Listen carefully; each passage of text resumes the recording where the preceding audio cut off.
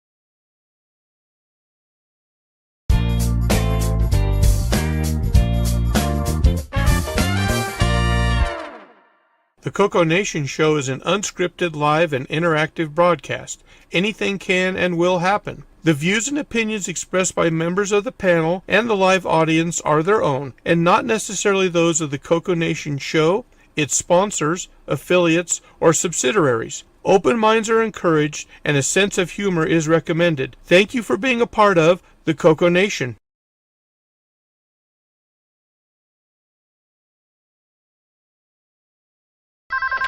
Radio Shack? Okay. What? The 80s called.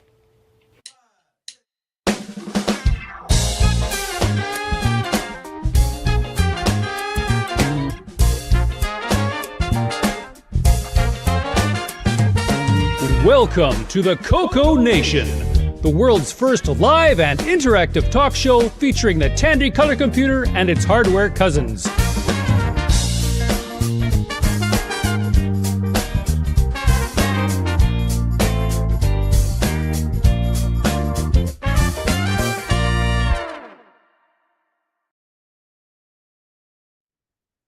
Hello, everybody. Welcome to the CoCo Nation episode 333.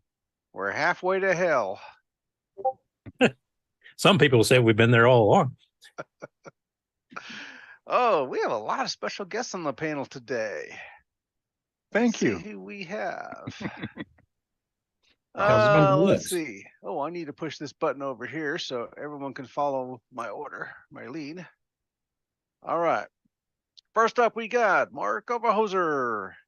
Hey, glad to be here as usual. And also Rick Euland. Next in period order is me. And long time no see, Wayne. How's it going? Wayne. Going pretty good, actually. Glad to be here. All right, and then we got L. Curtis Boyle. Welcome to the show, everyone. Okay, and next row we got yours truly, the button pushing monkey. And we got Bob. Just about did a spit take on that one. That's what the B stands for. Oh, let's see. And in the boardroom we got Bob Emery. Greetings, CoCo Nation. Okay, Ken Waters. Hello, everybody. All right, and Ron Delvaux. Yeah, we're all islands, but together we make the nation. Oh, that's right. There we go. And a carriage return to the line feed. We've got Kevin Holloway. Hello, everybody. Not in the living room this time. Oh, same room, just different corner. Oh, okay. And Terry Steege. Hello, everyone. Welcome. Okay. And Brian Weasler. Hello, everyone. Excuse the halo of light around me. So That's all right. That's the time of the year. The sun hitting the window just right. Let's see. We got Alan Murphy. Howdy, everyone. All right. Next row, we've got Nick Marentes. How come I always get to sit next to David Ladd? Can I move? Because he likes you, Nick. That's because you're from tomorrow. Good day, everyone. There. Is that a better place? Put you up next to me. That's much better. All right. And we got David Ladd. Hello, everyone, and welcome to the show. Please sit, stay a while. We'll have a good show today. And Nick, you biased son of a gun, you. At least he's not physically next to you. That's right. Oh, let's see. Last but not least, we've got Jason, CocoMan.biz. Why, hello, everyone. I knew it was going to be only a matter of time till we had to separate those two. But David, I have a question for you. Are you excited? Why, yes. Exile in Now Paradise. you see, Exile in Paradise you snuck in on us. now you can see why I wanted to move. No, no, he was here. We just moved him to the bottom row. Oh, okay. I'm sorry. Let's see. In the chat, we've got Tom Eric Gunderson, TJB Chris. Let's see. Besides the panel, we got Mark S. Penny Siegel. 108. Yep. Haven't scrolled down that far yet. Oh, okay. There's Mark. Oh, Let's see. A mysterious Facebook user. And how do you pronounce this? Mauricio Matt. Flutterballs with us and Stricya. otherwise known as Henry Strickland. All right. We got starting with the chat today. I have a special request. Okay. I think We're not gonna play Freebird.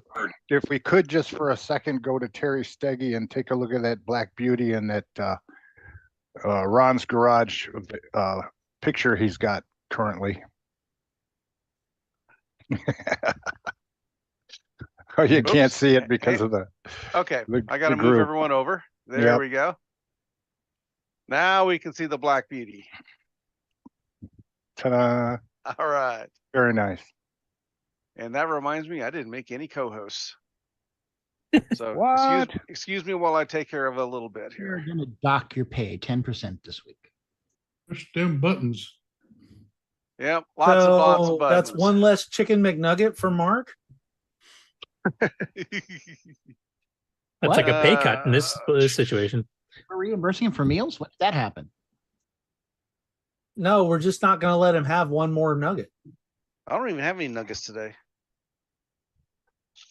No more. I did Brahms. No more 6-piece nugget. You can only order the 4 now. I miss Brahms. Limit you to the child's menu. And you can't eat the toy either. Budget cuts. Let's see. First up, we've got project updates. For multiple people, so who wants to go first? Yeah, who wants to go first? Well, I guess I can go first. I think I'll be quick. It's not an update so much as an acquisition. Let me switch cameras here. That's Bob Emery for you audio listeners. Yes, Coconut Bob to the rescue. Okay. So basically, ordinary looking Coco 3 here. Some people from the Discord may know that I happened to have perfect timing and jumped on the rare occasion to acquire a Coco 3 with Gimme X. Yep, I recognize the VGA out there. So yeah, we've got this VGA out. Right now I've got the composite hooked up to this monitor. I haven't really gotten into this yet. Today, I just, for the sake of time, I took the screws out right before the show. It was very well packed, but it is not working. So even on composite, I'm getting nothing out. I always I have found that issues. they work better with the screws So- out. I always find Yeah, issues I heard a little bit of with rattling in there. So the Gimme X is loose. That's Yeah, it not- just should plug into the Gimme socket. That Yeah. would be one. It's a Gimme 9 right now. No, I mean that would be An one X problem. Gimme X. I'm gonna get the keyboard out of the way. Well, if you're not going to use the VGA, I'd go ahead and unplug it from the Gimme X so the cover doesn't fall over on you. Well, I'm gonna Oh, use that too. I've got the cord here. I was just testing to see if it worked at all, but I didn't realize this was completely out of the socket. Yeah, the socket that Ed Snyder had to make is completely custom. And so Mhm. although it fits nicely, I guess it couldn't hurt. they do tend to rock a little bit. And so I've Yeah. had mine walk out on me a couple times. Yeah, Well, I've had to push mine back in too. My well, it's boom got a rack- lot of weight on that socket. Yeah, That And felt good. check everything first. And then as long as I'm in here, I'm gonna throw in an LED so I can tell if it's coming on or not. Yay. You got it with Hardware quick- tinker's got a tinker. Oh, you gotta love those LEDs. Sounds like you Especially watched Bob. the Coco Tech show. A power on light would be a handy addition. Every computer should have one. Especially when they come apart in the middle. This would be a lot easier if my eyes worked. Yeah, how many of us say that, and how often? How many people's eyes work? Yeah, I always say 1, the eyes, 2, the hands don't shake when you're trying to put surface mount stuff on the Yeah. PCB. Well, I'm not blind yet. See, folks, he's so cool he has to wear 2 pairs of glasses. I'm upgrading to 6 eyes. Still can't get this thing in there. Come on. You should try working on an iWatch. Yeah. Nope. No, thank you. All right, I've got that. My one and only time.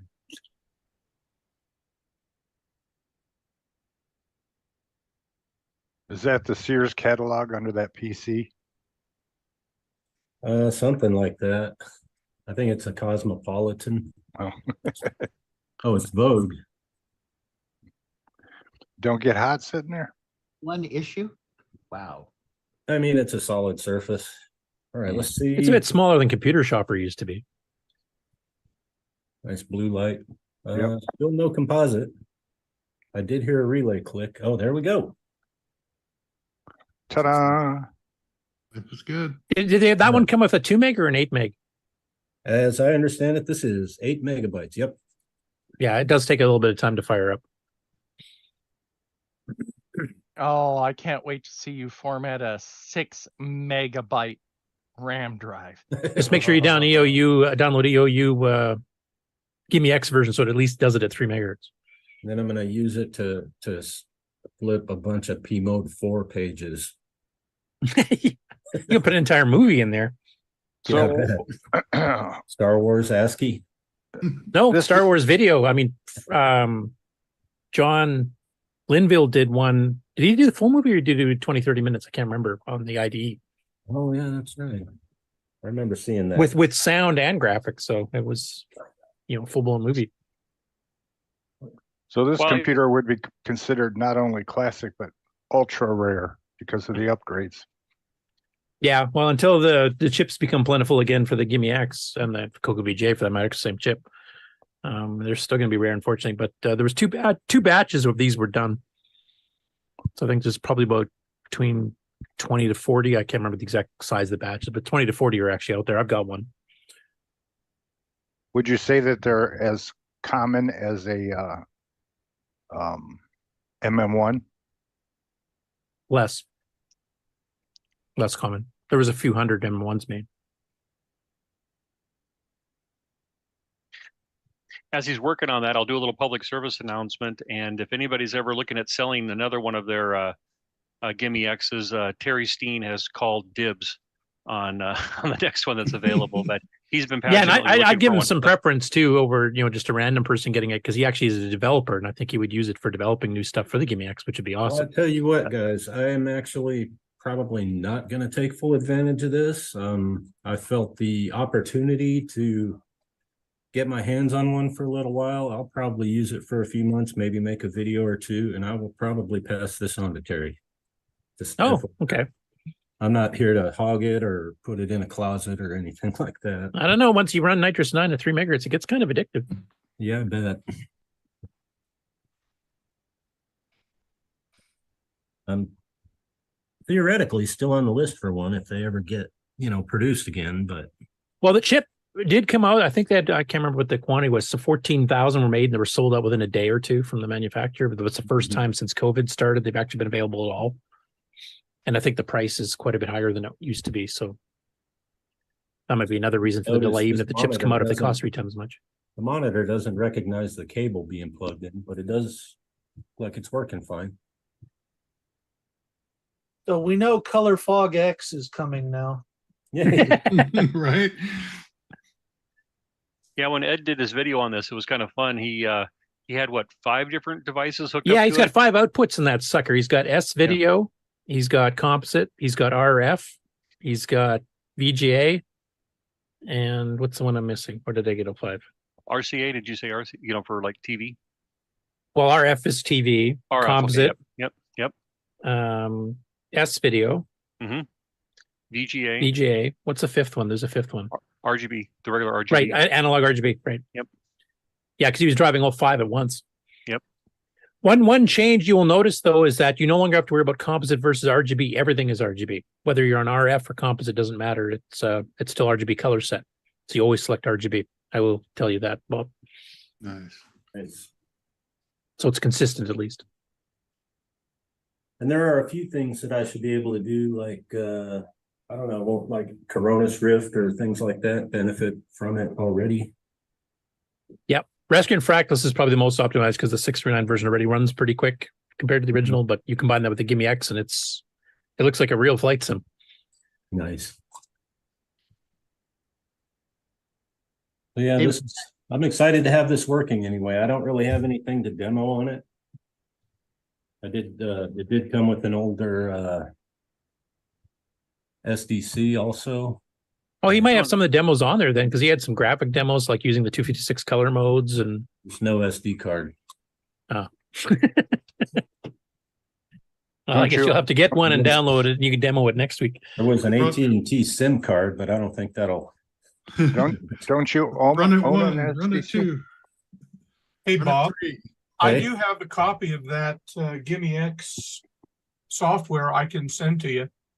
Yeah, that'd be awesome. That's one of the Gimme X samples that had the skull here on mine.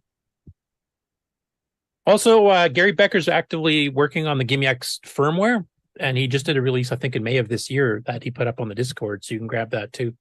Because he's added a few extra features on there. Like now the Gimme hardware character set is redefinable. You can define your own character set. Mm-hmm. Nice. Well, if nothing else, I feel good about having added my own little power LED signature to it. You're gonna drill a hole for it? No. Nope. No drilling, no soldering. It fits Probably. perfectly in a little square Yeah. hole. It looks like whoever did the CoCo VJ mount or the VJ mount, not CoCo VJ, but the VJ mount port already did some drilling. So Oh, Yeah.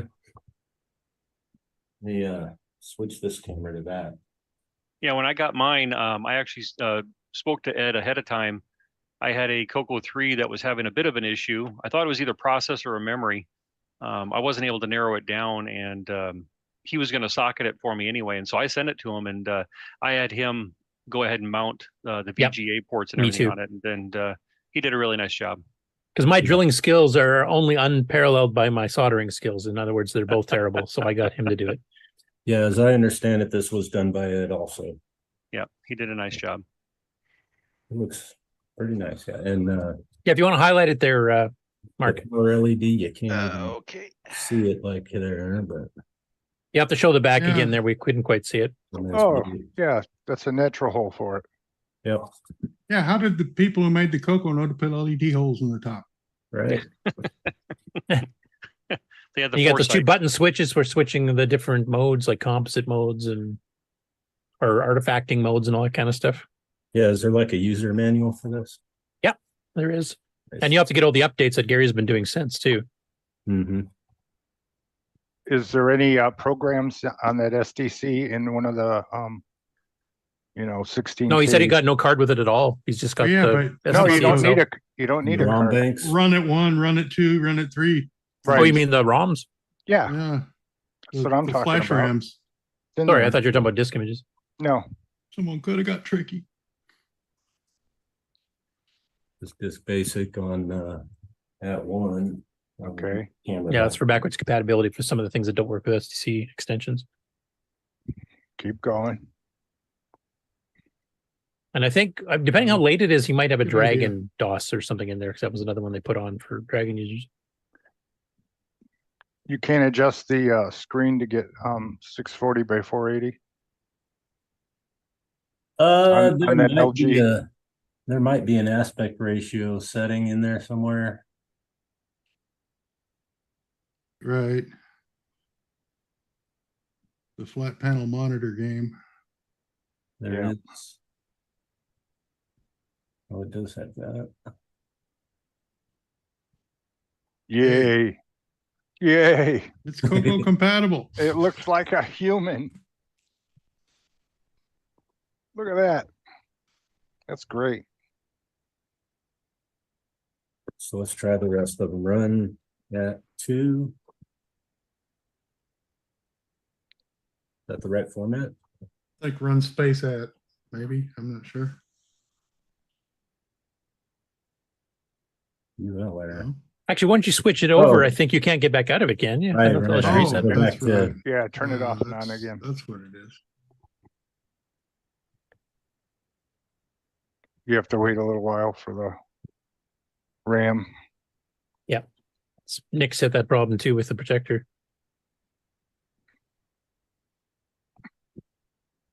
Who just locks it up?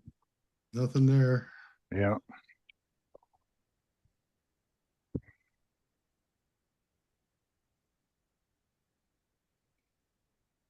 That's cool. Now that looks Spaghetti. Screensavers.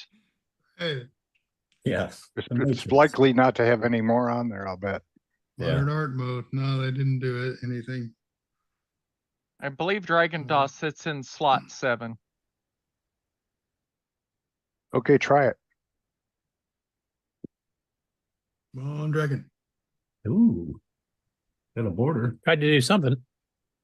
But on a CoCo 3, it probably won't work because one of two things. It's trying to use all of the basic offsets that are in the Dragon's basic pointers, which the CoCo's pointers are different. So thank you for explaining that. And for you newbies who don't know who these people are,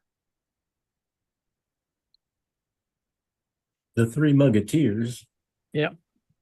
That is in our ROM.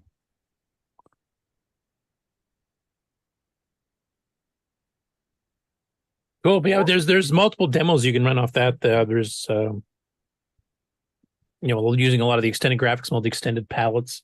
EOU Gimme X version will run it at 3 megahertz, of course. 2.86 to be technical. Need to set up a demo disk for it then.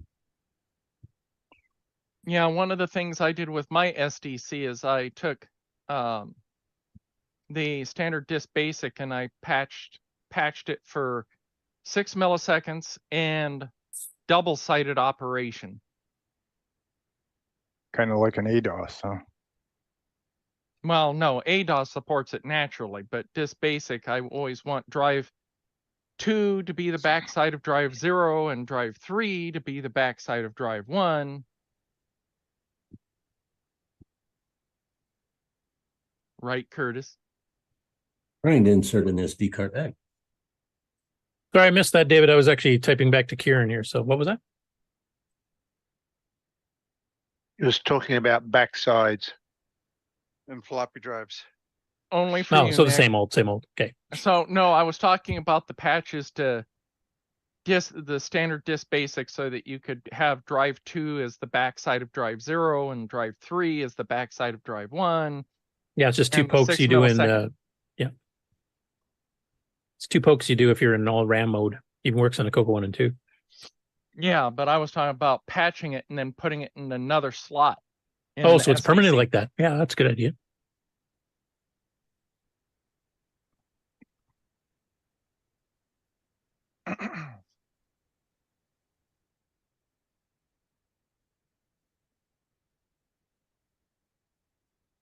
Is it your own SD card then, or? Yeah, this is the one out of my secondary SDC.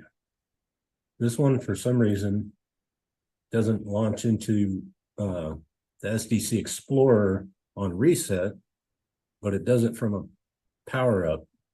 Sometimes on a hard reset, but never. I don't know. Once I exit out of a program or something, I can't type EXP and get back into it. I have to like turn the machine off or do a hard reset. Yeah, I think it's a config thing you got to change, isn't it? Probably. Even though it's a clone of my good one. Weird. Anyway, I guess we should probably move on to someone else. I don't really have anything else to show about it other than that I got it and it's working. Yeah, there's 2 pokes you can do to enable the triple speed, and I'm trying to remember. You have to do the regular speed up poke first, and then you have to do a second one. Let's see if we can find that.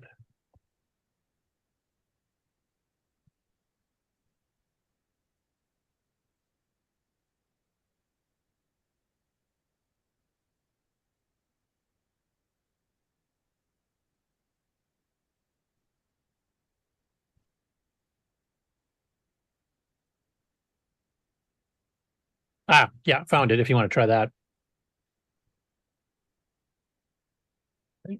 Got the Explorer to run at least. Yeah, what do you got? Okay, so do the regular speed up poke first.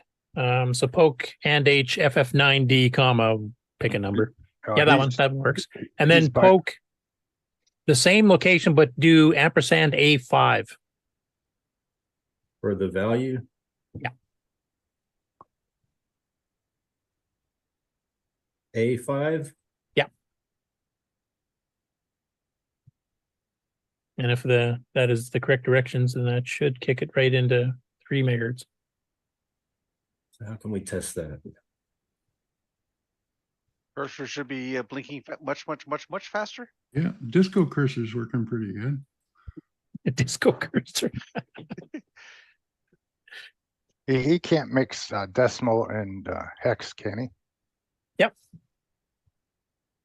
Will Joey run fast? Is that frame lock, Nick? It is, but it might speed up still. Well, it's just coming right on the screen, blinking. Are you in high speed now, are you? Yes. Oh, maybe it is frame locked. When it scrolls off the page, it goes pretty quick. Whoa, that's fast. Yeah, it turns off the it is slightly faster, isn't it? Oh yeah.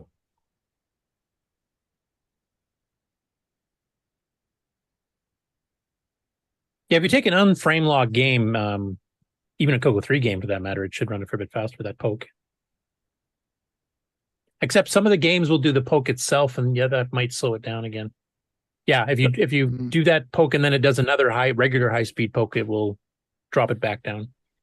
All right, so what game should I try here? I don't have a bunch. Pick a CoCo 1 or 2 game. Donut Dilemma. Is that frame lock, Nick? It's got nasty colors. Well, try it.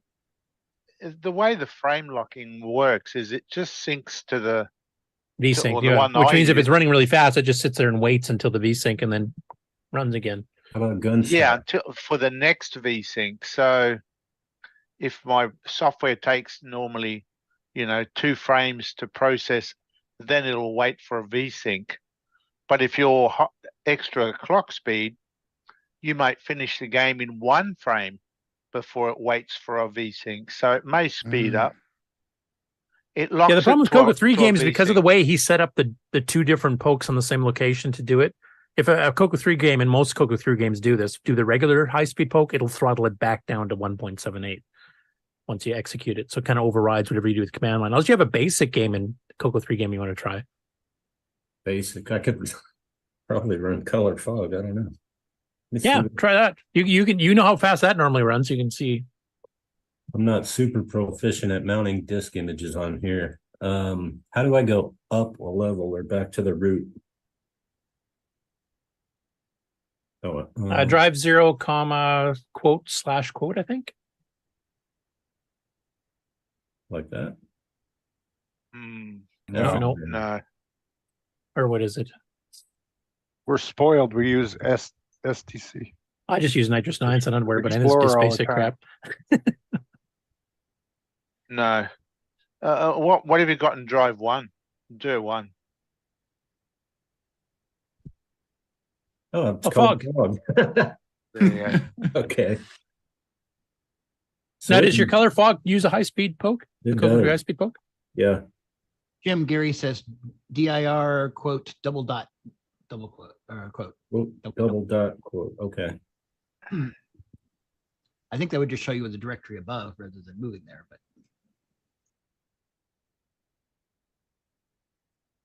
What was it? A5. A5. A5.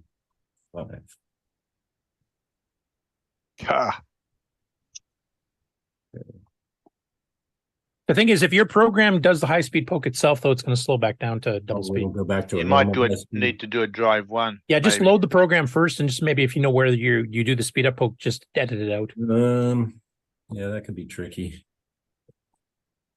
because it's modules. And each one does a speed up poke? And Or just the main one? Disengaged it. Yeah, I think I disengaged it. Oh, do during- drive 1 first, because you're still on drive 0 right now. Yeah. That's another thing it does when I load it. When I run it from 1, it'll switch to 1 automatically. But yeah, Oh, okay. I'd be interested to see how fast the cat game goes. Yeah, actually, the cat thing would have been a good Yeah, one that to would have been a try. good one, yeah. I don't know if he has that on his card, though. what Nyan Cat? No, Fierce Felines we were playing. Oh, I don't The game challenge. Oh, I know how to test it.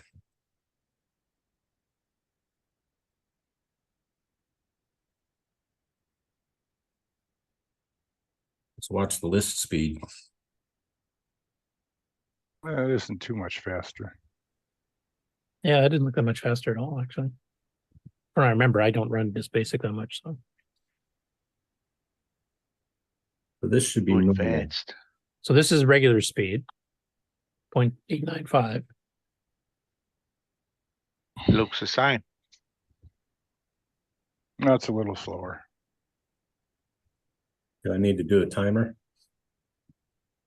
Well, just hit break and do the regular speed of Poke Duelist again. Let's see how fast that is, and then Or we'll do this.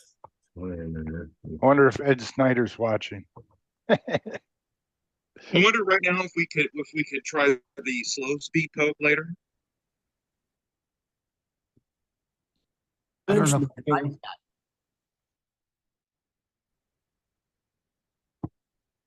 Oh, it doesn't remember to print the timer. Oh, well. Okay, so now poke. A5. Yeah. Yep. No, 5A it was no A5. last time. Oh, that's right. Ha. Sounds Canadian. Now, did you notice the speed up there, Bob? So that took about 7 seconds.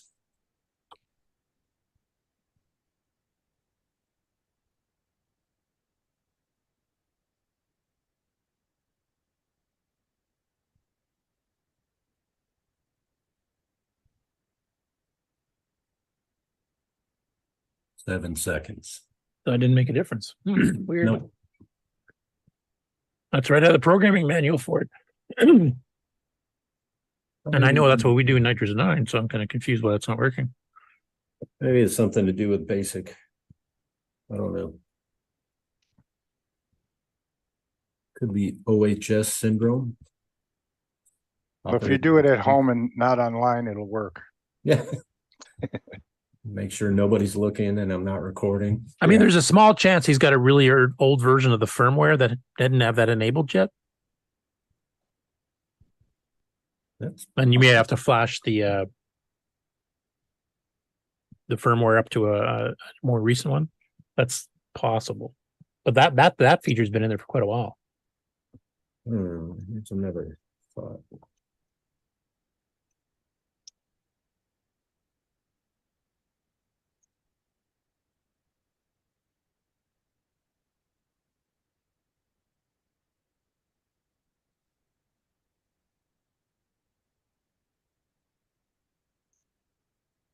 I'm looking for my play command. I've got some music, and that would probably be a good indicator.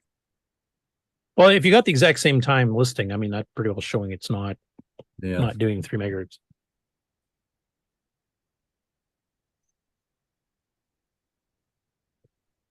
Well, as we can see, the computer's faulty. You'll need to send it to me. Yeah. Yeah. One of us. Now, don't forget, Terry's got first dibs. Gonna make it a community machine. Yeah, keep handing it around. It's a rental. Wasn't there a movie about a pair of pants or something that happened to? Traveling pants. It was some Sisterhood of the sisters? Traveling Pants. Yeah, something like that.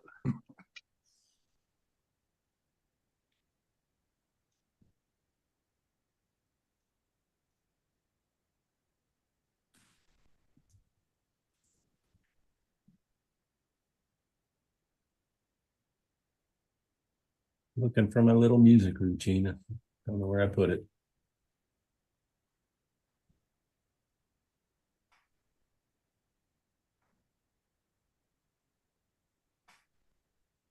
I love the keyboard on this too. It's a pristine deluxe keyboard.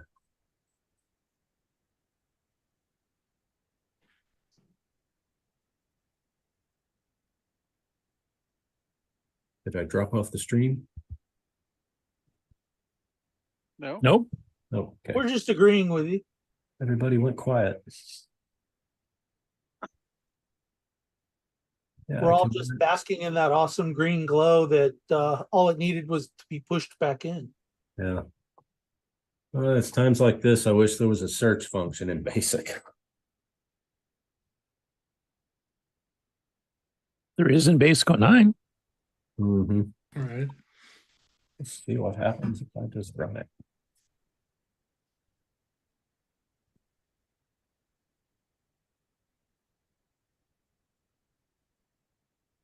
Oh, that's why. It's not in the, oh, this mouse isn't going to do that, is it? Trying to use my PC mouse. Yeah. Well, if you have an adapter, it will. Do not have. Yeah, shameless plug. I love my mouse adapter. You're biased, Mr. Ladd. You designed it. Well, at the time, I wanted a PS2 mouse adapter. So I made one. And I like it. And it works really good. I just got a text back from Kieran because I asked him because they're at the pub right now. I said, if you guys want to call in and say hi, and we can say hi back for all the people that came to the show. And he said, I can't see that working. Way too loud here. I wouldn't hear you. You wouldn't hear us. He's not in a stupor, is he, where he'd fall out of the chair? Well, they've had some pints. Yep. Could be. Yeah, he's working on it as we speak. Yes, they're still in active mode, hence the noise. I would say the speed of this is, yeah, there's nothing any faster here. Yeah. I wonder if it maybe doesn't work in BASIC or something. That's too bad you don't have the Gimme X version of Nitrous 9 download and see if that works. Figure out what these buttons do. That screen drew pretty quick. Yeah, one of the buttons changes your artifacting mode, simulated artifacting. You can do the pure 4 colors, you can do no color, you can do the sort of MAME style where it does the other colors, beyond red and blue. I'm getting that, but it's not. And I think the other one does the vertical scan lines on the VGA or something like that, if I remember, puts in the. Yeah. Which I never did like. I pick solid every time. Yeah, right. Because on a real CRT, those kind of bleed together. It doesn't look like you've got these black lines going through it like that. So these colors are reversed, and I can't figure out how to get it right. It only goes F1. Reset F1 will do it. Oh, the reset F1. Yeah, okay. I forgot F1 in my program actually switches the color set. So reset F1. Yep, that'll force the. No, mind you, on the Gimme X, that may not do anything because it kind of forces RGB. Well, maybe. I don't know. You have to try and see. Yeah.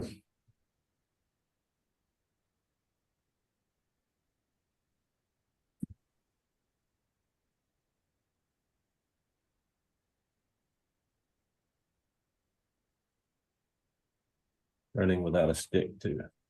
Maybe lose. Can you set that to boot on a particular font? That's correct. Was it correct before? Or did you show the one before?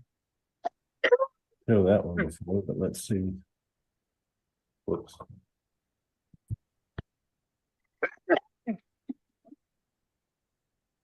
Yeah, that's correct.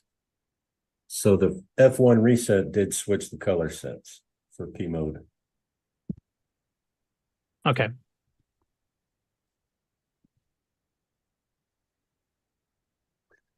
That must be the new age Popeye with no pipe. Yeah, I think I actually had a Popeye shaped radio, and that's what I copied, and it didn't have a pipe with it. So, well, plus smoking is no longer the in thing. Yeah, so. that's it. See. Oh, nice. High res graphics error. They're making sure that you've seen it. Anyway, right, maybe come back next week and kind of Yeah, for sure. show us once you get some other software download and stuff for it. Right. Yeah. And show us what you'd put in those slots, the run at slots.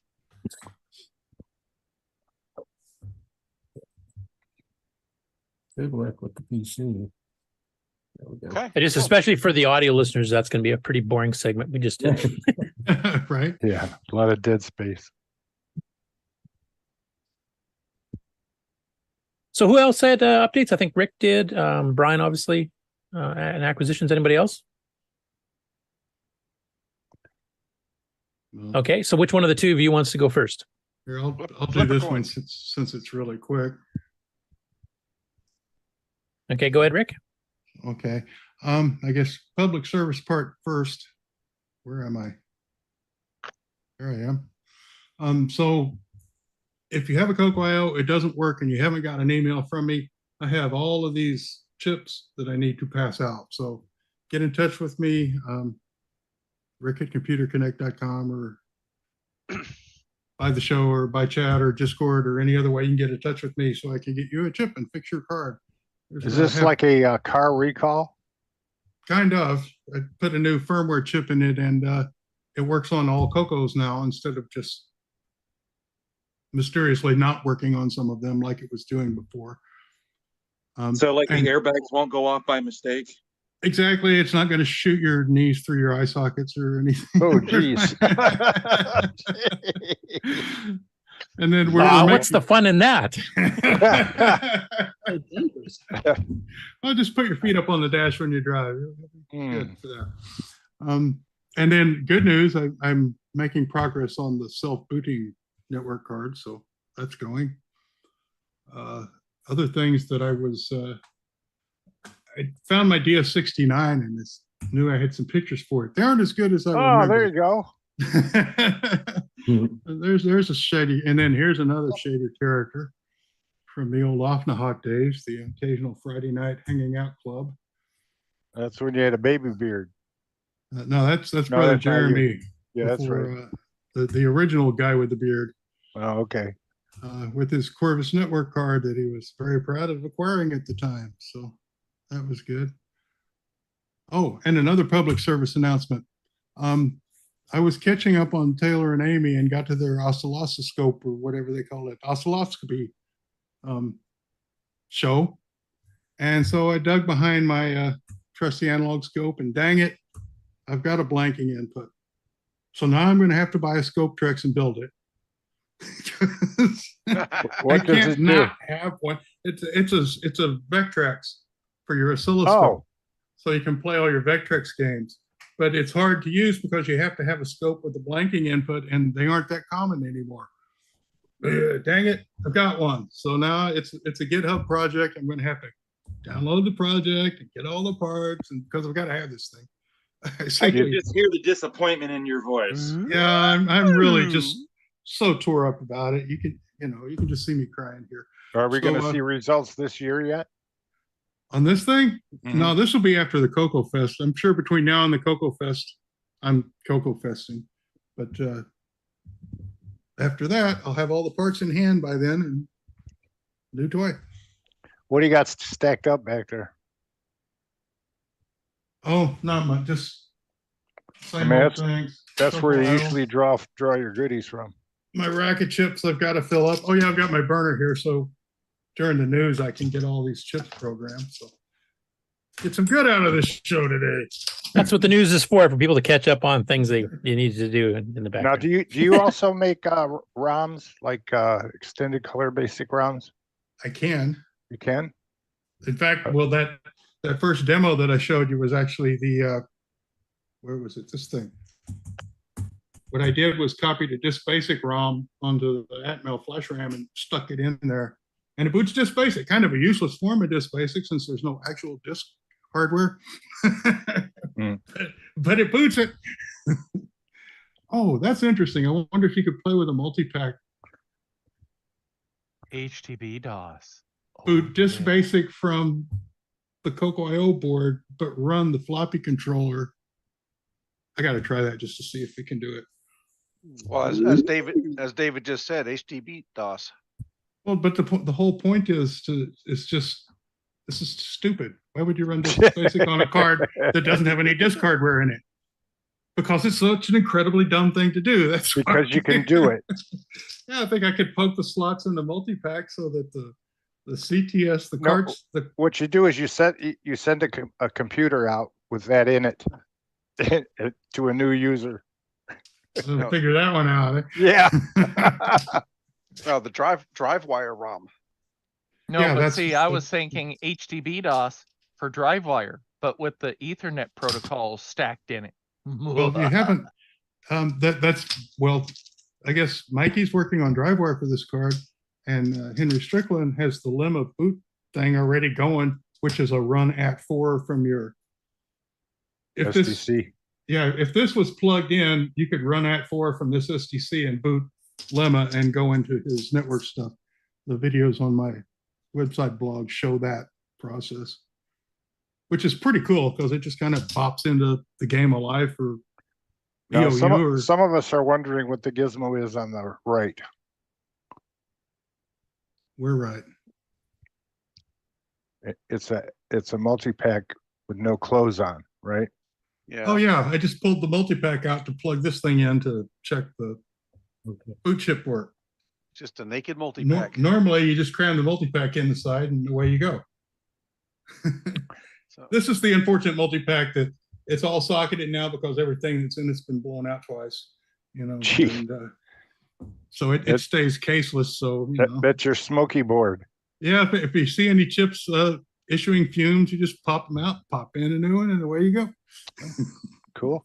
Except for if they're the ones that are rare. Aren't there a couple that you can't? Not on this, not on the old multi-pack. They're Oh, all okay. They're all common, cheapest All right. chips. So that's why I the like great using. thing. Exactly. Greatest thing having a the full TTL version of the multi-pack. Easy to get the parts. So Bob, did that thing I sent you a note on work?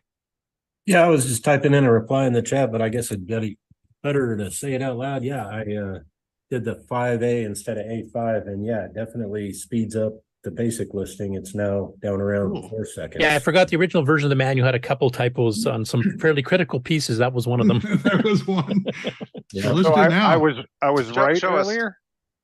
Yeah, you were actually. All right, so we'll go back to You're highlighted again. Go ahead and show. going back to normal speed. List. Okay.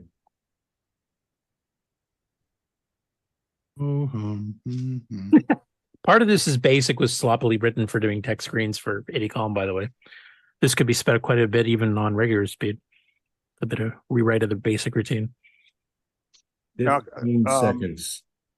Don't things move faster in VCC if you put that slider all the way over to 75 megahertz or whatever it is? Uh-huh. So that stop at normal speed, that was 15 seconds to list. So regular high speed should be 7 seconds again.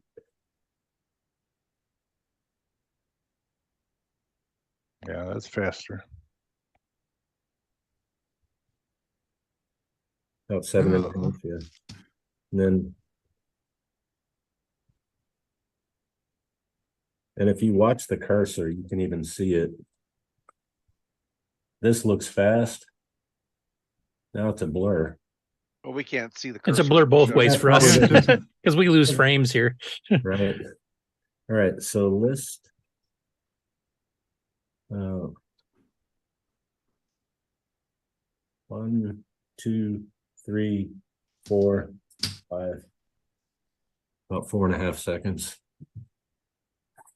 So I would say, yeah, fully 3 times faster than a stock listing.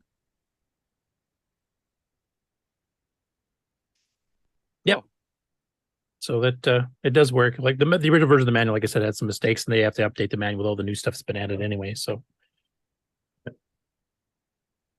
All right. And there's absolutely no function for that, right? what do you mean function?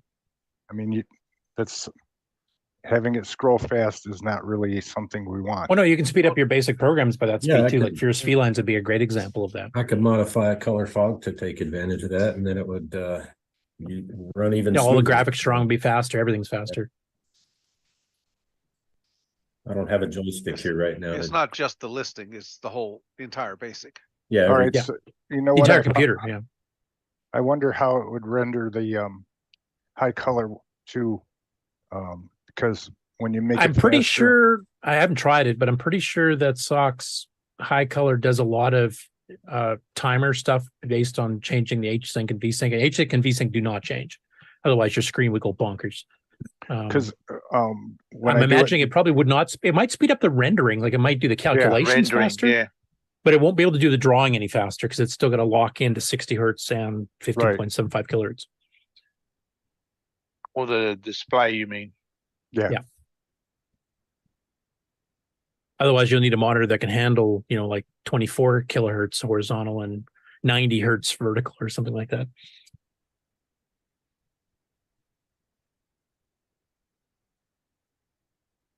Okay. Anyway, that's cool. It definitely is working. And if you patch color fog, you can maybe come on next week and show us how much faster it actually draws all your little graphic stuff. Yep. Brian, you ready? I don't think he heard you, did he? He did. Activate you're- Weasler Vision. You're up. Okay. Well, a couple of things here. The first one here might tickle David Ladd's fancy a little bit. Let me switch cameras here. You have a wall of floppies or what? Let me pick the right. Here we are. There we are. Got this here as an OWL floppy drive system. It's a single height, but Owlware made some disk drives out there, and this was one that they had, and even we got it with their controller too. No, it's long like that because it has a power supply in the back. I believe so. It's well, I don't think it's any longer than a regular 500 or 501 or 502. Well, same reason, because there's a Yeah. power supply in the It might back. it might just look longer because of because of the way I got it orientated here, but it's not any longer than a regular floppy drive. So, but I hadn't seen I've seen these seen them before, but I'd never actually this one came up available and picked it up, but had the covers off of it here so we can see the inside. It's a nice clean drive there. Let me zoom in a little bit here. Yeah, and Owlware also later sold Sassy and I believe even SCSI hard drive systems. Plus, they made their own software too. Oh yes, yep. And this is a dual head drive. And the good part, it does work. Yes. Yep. So it has the insert in there, and just to keep the drives there protected. But get in there, lock. There it goes. Okay. And all the voltages, so any drive will fit. Yes. Yep. And it has the cable, kind of like the 502 here. Let me slide this just forward a little bit. You know how the 502 had that bundle, that round cable, and with the heat sink, kind of very similar to the way that Tandy did the 502. And here's what the inside of the controller looks like. Let's see, will it focus there? There we go. Here, let me flip it around here. There we go. That case almost looks like J&M case. Actually, is it made It of metal does. too? Yep, it's metal and it has the two screws on there, very much like the J&M. You're right. So what's the controller chip in that one? Yeah, 1773, 1793. Yeah.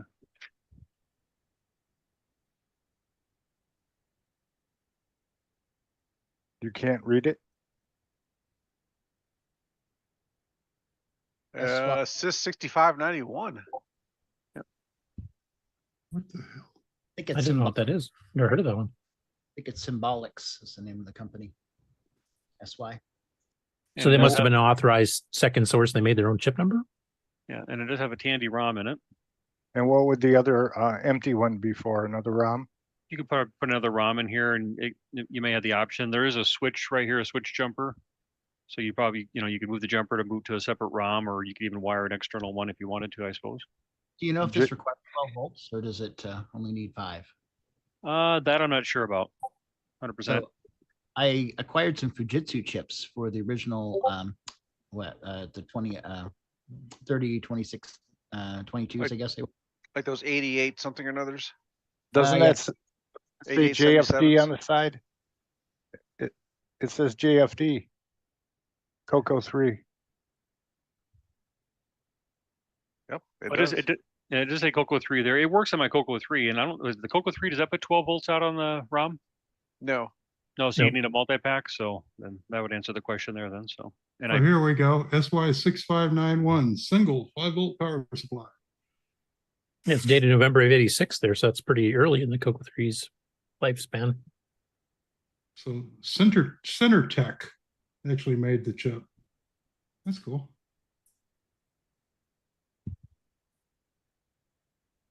I can't remember what the J&M's motherboard looks like. I'm wondering if it's basically modeled after that as well as the case, because that had dual ROM switching too. Funny you should say that. Funny you should say that, Curtis, because I do have another show and tell piece that nice little timely. It's I haven't cleaned it up yet though, but let me zoom out just a little bit here. So I also got this this week. Oh, let me there we go. So I mean, kind of similar. I mean, it does have the 6591. Yeah, this is the same chip. Is in the J&M, and at least this particular version of the J&M. This says this is a Rev 0 on the board here. It says JFD on there too. JFD CoCo. So I wonder if that was designed by J&M the same as the original, and then I'll bet you Roger just resold it through Owlware. I'll bet you. Possible. Or made an owl version. Yeah. Because this only has a single socket for the ROM. There's no additional ROM. And some of the J&Ms did have a second socket, and they're different versions. Yeah, mine did, and a parallel port. Yeah, because let's see here. I have the screws in this one. Oh, yeah, the screws are in this one here. It takes Allen wrenches, but as you were saying, like here's the case. This is the J&M here, but the case is very similar. So yeah, it's possible, like you guys are saying, that they may have made. They may have made them for Owl. Yeah, and they same art and everything. Yeah. Yep. Actually, is Jason still on the call? Because if I remember correctly, Owlware is actually based out of Pennsylvania, so I was wondering if maybe he lived close by. He might have known them back in the day. I did not. Because I know the guy that ran it, Roger, I'm trying to remember his last name, but he was pretty instrumental in the local club there. And he used to give the club members deals on stuff below rainbow prices from the newsletters I've seen. Okay, yeah, I'm not familiar. Okay. So, but no, I was just it was a nice clean system, nice clean drive there, and so I grabbed it up there, and yeah, I was happy to add it to the other groups of drives that I have and stuff. So yeah. Yeah, later on in the late '80s, when the CoCo 3 was starting to die out, after Australia quit selling it, then Canada quit selling it, Owlware started getting into selling PCs too. So they also sold 286, 386s as well under their name. Okay, there's that there. Cool. Does anybody else want to see anything else with it? If not, I'll go on to the next item. Who? Right? Who? Who? Okay, let's see here. And well, we just saw the one item there. This is the next thing I was going to show there. This was on eBay just as the board itself, and so I grabbed that up. I do have a couple cases. I'm going to see how well it fits in there. There's the plastic case, not the metal case. What's the ROM? Unsure. Doesn't say on it. No, just has a sticker covering the window. So, but so there was that I picked up. Oh, what else we got here? What? So.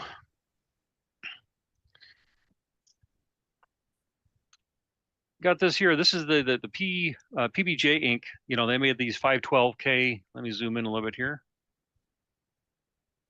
Yeah, the coffee warmer. There you go. Yeah, they made them early, right? There we go. So there's that one there. I already had one of these boards already. Let's see if I can get them both into the screen here. Zoom out just a little bit here. There we go. So this is the one that I just got, the one that's on the black there. This is the one that I had already. And this one, and you can see there's a few differences here. This does on the board here, does say Rev A. I can't find any version to a Rev reference there. But you can see here, this used the little blue caps.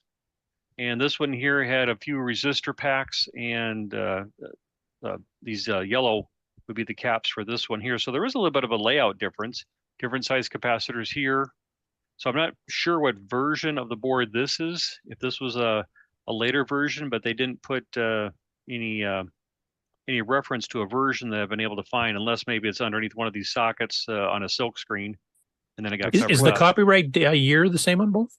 Yeah, but it does say C 1986 on both of them. Oh, okay. Let's see the bottom.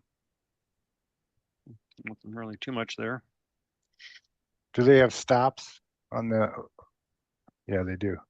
There's no manufacturer on that one. It says 0487. So it's most likely made in the fourth week of 1987. Okay, yeah, and this one here is kind of covered up here. Can't quite see what it says there. NCC1.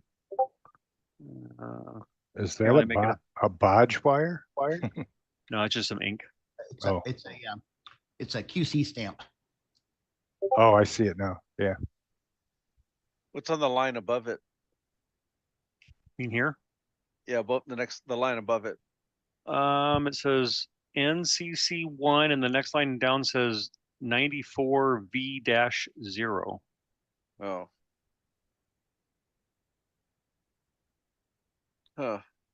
Anyway, I just thought it was kind of interesting there, the different versions that were available, you know, as they kind of either I'm assuming maybe modified things to improve things, or maybe availability, and so depending on what was available.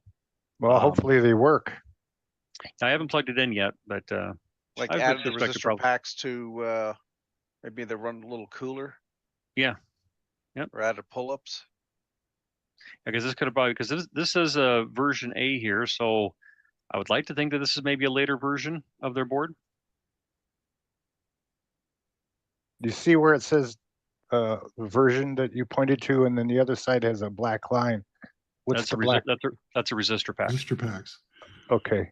The one on the right has better, the caps are better situated too, because you want them as close to the chips as possible. And if you look at the left one, there are caps at the bottom of the board, but then you have to go all the way up. Those Like the don't. top row. Yeah, the top row doesn't have any caps. It's sharing those that are way far away that belong to the bottom row. Versus here, I like that. Yeah. Where these caps here are probably taking care of both of these chips here. And they're much better situated to do that. Yeah. Who knows, but I like it. Yeah. And the resistor packs kind of imply, okay, we tweaked the circuit a little. This works better, a little cooler. Yep. Right. So, okay. So I also got that there. Slide this off to the side. What else do I want to show you? So I recently picked up a copy of this here from Glenn. Oops. Soundtracks. Yeah. Soundtracks there. So, yep.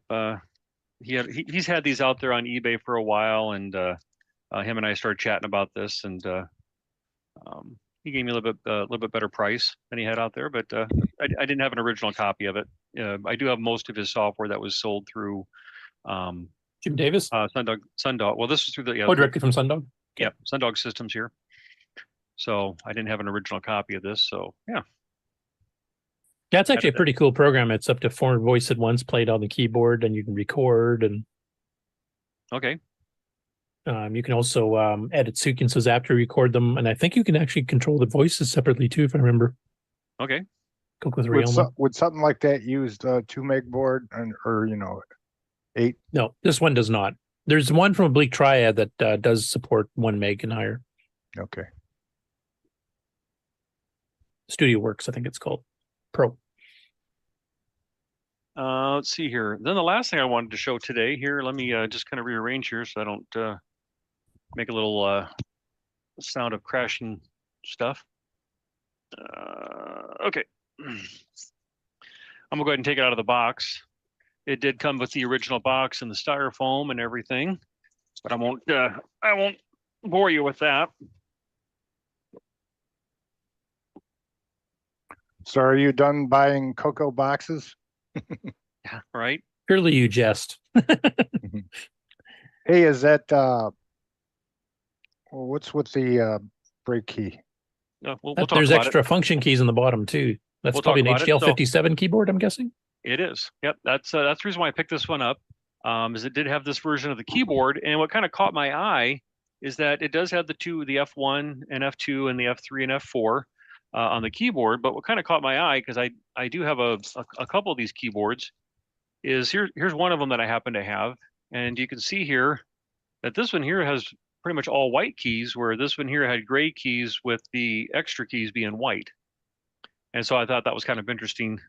You know, they that mixed it up a little there. right. I mean, was it maybe this was what was available to them at one time, and then this wasn't available, so they had to switch to all white keys, or vice versa? You know, maybe this was the first version. I'm unsure. You know, if it was just a case of availability. The brake key looks quite a bit darker on your one that's inside the CoCo. Is it, or is that just the camera? No, I'm going to see if I can't scrub that off. It looks like somebody might have put like black permanent marker over it. You can see that it's kind of like you can see it going over the edge here and stuff like that. It's just black marker is what it still was. says break. Yeah, you can still see break through it. Why they would have done that, I don't know. Somebody Maybe they thought they could disable the brake key by just wiping it out with a black marker. Right. So and another neat thing is that case is white underneath the silver. Yeah, the not later black. CoCo One cases were. Yep. You can see the right wrist rest part wore off the paint. Yep. I think I let the screws off. Yep, I did. So holy crow, what is all that?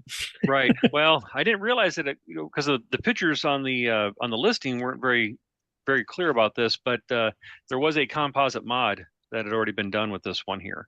I can't remember what version of this was, but it comes with a little satellite board, so you can take the 1372 and pop this into the socket, and then the 1372 goes back onto here where it picks up the signals to go to the composite board, and it sticks with some double-sided tape right on top of the RF can.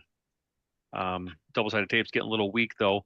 And then it has a clip here. I think, is this picking up the voltage, I think, or I can't remember if that's the voltage or the audio. That might be for Probably audio. the audio. Audio. Okay. And so it has the little composite board. And so yeah, that was, I wasn't expecting that until I took the cover off, and it's like, oh, okay. Because this was all inside there. But So this is is that the nice, 64K? I haven't fired this one up yet to see what it is, but the jumpers are on 64K. Okay. Is that So one I of the haven't- newer? Yeah. Is I that haven't one had of the chance- newer boards? That's an F board, yeah. Yeah, this is a 3004 A. What's the paper there? Here? Yeah. Well, because this is metal and this is metal, I don't know if it was because it was vibrating or if they thought it was a little bit of insulation. I don't know. So to insulate it so it wouldn't touch each other, but this is grounded. And so why having this, you know, if they didn't want it to touch the metal there, I'm not sure for their why this was there. I just left it there. I haven't had a chance to really But go there's through this. nothing printed on the inside of it, like No, it's just a piece of cardboard. Just a piece of cardboard that they just had wedged in there. Just, but it has the little HDL sticker right there, and it's the same type of ribbon, the ribbon cable ones that I just showed you. So it's pretty long, huh? yeah, it comes from the front of it, and so it has to wrap all the way to get to the back here. So. Well, But, they gave you no, some I just- extra length to cut it down. Right. Fix it a bunch. Yep. What's the actual 26 number on that computer? I just shared that it was 3004A. Oh, 4A. Yep. So, but no, nice clean board on the inside. This mod's kind of nice because it really doesn't solder up into any wires. I mean, you could pull this chip out, put the other chip back in, unclip this here, and this mod's out of here. So, I'm not sure if that was was this a production type thing that was available? I can't find any. There was a reference clip-on one from Mark Data. The universal adapter, I think, was designed as a clip-on, so you could reverse Okay. it. Ken, you've fiddled with those, haven't you? Is Ken still on the call? How do the wires go out of the case? Yes, I'm still here, and yes, I've fiddled with those, and I have really bad luck with them. Same. Hmm. Those 3 wires, they cut a square hole beside the RF out. One of them is color composite, one is monochrome, and one is audio. They're not labeled, are they? And no. And the composite artifact colors, every single one of those I've seen, they're shifted from red and blue to green and purple. Oh.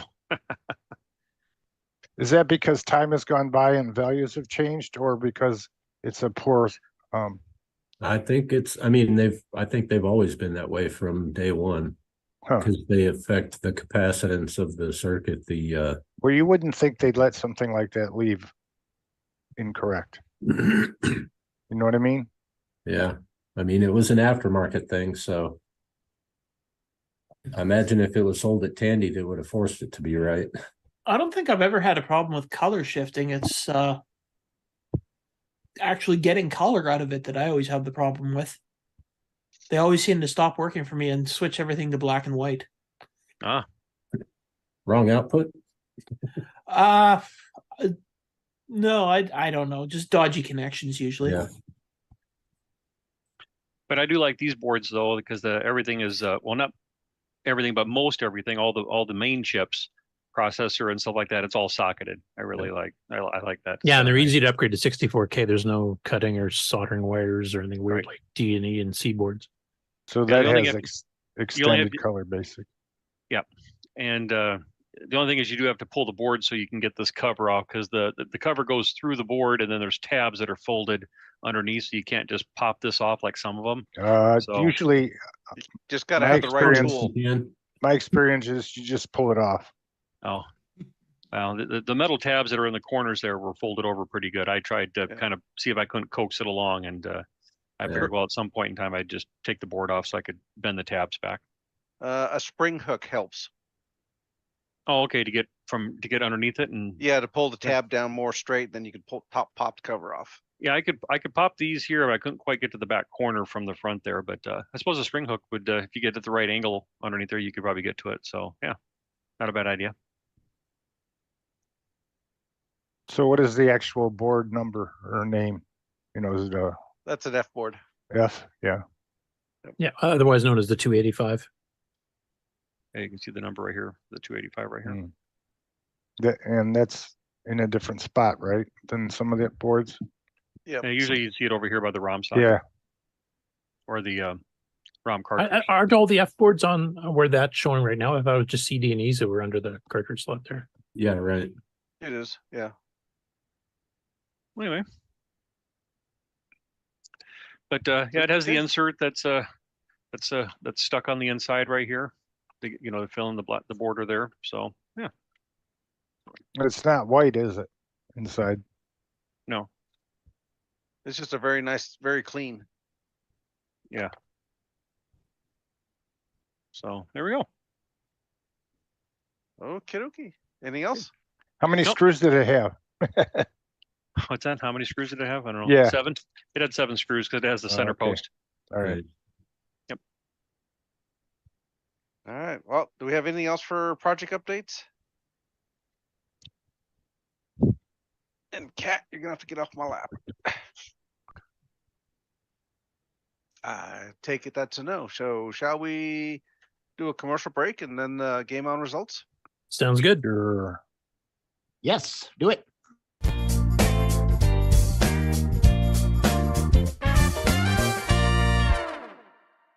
Hey, Amy. Hey, Taylor. We're watching the CoCo Nation Show. Yeah, we are. Woo! You should too.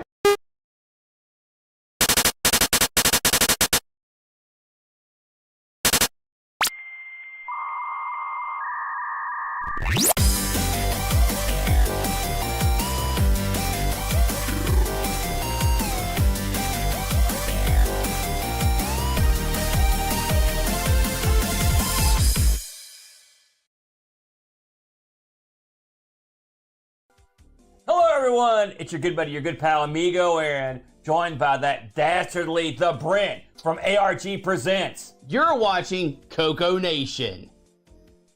I feel like that should have been longer.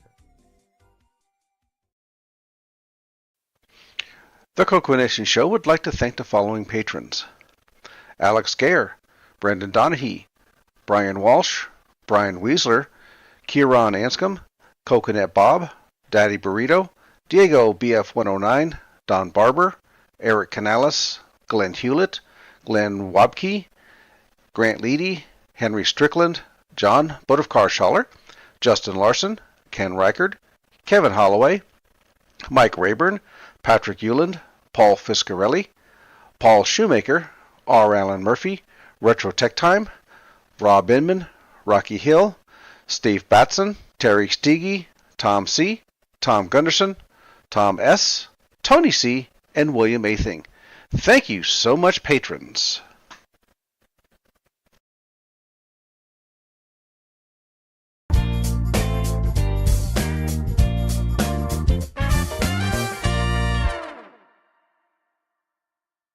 Welcome to everybody's favorite segment, Who's New to Discord?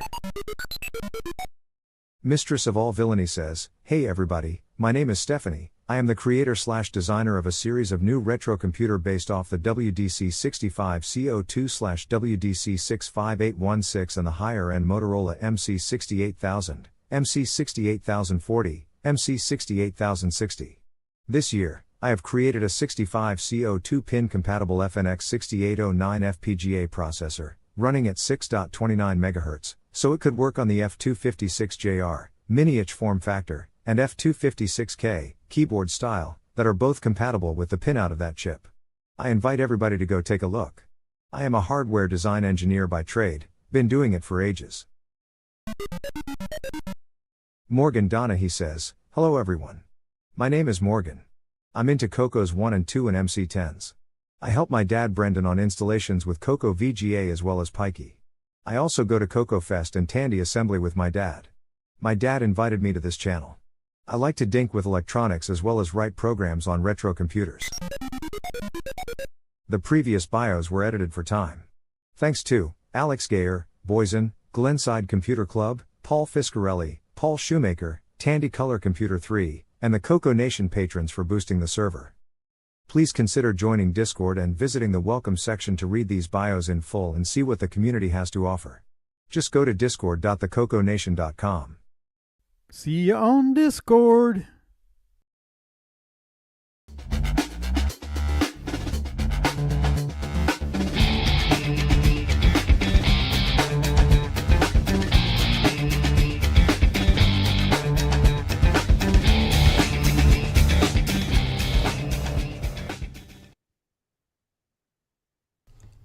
Welcome everybody to the CoCo Nation Game On Challenge of the Week results video. This week we played Rear Guard.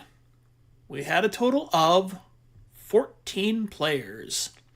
We had Brian Schubring with 1,110, C. Duras with 1,410, David Ladd 2,605, Ed Rhodes 3,960, Rich N 4310, Paul Shoemaker 4690, Jim Rye 4935, Sabhead 4960, Sloopy Malibu 5065, Canadian Retro Things 5450, Tasman 5965, Buck Owens 6540, Shenley 7055, and this week's number one score belongs to L. Curtis Boyle with 7630. Thanks everybody Cheetah. that played. We'll see you again next week. Holy crap, I beat the two experts? Yeah, Curtis definitely had the best photoshopping. Congrats. I think I did that one live, didn't I? I didn't realize it was the top score, though. Yeah, I think so. Well So, done. yeah, really all the scores were very, very close together.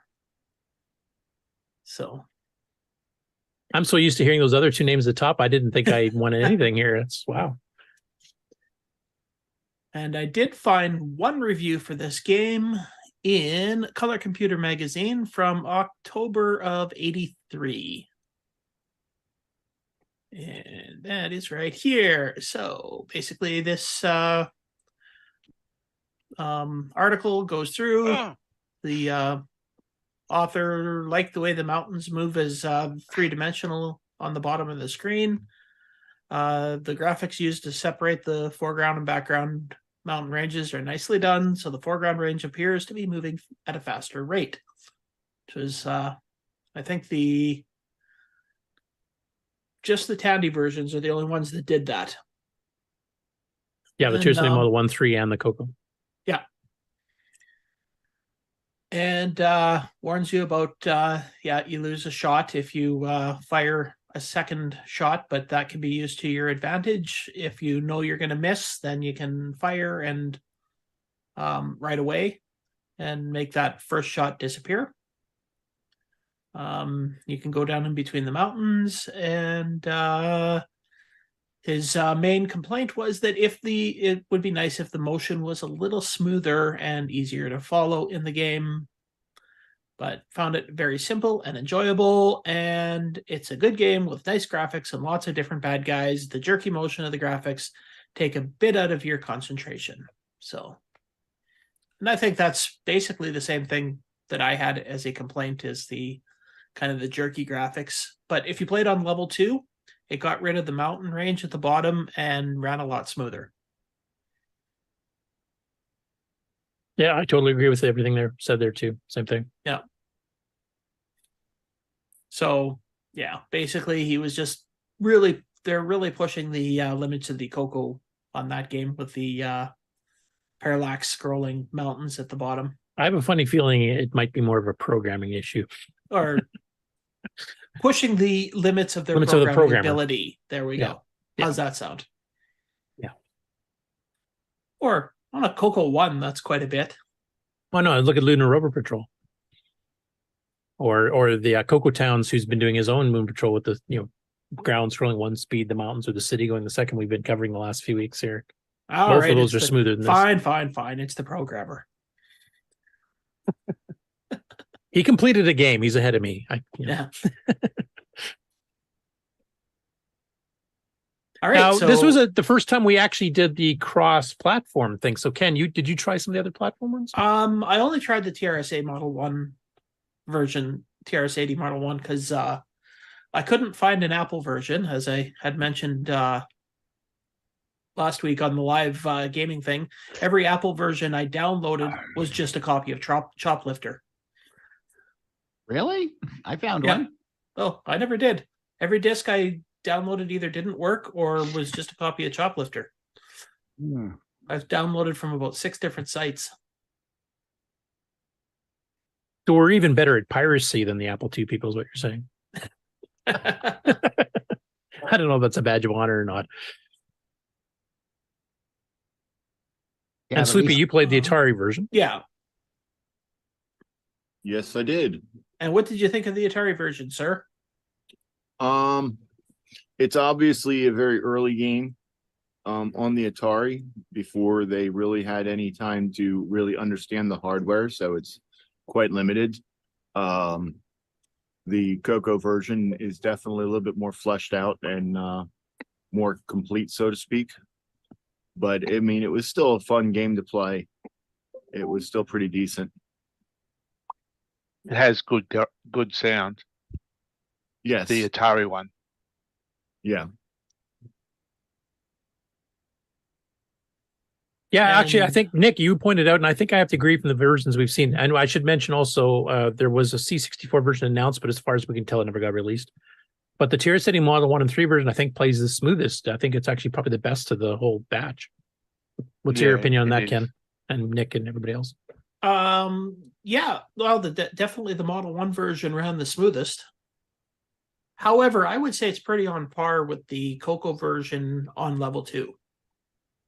Oh, okay. Because that one ran really smooth too. Minus the mountains. Yeah, if you got rid of the mountains, it ran quite smoothly and definitely a lot quicker.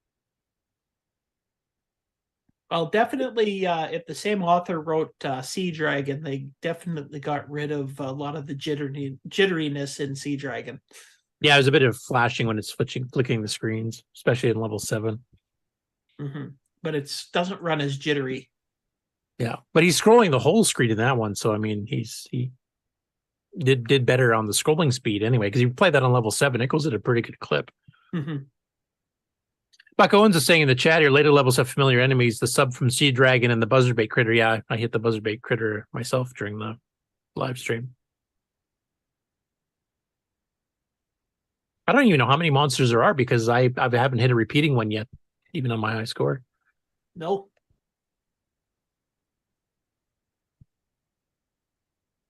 All right, so if nobody else has any tips or tricks on this game. Nope. So why does Sloopy look so happy with a fly swatter?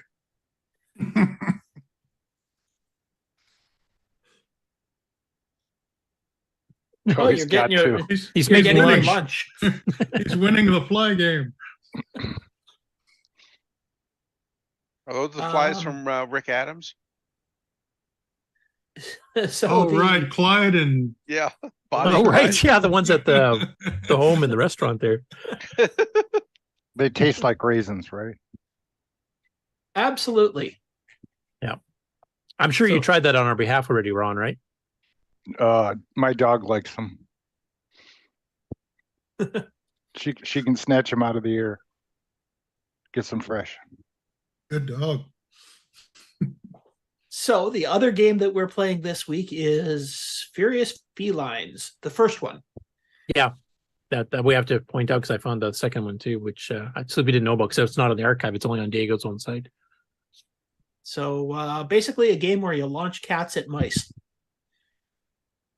Which is almost what Mark Mosley plays every day on the show. Yeah, pretty much. Except I don't know if he has mice in his house. They don't stand a chance. Except he launches them at the door. So it's a fun little game where you have to basically it's kind of like the old artillery duel games, except for one player, where you just got to figure out the weight of the cat that you're dropping, how high you're dropping it from, to launch another cat into the air to try and catch a mouse. So. Yeah, and avoiding walls and stuff. And it's got a bit of a real-time element too, because the mice can move after the first screen, if I remember correctly, right? Yeah. Which is a bit different than most artilleries. You're stationary, you just do an angle and a velocity, and here you have to kind of do it with different weights of cats. And there's also a wind, like you got a little wind meter at the top to. Yeah, most artilleries had that, but yeah. The moving target is a bit of a difference.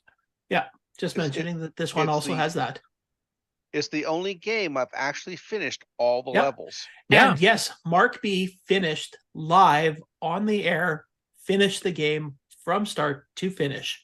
Not just level 1, but the entire game. All 6 levels. Now, Mark, did you try the second version too? I did. Did you finish all 8 of those? No, not yet. Oh, you still got another goal to until we reach. have it for a game on challenge. Yeah, because yeah, but now we can practice. Yeah, since it wasn't counting. But yeah, I do find the second game is a little bit harder, a little bit more challenging, so a little more practice on it. And we'll have to get Bob to demonstrate it at 2.86 megahertz next week and see how it plays then. All right, Mark and with that, Sloopy, did you want to talk about the live game on challenge where Mark managed to beat all 6 levels?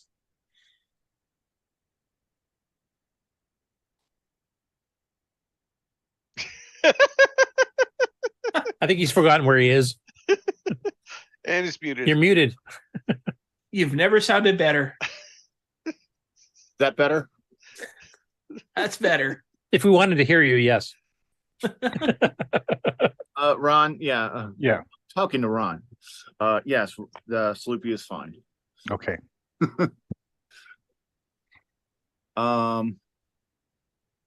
Yes, we played this game Thursday. He's forgotten the name of it already. You chose it. Everything was swapped out of memory. Got to swap it back in.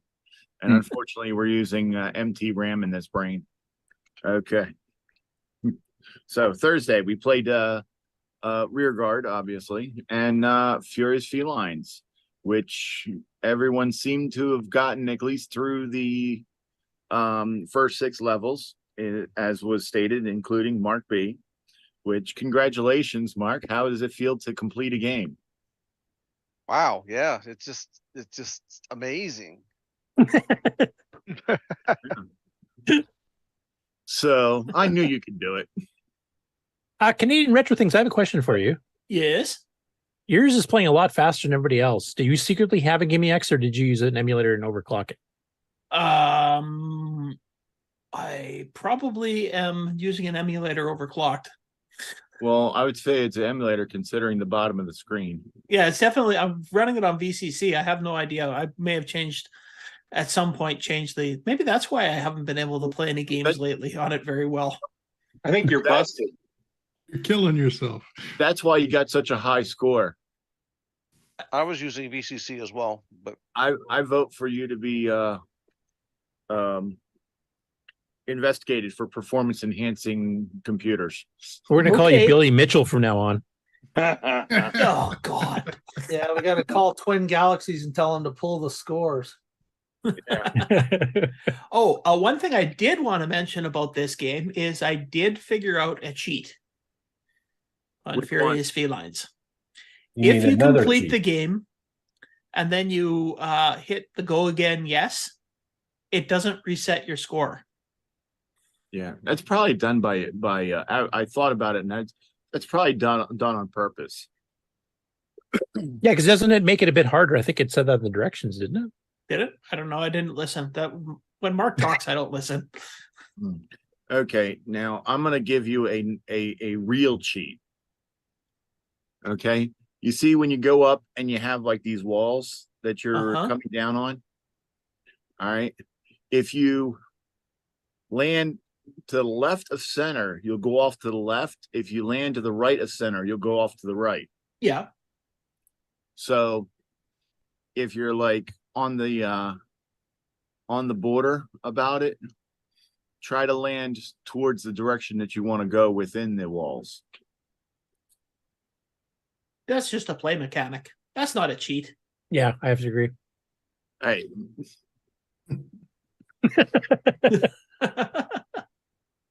Pick on Sloopy Day. This game was a nice game. It did. I did Well, you notice picked it. too, though. I did notice too, though, when you continue from having won a game, it messes up the level numbers too. Mm-hmm.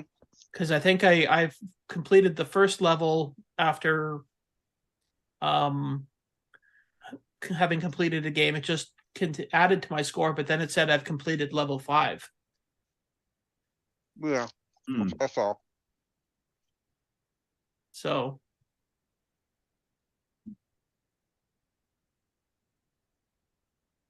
I don't No, it's know. a pretty good little game for basic. I quite liked it. Yeah. And the sequel does have some improvements, like there's extra gameplay elements. There's 2 more levels. There's 8 levels. There's a cheese that you're trying to protect from the mice, and the mice will burrow through the walls. So if you take too long, they'll eventually will eat the cheese, and then you lose. It also extends the screen vertically to 225 lines instead of 192, so the game's taller. And those So are pretty quite a- tough mice because they're burrowing through brick. Yeah. Well, they're extremely hungry, so they're motivated. think, let's see, if I move forward, we can probably see what part 2 looks like. I think we've got. I played it for a little bit. Yeah, I did too. Yeah, so Curtis is there with the blue sky is part 2. So that's kind of hidden. See if I can find where Mark starts playing it. Yeah, you can see the cheese too on the far right, kind of between some of the chat things. Probably right about there because I see the screen went back to basic.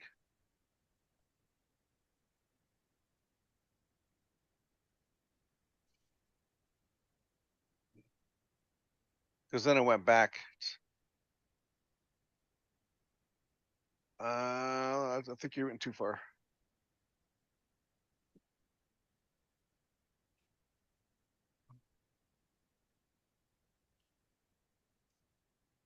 You can tell too by the win markers, because on the first version it's just greater than signs, and then it's actually a little graphic on the sequel. I don't know. I can't find where Mark plays it. So I thought you were going to play Mark's, finishing a game, because that deserves to be immortalized. there you can see a little bit more of it there.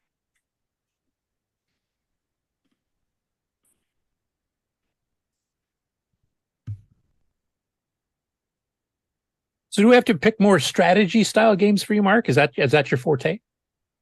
I don't know. I got the timing right on that one. Oh, there we go. Yeah, because he didn't complete Sakobon or Coco Bond. There is Mark playing part 2.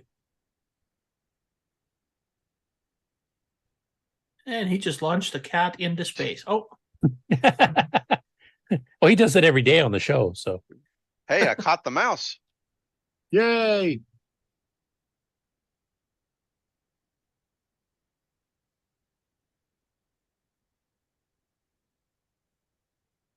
All right. Well, Sloopy, if somebody wanted to join us to play the games live on the air, when and where would they do that? Sorry.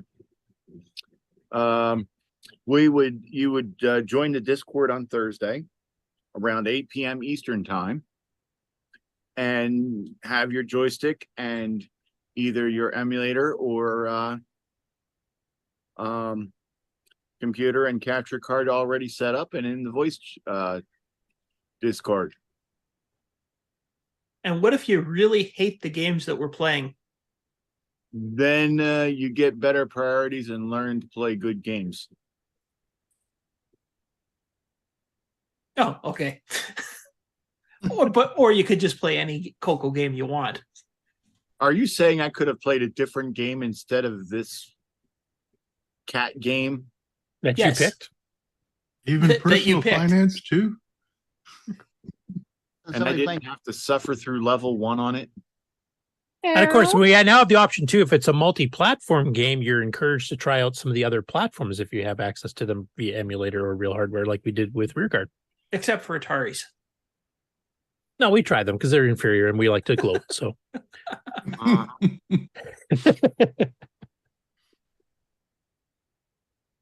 actually, we don't get to do that very often. So we're going to take advantage of that anytime we can.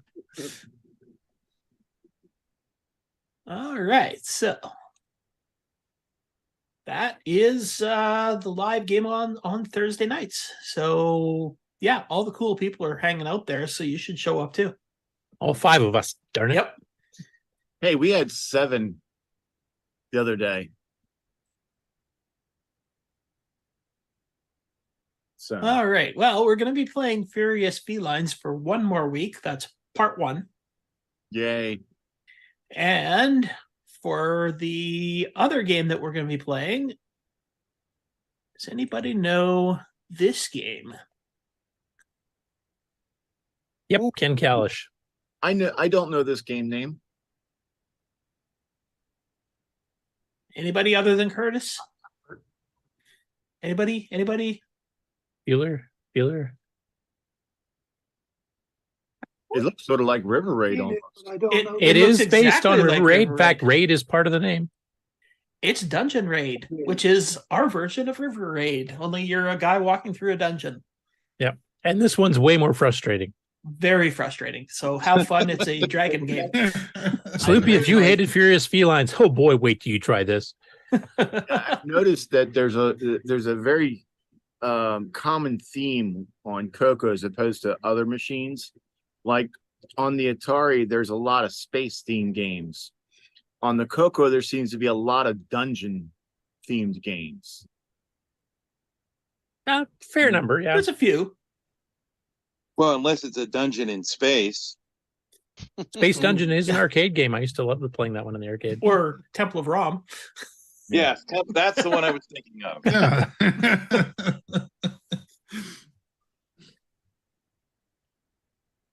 All right. Well, that's the game for 2 weeks. So enjoy. And don't shoot the messenger, I guess. Which one? Slippy for Fierce Felines or Ken for? Take your pick. I just want to mention because the Dragon meetup is actually happening this weekend. They finished the first day and are at the pub now where it's too loud for them to come on. I've got some pictures coming up.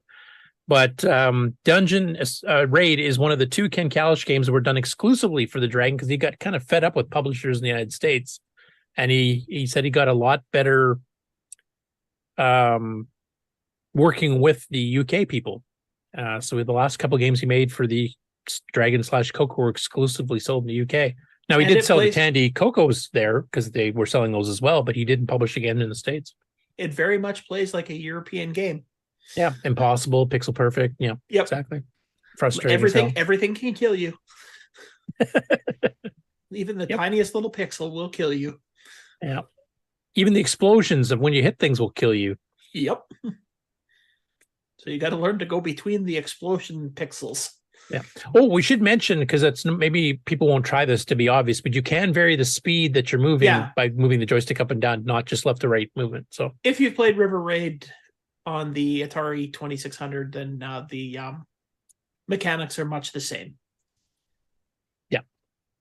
I've seen some people like playing it on live, or not live streams, but on YouTube, and they don't know about the vertical. So they just go back and forth and die constantly. Yeah. You can die slightly less constantly if you know you can move up and down. Just a teeny bit. Die intermittently. I like it. Yeah. Die. I think you how would missed I your describe it? call Die in rapidly, intermittently, maybe. Sorry, go ahead. I think you missed your call in marketing there, Curtis. This game sucked. No, it doesn't. It's just really hard. This is definitely one where we can't even give you the advice of don't die. Just try not to die as quickly. Yeah. I have made it past the first couple levels because there's doors you have to blast through to get to each level. But yeah, it's hard.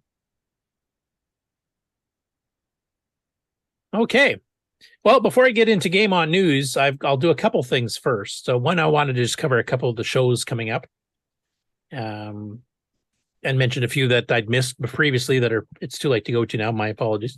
And then I'll actually show some pictures and a couple quick videos that Kieran Anscombe, author of Dungeons, amongst other things, sent over from the Dragon Meetup today.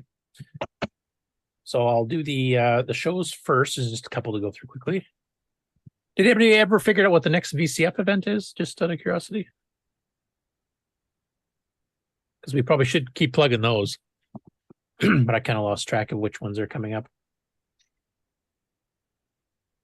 If anybody figures it out while I'm yammering here, feel free to share.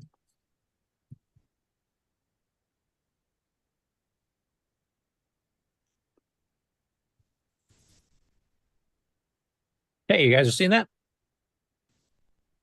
Yep. Yeah. So this is the Dragon Meetup, which is today and tomorrow. Now the today part, because they're 7 hours ahead of, well, roughly 7. It depends on where in the States of Canada you are, but they're a fair bit ahead. So it's already over for today. It is on tomorrow. So if you're in the Cambridge area in the UK, you can still make it for the second one. And as we mentioned last week, and as they mentioned here, it had to move due to some construction not being completed at the Center of Computing History. So you just have to go down the road, about 20-minute walk to the Cambridge Museum of Technology. And some of the pictures we'll be showing from Karen actually show some of the technology, not just computer related. So there's some pretty cool stuff. It looks like a cool place to just visit as a museum. So anyway, that's on, was on today and is again on tomorrow. Next is one I missed. This one's in Germany. It's called Retrospace 47, and I don't know if I'm pronouncing this right. Duisburg, Duisburg in Germany. And there was somebody that mentioned it. They were hoping to have dragons at the show. The pictures I'm showing you here are from previous years. This one I found kind of intriguing. Actually, I wanted to bring this one up here because this looks like 3D Brick out by Britt Monk on the CoCo, except it's not. It's the same gameplay, basically. It was put up by Avalon Hill for the CoCo back in '82. But I'm not sure which platform this one's on. And I hadn't seen it on any other platform, so that's kind of cool. So anyway, that one apparently has happened multiple years in a row. So I'll try to keep an eye out for it next year and announce it ahead of time for our viewers and listeners that live in Europe and want to head over to Germany for a retro show. And of course, we got the Portland Retro Gaming Expo next week at the Oregon Convention Center in Portland, Oregon. And as usual, I will defer to Mark Overholzer, who's more familiar with this, is more in his immediate physical area. Now, is this close enough for you, Ken, to consider going to, or no? It is, but I'm probably not gonna go because I'm kind of tied up for the next couple of weekends. Oh, okay. It's 4 hours from Seattle to Portland. So, and then plus however long it takes from Ken to get from. Yeah, BC. it would be 6-7 hours for me, which isn't that Yeah, far. one way but- yet. Yeah, I thought not that far, but And this is more about trying to, compete for high scores. It's not a general retro computer show. Is that right? Yeah, or playing video games. They have a lot of arcade games set up you can play. which is the reason I'd like to go. But and Yeah. by the way, is this that special project I heard about in email? I'm not going to say anything more, but is that what's tying you up? No. Oh, okay. Some personal stuff here at home. Okay. I'm looking on the Vintage Computer Federation website, and there is a February 17th and 18th is the VCF Southern California. April 5th and 7th is VCF East, and June 14th to 16th is VCF Southwest. So Southern California, where is that? Is that by San Diego or LA or something? Or No idea. It just Oh, says okay. join our mailing list to find out more information. Well, don't forget about the New Jersey swap meet, Oh yeah, and there's the New Jersey swap meet.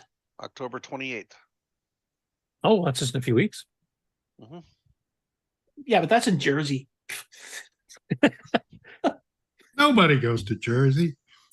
I would if I could, but I don't think that my life would be worth much if I went to New Jersey the day before someone's birthday. No, you just take them along, right? They'd enjoy it. You Happy want to tell birthday. Missy, you want to tell Missy we're going to a old computer stuff As long as I get a lead start to run after I say it, sure. I'll tell her she likes me, unlike you guys. You're across the country too. Exactly. Yeah. He's safe. So you got a little bit of time before she gets there. Yeah, the opposite end of the continent. Well, I should mention the chat here, Tom Eric Anderson, because I couldn't remember who the publisher was, but it was Microdeal that published Dungeon Raid. So, and it never was published anywhere in North America. So yeah, that's covering some of the shows. We should get some more details on that one VCF you're mentioning there, Ken. The Southern SoCal. Yeah, because that might actually be fairly close enough to Wayne. He can just drive there. It just says details day. to be announced. Join the mailing list to be in the know. Filler I pages guess I right- could join the mailing list. Okay. Yeah, because if it's in Southern Cal, that's probably not too far from LA. It might be San Diego, but that might be a like drive for the day, come back, not have to worry about hotels type thing. So Hey, I could go to that. It's only like 16, 17 hours for me to get to the yeah, California. it's straight down the coast. I've done that trip numerous times. Okay, so next up, I'm going to go through some of the stuff that Kieran sent me. So maybe I'll do the videos first. Find them here.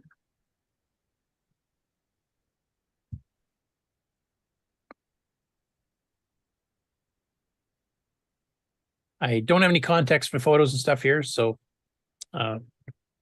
this is obviously at the Museum for Technology, not the Computer Museum, so you're going to see a lot of stuff kind of in the background. Almost kind of looks like a sewing machine, sort of. Might be. Live steam, baby. Yeah, it's some sort of engine or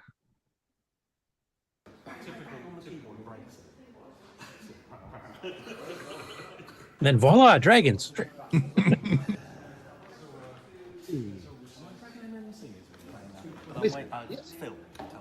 Dual monitor, it's probably a column card. You run away or Ooh, that's a Weiss 55 terminal. There's a Fujitsu FM7 or FM something or other. One of the 6809s from Japan. There's one of the Brazilian ones. Paul Shoemaker's game. There's Kieran's game, Dungeon. That's one of those after those add-on power supplies in the I was Dragon. going to say, if you as you notice, a lot of those cases there, they have all of the replacement power supplies that have been out there, like that John has made. Oh, that and one, that's that the one right there. replacement board. Yeah, that's the purple. That's the replacement board that was it Jason Brown or Lever made it or something. For the Dragon 32, yeah. Yeah, because Karen did one for the Dragon 64, and then is it Brown sounds right. Julian Brown did the actually he's doing an updated one now. We'll cover that in the news, but he's basically got the duplicate board working now. He's adding extra features to it, and he's going to make a new board with enhancements. You'll take your old Dragon board, strip it, and make a new Dragon. Yeah, just basically swap it in. It's got some pretty nice features on. We'll go through that in the news though. He's even asking for some input on some further updates. So that was the first video. And then I'll do the second video, which is well, that's the JPEGs. Where's the video? Ah, there we are.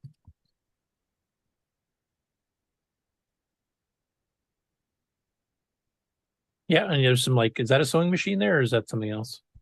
That's a lathe. Or is it a lathe? Oh, I just saw the other side there. Yeah. It looks like a pretty good, interesting museum just to go to. Just we're looking at old mechanical technology and stuff too. But And that's got to be a steam engine there on the far right, in the olive. You could power the dragons from that. They still use lathe.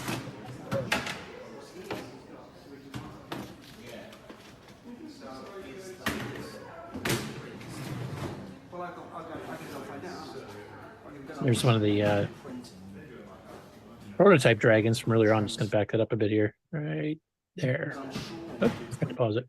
So this one here is the dragon. Is that the Alpha that was the dual drive built in? And then they had a professional they were working on that was also had two 6809s and an MMU and a bunch of other things.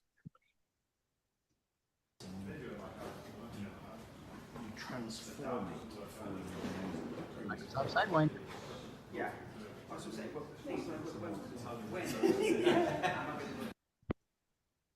There, and that's what's powering the whole building right now. Yeah, I was going to ask, is that the generator? It's steam, or I wonder if it's air. That looks. I can't quite read the sign. That would be a. That looks to be a fuel engine. Yeah. Yeah. Anyway, this kind of stuff, I love going to museums like this, like even locally or even down in the States when I've done trips down there. So if I ever do get to there, I almost hope it's going to be this building, or at least the opportunity to see both because they're so close to to each other physically. Yep. Okay, now on to the photos. And unfortunately, I don't have any context for these, but hopefully you smart guys that know all these machines will be able to tell me.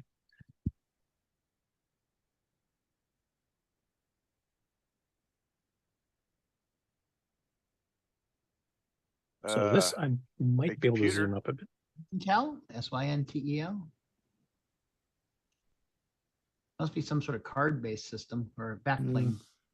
Yeah, I'm just going to zoom it up here. See if there's any writing on any of these cards. Something industrial. Right. Like, is that old VME bus stuff or something? Syntel? I don't know what that is. Here's your flip drives. Like a data acquisition system or something. Yeah. Oh, maybe. Or an S50 bus or something. I couldn't tell. Or S100. Yeah. It would have to be a 50. It's not big enough for 100. But Looks like a 50. Nice looking machine. Yeah, a couple of the cards are yanked out. But I was hoping maybe there's something identifying what the card even does.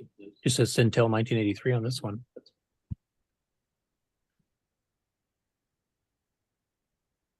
Could also be proprietary to that company computer. Yeah. Right. So that's one. The Liberator. Now I'm trying to remember because that name sounds familiar. Was that a 609 based laptop? Or is that something totally different? Word processor, maybe? Yeah, I was going to say, it looks like a word processor. Oh, maybe. Although they did sell a compressed screen like that for the Apple IIc for portability. So. Looks like a Model 200. You might be right, though, because escape then B for bold, escape then U for underline. That sounds word processory. Yeah, I was also thinking the scale on the screen, too. Mark for marking text. Yeah, this is looking like you might be right. That'd probably be very common with like newspaper reporters or stuff that would carry things like that to type their story and send them. You know, like an 80 column by 616. Yeah, so sort of like the what was the first, like the Model 100, 101, or 102 was the 40 column. The Tandy 200, was that an 80 column? I don't know, but Tandy did sell a word processor, dedicated word processor at one point. Yeah.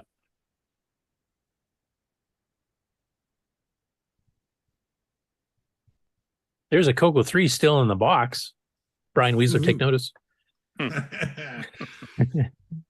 the EEPROM programmer. So Google says the Liberator is a Thorn EMI laptop word processor produced in the United Kingdom by Thorn EMI Data Tech.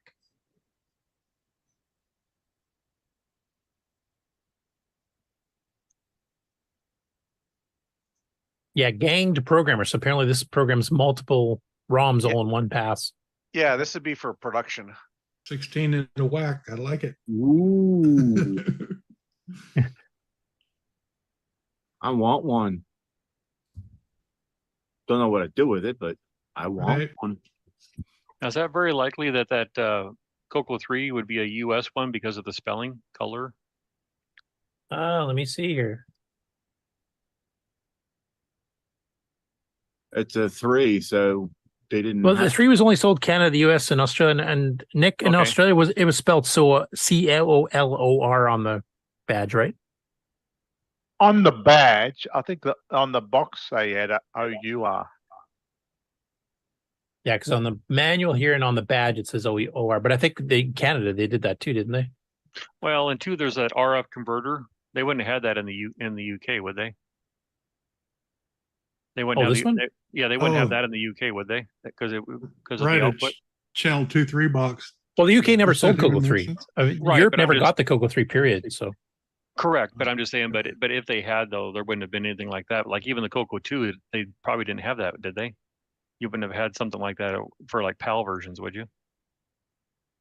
I don't know because the CoCo, I don't think the CoCo had composite in the UK, like CoCo 1 and 2. So they would have had something like that. Maybe it was on UHF or something. I don't know. I honestly don't know.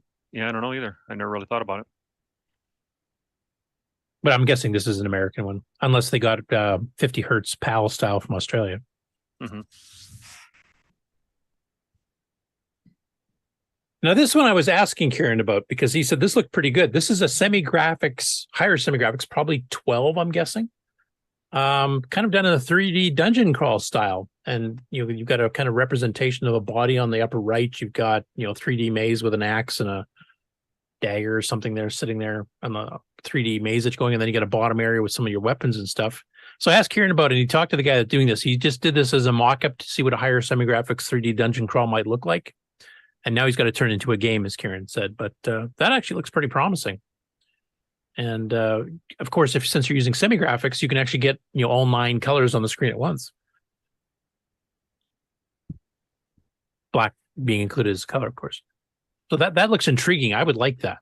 I hope hopefully the guy does finish it.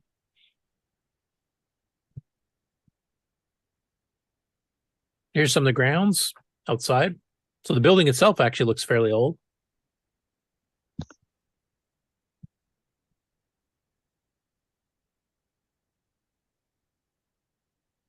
This one actually has a sign we can probably read, so I can see what this clock's about.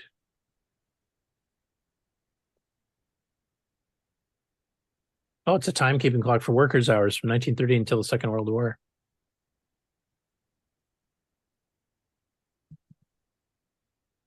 It's a time clock. Yep.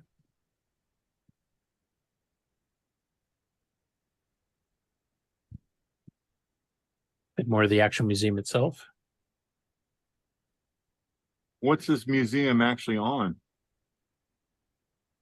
On what do you mean? What is it? It's a museum of what?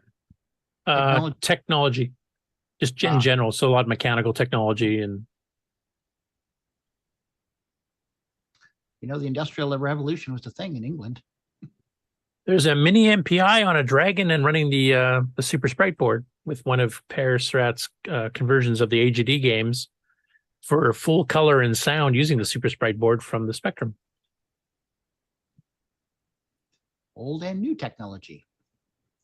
And this one in particular is Foggy's Quest. I think we covered this on the show a couple of years ago after Per reported it. Actually looks and sounds really, really good.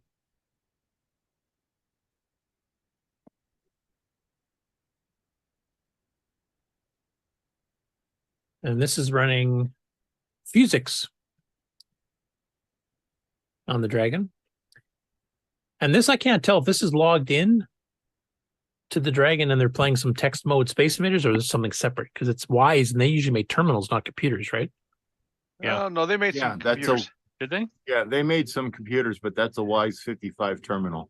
Yeah. WY55 terminal. My first PC was actually a Weiss. It was a 386. Yeah. I have one of those terminals. No, I haven't actually ran Fusix on the CoCo, but I'm assuming like OS 9, you can plug terminals into it and log in, correct? I believe it's the serial port there on the left side there of the Dragon. Yeah, but the Dragon 64, it actually has a built-in hardware serial port too, so that would be perfect.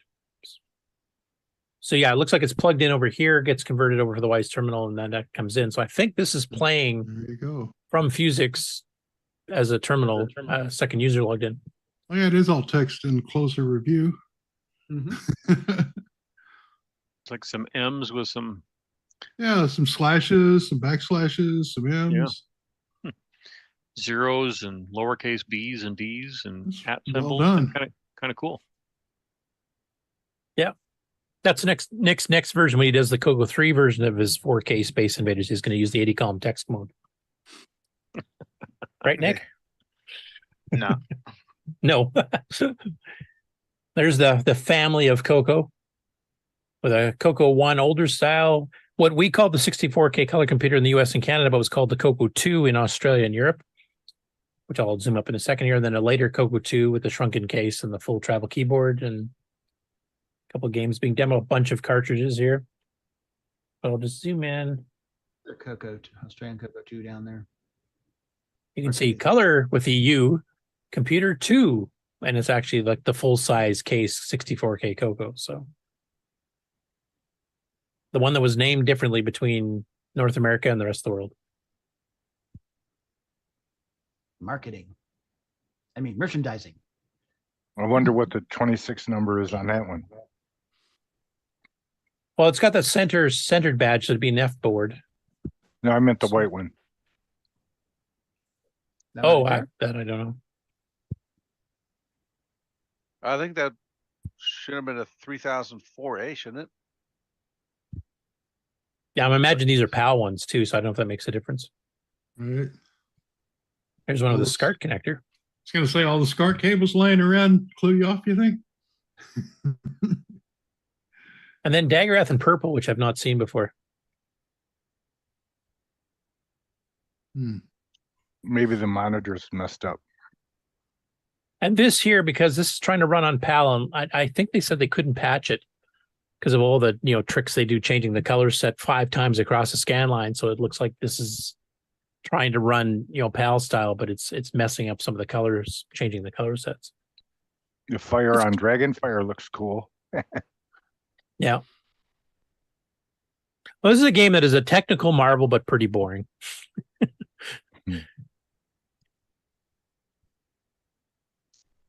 And then the last photo I have is when they first went out for drinks. This is not at the pub they're at now. They're in an indoor pub now, but I think it's just part of the grounds. We can't And see unfortunately, I'm forgetting names here, but I do recognize a couple. Like I've seen him before at some of these Dragon events. And I think on Facebook later on, unfortunately, I didn't post them in the news links here, but maybe I'll bring it up near the end of the show. I think they've got 1 or 2 pictures of Karen. They had some sort of trivia contest. I think Karen actually won one of the prizes, which Nick will really appreciate the prizes too. So remind me not to forget that when we get to the end of the show. Okay. So hey, that's the photos and videos that Karen sent me. So the guy's drinking dark beer. Or it's Guinness, Coke, maybe, I don't and you can't see the ice in it. It'd be dark beer. You can tell by the That photo. would be dark beer. That's like a Guinness with most of the head off. Oh yeah, yep. Right. Yeah, they have some pretty stout beers over there. Yeah, Guinness is awesome when you drink it there too, compared to the crap you buy here in North America, with yeah. especially the canned stuff, which is just gross. Oh, right. It's night and day. Like it doesn't taste anything like this stuff. It's very good beer. I spent 2 weeks over there for work in the early 2000s, and And yeah, we checked out a lot of the local pubs and everything. And yeah, the beer is just, it's different. I don't see any Bud Light there. No, That they wouldn't even consider that beer. That's like Dude. water that somebody threw coloring in. Right. You don't even see any lager there. Like grog or something. Or you scooped it up from the bottom of a latrine. That's probably what they think of it. You go over there and order a Bud Light, you're going to get laughed out. So Yeah. Do you think they're going to watch this? I think they are watching it actually there because Kieran was in the pub already. So texted me back. He says, "Ah, sorry, probably can't make it live." Like a live on the show type thing because of the noise. And the pubs are very lively environments to be in. It's Yeah. a lot of What's fun. nice is look at the floor. You Well, don't they're have out to sweep. Oh yeah, well they're outside. Yeah. Yep. This is not where they're at now from my gathering, but all right. Thanks to Karen for bringing up those pictures and a couple quick videos there to kind of show what happened at the show. And now we'll Very get on nice. to the regular stuff. So I'll do the game news first.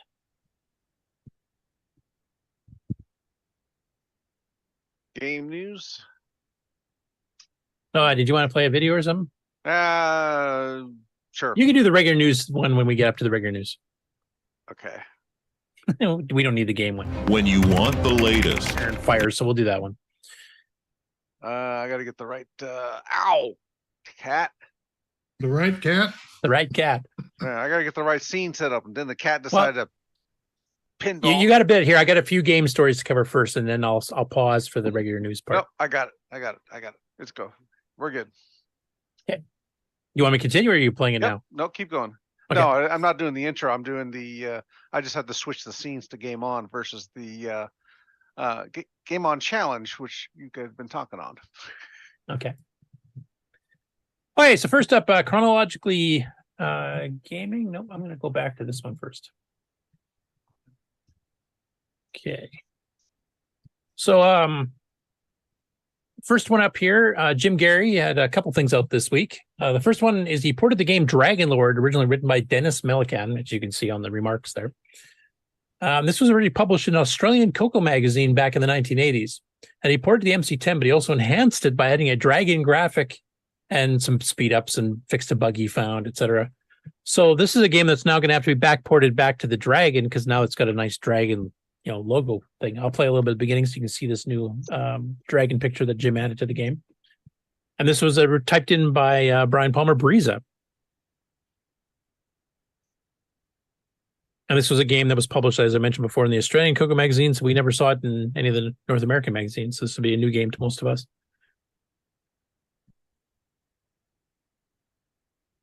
Bit of instructions built in. And it's kind of a fighting game. And we've seen some of these, Kim Guy and Kung Fu Dude. But this is all done in low-res graphics and basic. That's for just some actual gameplay here. There we go.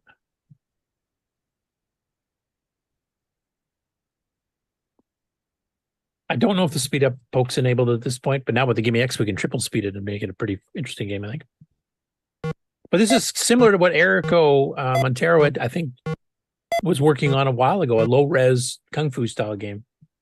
I didn't realize it had already been done once before in the 80s. And the blue pants looks like Homer Simpson.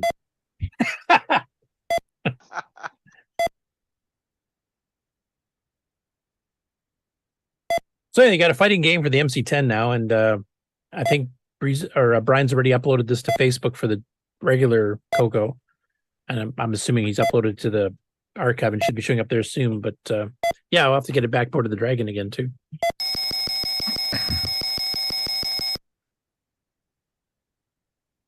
And high score table too. Gonna say that sounded like somebody hurt.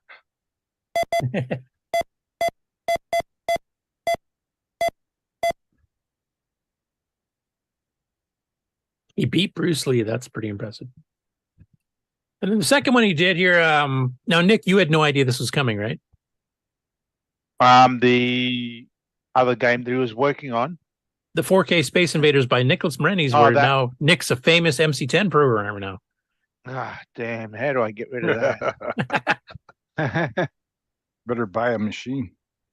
So a bit of the I have caught backstory one. on a bit of the backstory in this one is that Alan Huffman, I can't remember how many years ago, and Nick might remember, but he might not. He had a challenge to write a 4K game as part of a 4K programming challenge, completely in basic, no cheats, no ML subroutines, Color nothing. basic. Color basic. Yeah. Oh, yeah, right. Color basic, no extended either. Yeah. And Nick completed a 4K low res Space Invaders game that was actually pretty good. And then Alan never finished the contest. There was no winners and no contest really.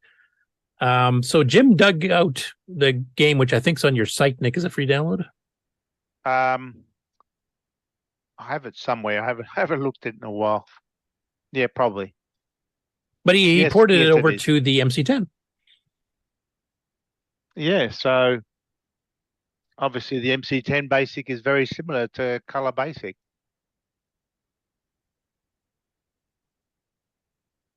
Insert coin. That's how he gets Tried to paid. make it. Now, Nick, I was going to ask you because I know people like James Diffendapp and a few others have said that the MC10's basic is a little more optimized than color basic was. So it's a little bit faster, like 10% or something. Does this look any faster to you than your original CoCo version, or do you remember? Looking at it there now, it does look a little bit faster, yeah. I'll bet you Jim Jerry could tell us. Yeah, is he watching? I haven't checked to see if he's in the chat. I'll bet you he Yes, knows. I think he is. Come on, Also- Jimmy. Also, Erico Montero, he said this looks nice, and he's a guy who's an expert on doing low res and doing wicked things with low res. So The other thing that I didn't do back then for this game is to disable the brake key. So that was running with the brake key active on the CoCo when I did it. So Which slows I it mean, down a little, right? no, it it speeds it up. does. So If you disable it, it speeds it up a little bit. if you disable it, yeah. But the brake key, yeah, slows it down. Now, I'm trying to remember to get the speed, like you couldn't just do, print character strings drawing each individual. And I think you do each line as one string, right? Well, that's right. On the CoCo, I actually I have an editor that I poke the graphics directly into a print statement.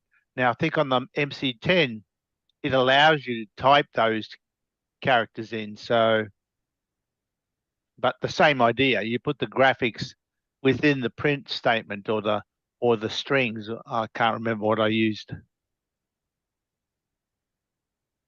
You put the lime in the coconut. Now, as I was kind of watching this here, how do I want to say this? As you destroy more of the characters, since there's less to be moved around on the screen, the game might naturally speed up a little bit. Do you have to go and factor in that and to slow it down? So it I kind think it does speed. Yeah, I think it does speed up a bit, which is fine. That's actually That's what the arcade what- does. If that bug was in the original and they made it a feature. Yeah, that's right. Yeah. Wow, Well, look that was at part of the that. difficulty level because basically it would try to draw a chunk of so many invaders at a time for each player move. And as you get less and less aliens, it gets faster and faster until at the end of the game, they're moving way faster than you are when there's only one or two left. But in the original game, was it moving faster because there was less that had to be moved around the screen, or were they actually speeding it up? No, I think it Legend was says it was a both. bug. Yeah, Legend Less says to it was a be- bug. Okay. The natural speed up, I think, just works for the game. Like it should get harder as you're getting near the end of a level. And that's Yeah. the way they just kind of naturally did it is the Agreed. game naturally sped up. Yeah. Oh, by the way, Tom Eric Anderson's asking, how do you disable the brake keys? It's just a single poke into some vector, isn't It's it? a poke. Yeah, I haven't got it on me right now, but it is a poke. Yeah. And you're talking about shifting strings for graphics. I have done that on Sinclair games before because when you shift the string, the speed doesn't change. Even if, it's 31 blank spaces and one character, that's the same as 31 characters in one space. So it was consistent if slow as. Now, if you complete a wave, like a whole row of aliens, would it speed up after that? Because you no longer have to print that string if you do a check to say it's empty, skip it. Yeah, a whole row. Generally, I think that's how it worked. An entire row would speed up Gotcha. because I'm printing. I assume I'm printing largely the entire row each time. The difference is that it's getting knocked out, it's clearing this the string. I think it's been a while since I wrote this. Yeah, I was just checking to see if the screenshot of the little bit of code he showed here might have had that routine in there, but it doesn't look like it. The other thing is actually, I was just thinking, break disable can be done on a CoCo 3. On a CoCo 1 and 2, though, I think you had to first of all do a ROM to RAM modification. I was trying to remember because I thought there was a way to disable it by redoing a vector, remember. like the key vector to bypass it or something. Oh, maybe so. I can't remember either. I don't deal with this basic stuff. What's amazing about this is it runs in 4K. Yes. Yeah, that was the the whole whole point of the idea. contest. Yeah. 4K color basing. How much is left over? Do you know? Oh, not bytes. much. Not much. Not yeah. much. You only got 2,343 bytes to start with, so wow. You got 2 No, I left, think so it- be nice. Yeah, 2. If I recall, yeah. I mean, you technically, had the to- game code takes 2K. Yeah, that's right. If I recall, you had to do a clear before you even loaded it in because you didn't have enough RAM. By doing a clear before you start, you clear that extra bit of something, and then it can load the game and run it. So Yeah, 'cause by you- default, I think basic reserves 200 bytes for string space, and you And can lower 4K. that so you free up a bit of room for your program. 4 P mode pages or something like that. That's only extended basic 4K. You don't. what high This res is just graphics? basic. Oh, sorry. Yeah, Yeah, 1980, baby. Did you consider leaving your name off to gain the extra bytes? Yeah, but that wouldn't feed I his did. vanity, so that would never happen. No, that was the most important feature. He would drop a row of aliens to make sure his name appears in there. I think, Oh, so. That's right.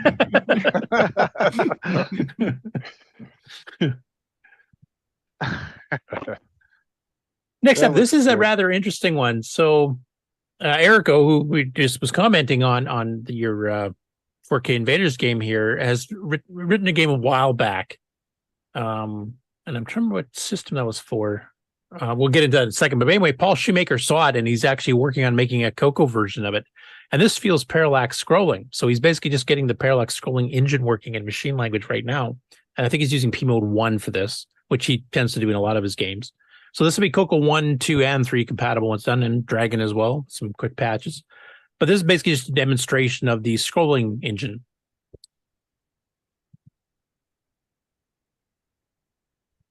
That's pretty good. So you can see that the red fog in the background is going about half the speed as the foreground, stuff like trees and buildings and lights and stuff.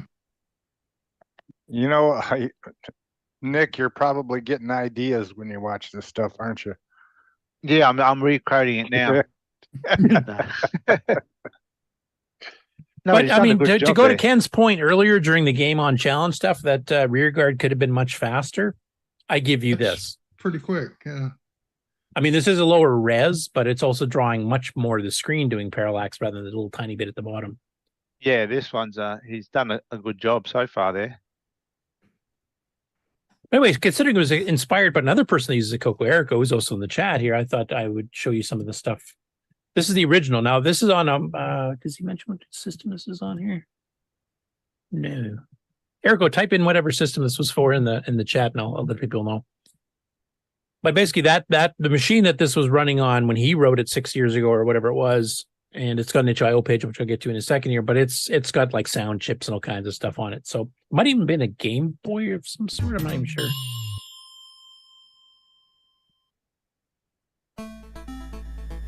So it's a fairly low res system itself. It's got a little bit of grayscale, no color. But the music and stuff actually plays on the system. So this will give you a bit of the gameplay that Paul's shooting for. Sounds So like you have to, like- Boy. Yeah, it could be. Yeah, it looks Game Boyish, yeah. But basically you have to bounce these people jumping out of the building onto the truck. Now, when you say Game Boyish, does that mean it's like immature? Well, The thing is, I'm not sure if this is a Game Boy or some modern, like, Pico something, like some of the stuff that Paul Thayer's been playing with. You know, what's neat is when the body goes in, the truck goes down. Right. Actually, That's pretty cool. it's a low res, I think. maybe the Game Boy could actually do higher than this, so it might not be Game Boy. Yeah, I can't remember. I'm hoping it'll stay on the HIO page because I honestly can't remember. Must be a Ford F-150. Okay, Erico in the chat is saying for the Windows PC, you can run on Macs and Linux through emulation layers based on a game and watch game from Nintendo called Fire. A Game and Watch. Holy smokes! Ah. I like Be the on your moon Apple up Watch there. soon, I guess. I don't know. I like the moon up there. Yeah, and Paul even put that in his. If you remember, he had a little moon in the background, which Yeah. didn't scroll. So this is cool then, because the Game & Watch was like Nintendo's first portable games. These were really, really early. anyway, that's what Paul's shooting for. He's already mentioned in some comments that he probably won't get the background music running like this, which is understandable, especially for a CoCo 1 and 2 game. No, not impossible, as Nick has proven with stuff like Pipes. You could get some background music. Will it allow the rest of the scrolling and stuff to run fast enough to make a playable game? That's the question. Or make it for speech sound pack. SDC streaming. Yeah, because SDC streaming does work on a CoCo 1 and 2 as well as a CoCo 3, so that's definitely a possibility. Anyway, for those of you interested in that, you can actually get it off of Erico's itch.io page.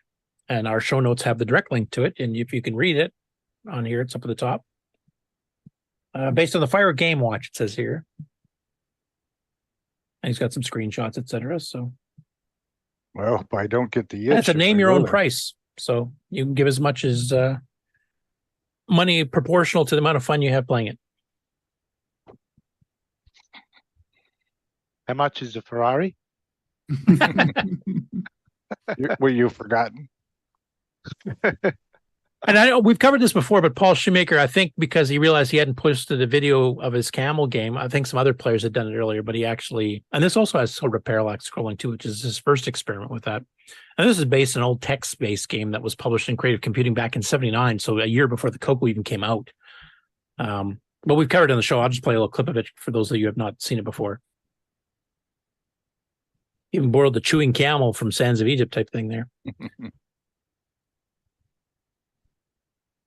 It's kind of like an early version of Oregon Trail in some ways.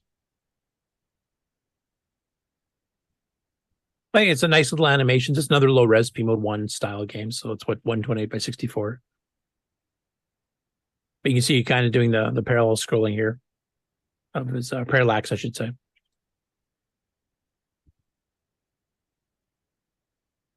Anyway, I won't play the whole thing there because I have played it before in previous shows, but you can go get that. It's a free download from him too. Next up, Cross-Gen Gameplay, which is a YouTube channel I've not seen before. Did a couple of CoCo videos. Now, some of them are from games we've seen lots of times. Like, in fact, Warehouse Mutants we just played recently on the Game on Challenge, if I remember correctly. Dungeons of Daggerath, Pegasus, Phantom Riders, Germ Warfare, of course. But this is a rather rare game. So this is Invasion, originally written by David Crandall, which if you're a CoCo game aficionado, you might recognize his name from games such as Doodlebug, a rather famous one he published through Computerware. Now, he published a couple of games through Creative Computing Software, which was the software branch of Creative Computing Magazine. And then in late 82, early 83, that got shut down by the people that bought out Creative. And I think that was that Ziff Davis? Somebody bought it anyway. And basically, they didn't want it competing with software companies, so they shut down the entire software division. So David All, who created Creative Computing Magazine, ended up selling it through his own software company called All Software. But he only did that for about a year or two, and it didn't really advertise that much. So a lot of people never saw these. Now, when I contacted Dave Crandall 20 years ago, he actually gave me every piece of software gaming he wrote on a couple of discs, including some of these very rare ones. So this is one of those rare ones. And this is one I keep hinting at Tim Lindner and AJ to cover on their channel of Sibling Rivalry, because this is a Space Invaders style game, but for 2 players simultaneously. Now, the person that's playing this here, unfortunately, is just by themselves, so you only get to see the one person moving around. But you'll see the second ship, an orange one on the left. And you have a little bit of protective things to protect you before you come back out, kind of like Wizard of War does. And then you're basically playing Space Invaders, but you're playing simultaneously, so you're trying to cooperatively try to kill all the aliens. I'm guessing a lot of you probably have not seen this before. Unfortunately, he's got the he should have ran ROM-L first because it's got the disk timer doohickey running through there. So eventually the game probably will crash, but ROM-L will solve that. You can see it again there beside the word invasion. So you got a little orange ship on the lower left and a white ship on the lower right. You can see you have 5 men left. But basically both players can move out with the joysticks and start firing at the same time. And the alien pattern's a bit different Space Invaders. They come in kind of a zigzag S line coming down from the top left. So has anybody on the panel seen this one before? I know I've got it on my site, but I know it was a pretty rare one. It was not sold or advertised in Rainbow at all.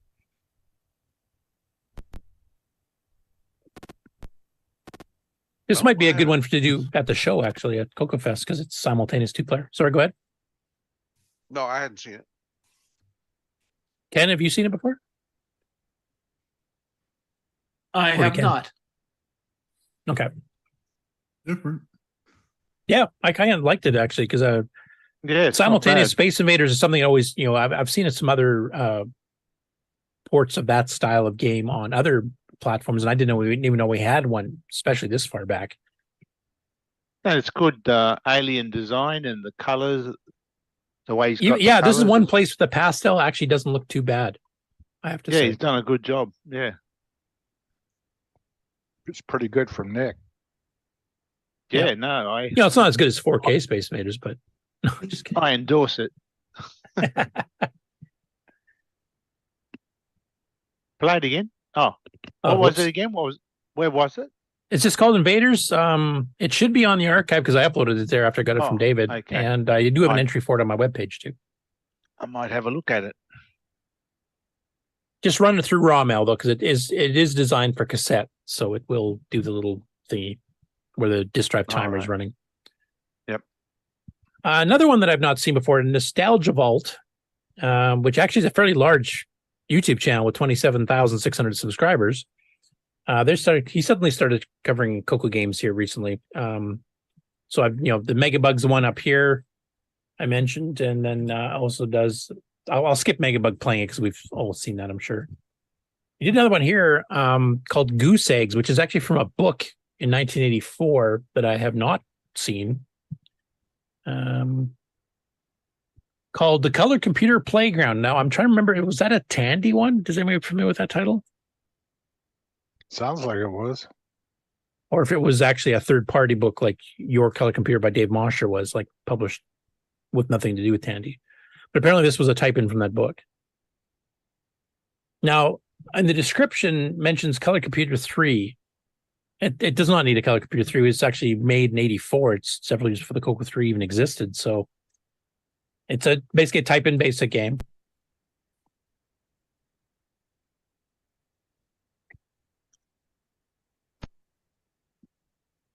It would probably be run under 16K, I think.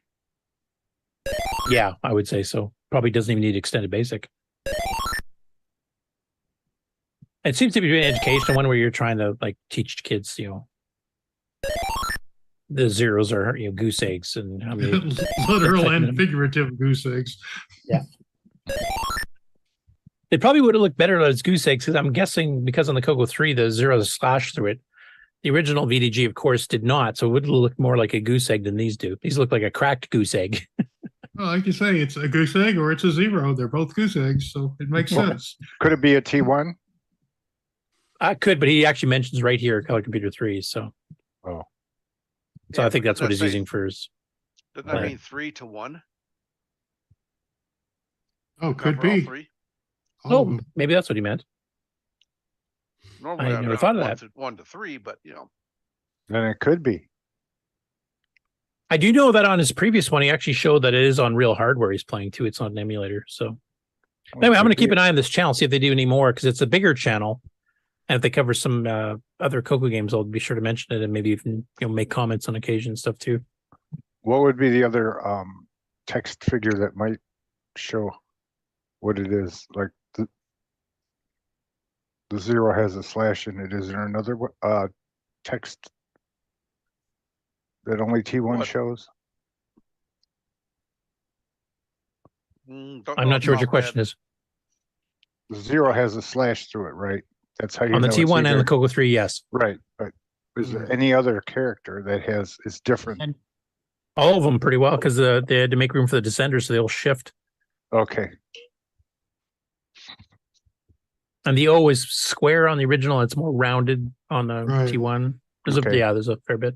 Right, because without the slash, yeah, they just made the O square, so you would know. The biggest way to tell is that all the capital letters are shifted up 1 pixel on the T1 to make room for the descenders for lowercase. Okay. And next up, Erico's been working on new stuff here. So inspired by Nick Rennie's Pong and also Richard Kelly, who did some of the mods to the existing Pong we covered last week. And now he's working on a game that, his first initial screenshot is basically it's Pongish. It's white and black. It's rectangles. But it's gone in a completely different direction. Now it's a jumping shooting game. He mentioned it's basically roughly based on the arcade game Frogs, and it's also Frog Leap or something like that on the 2600 or the Intellivision. I think I've seen it before too. And then he's kind of taken it here, and you can kind of see you've got the player here, you've got things that are flying across, and he's got some animated GIFs here a bit later that will actually show it in action. And this is a work in progress.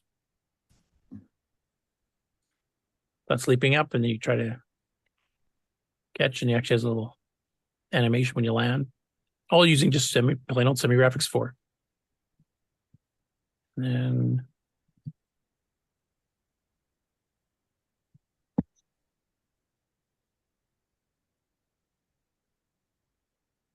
so you can have 2 players simultaneous too, which is another cool feature.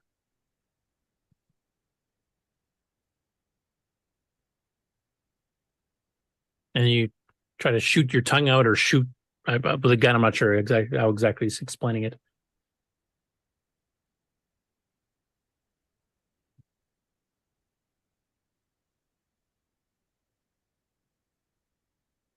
Adds a bit more animation to the opponents coming across. And he might have gone further past since I checked this last night. But it always amazes me the kind of like very simple characters that Erico uses on these low res like SG4 stuff, and he always makes them look more than they are. Like with the little animation, the pulsing and stuff here, it looks like it's it must be Semigraphics 8 or something, right?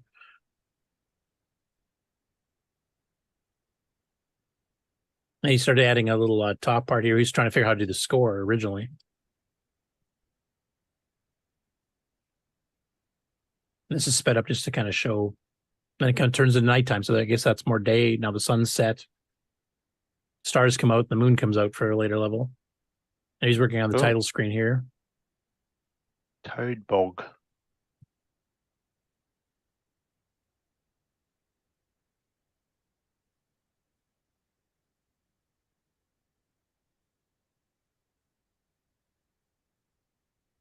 Good. That's 1 or 2 player.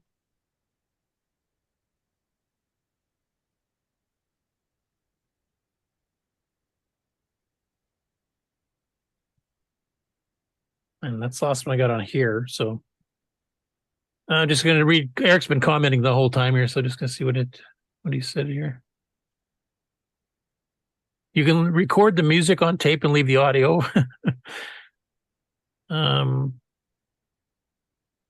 And something about that sound will bring insanity. I'm not sure if he's talking about the original soundtrack on the original version of the game he did, or if he's talking about one of the original versions that he ported it from.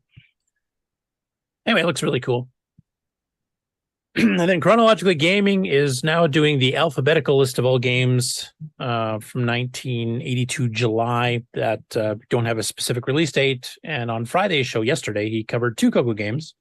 The first one is also a rare one. This one did get mentioned in Rainbow in a review, but I've never seen an ad for it. So I don't know if the people couldn't afford the ads in Rainbow because I know they were fairly expensive.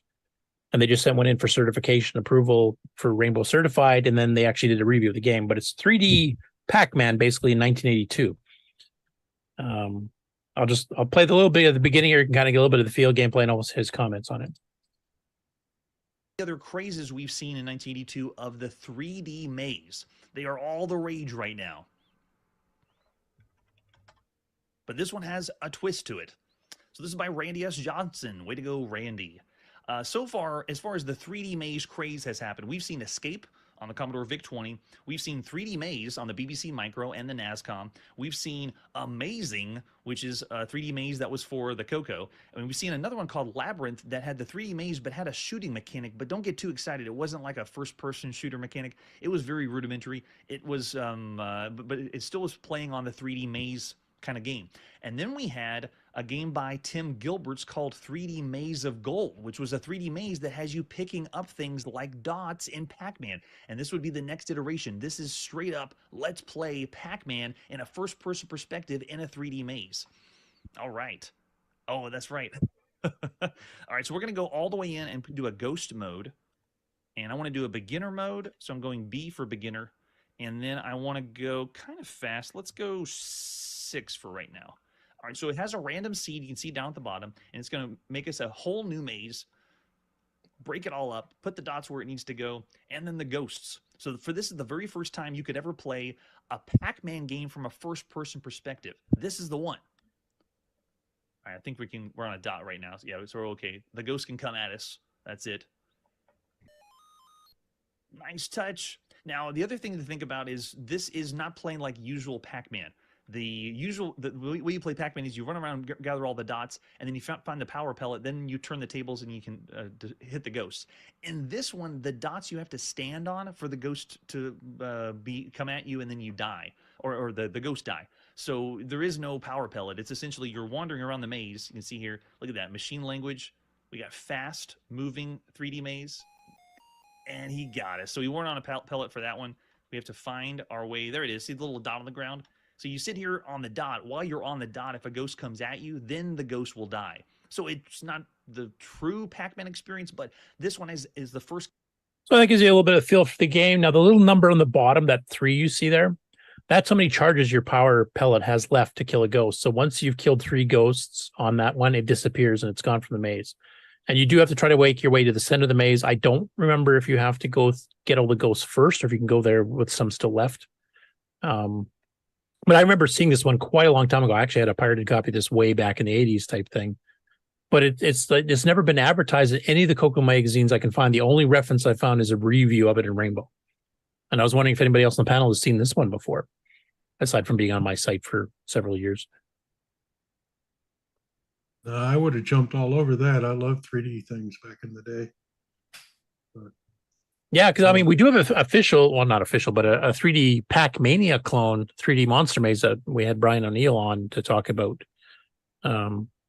months ago, maybe a year ago, which is a CoCo 3 only one using hardware scrolling and everything else, which is actually a very advanced one and definitely based on Pac-Mania from the arcade. But this is kind of its own original thinking because I mean, in '82, Pac-Man had only been out for about a year. Wasn't Pac-Man came out in '81? Right. So right, and, yeah, and 3D room games were new, too, fairly new. so- Yeah. And randomly generated mazes. So, I mean, you're not playing the same game over and over again type thing. And yeah, it was a pretty interesting game. I haven't played it too much in years, so I should probably try to pick it up again and see if I can complete a level and see what happens when you finish the screen. Everything special happens. And then he did a second one on this episode too, for Astroblast by Mark Dataprox. And it was funny because he got confused, and this happened to me as well. There's the official Mark, no, not, I shouldn't say official. There's Astroblast from Mark Data Products, which is a clone of Astro Fighter in the arcade. And then there's also Astroblast from Chromaset, which is a basic ML hybrid game, which has absolutely nothing to do with the arcade game whatsoever. And he kind of crossed the streams there. He plays the Mark Data one, but he shows like the instructions from the Chromaset, which doesn't describe the game that he's actually going to play. And I had the same problem in a different way, because when I like Astroblast itself, the Mark Data one I've had on my site since the beginning, like in 1999 or whatever, when I started it. It was one of the first games I put up. The Astroblast from Chromaset, I just fixed to run off disk in the last couple months. And when I was actually doing my webpage update, I forgot that they had the same name. So I was overwriting all the Mark Data stuff as I was putting the Chromaset on. No. And thankfully, I actually went to go check it afterwards. And, wait a second, that's not right. So I had to restore the old stuff and then rename it. They are named slightly differently. The Mark Data one actually has advertises Astro Dash Blast, and the Chromaset one is just Astroblast. But that's pretty subtle. I won't play that one because I'm sure most people have seen that one before. Anyway, that's it for the game on news. So if you want to do the Flamin' Hair intro, you can do that now. Excellent. When you want the latest in TRS-80, Tandy, Dragon, MC-10, and all of their hardware cousins. No matter what it takes, or where news breaks, from around the world to your nation. The CoCo Nation News with L. Curtis Boyle.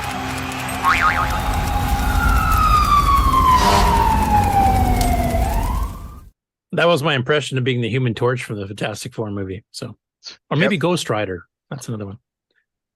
A bit of an update before we get into the regular news here. So Erico in the chat here has mentioned the Frog game needs only the sound now for release. Did the AI track them out a while ago? Hopefully to release it this week. So keep an eye out for that. We'll probably cover it on the next show. And Mr. Dave 609 said, very good stuff, Erico. Already better than the Intellivision Frog game. So now I'm really intrigued. Because I think the Intellivision Frog game is one that Tim and AJ have covered on Sibling Rivalry before. So maybe get Tim to pop in and do a compare.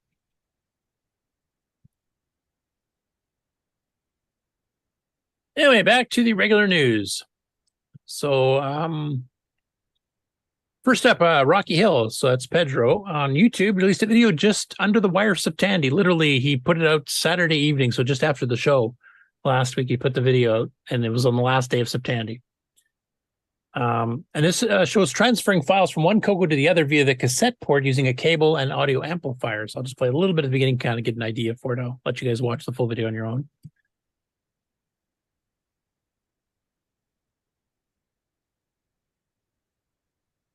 This is kind of along the lines of the Network 2 stuff we saw. So the question came up on the CoCo Discord server about whether or not you can take a program on one CoCo and transfer it to another CoCo by using the cassette cable.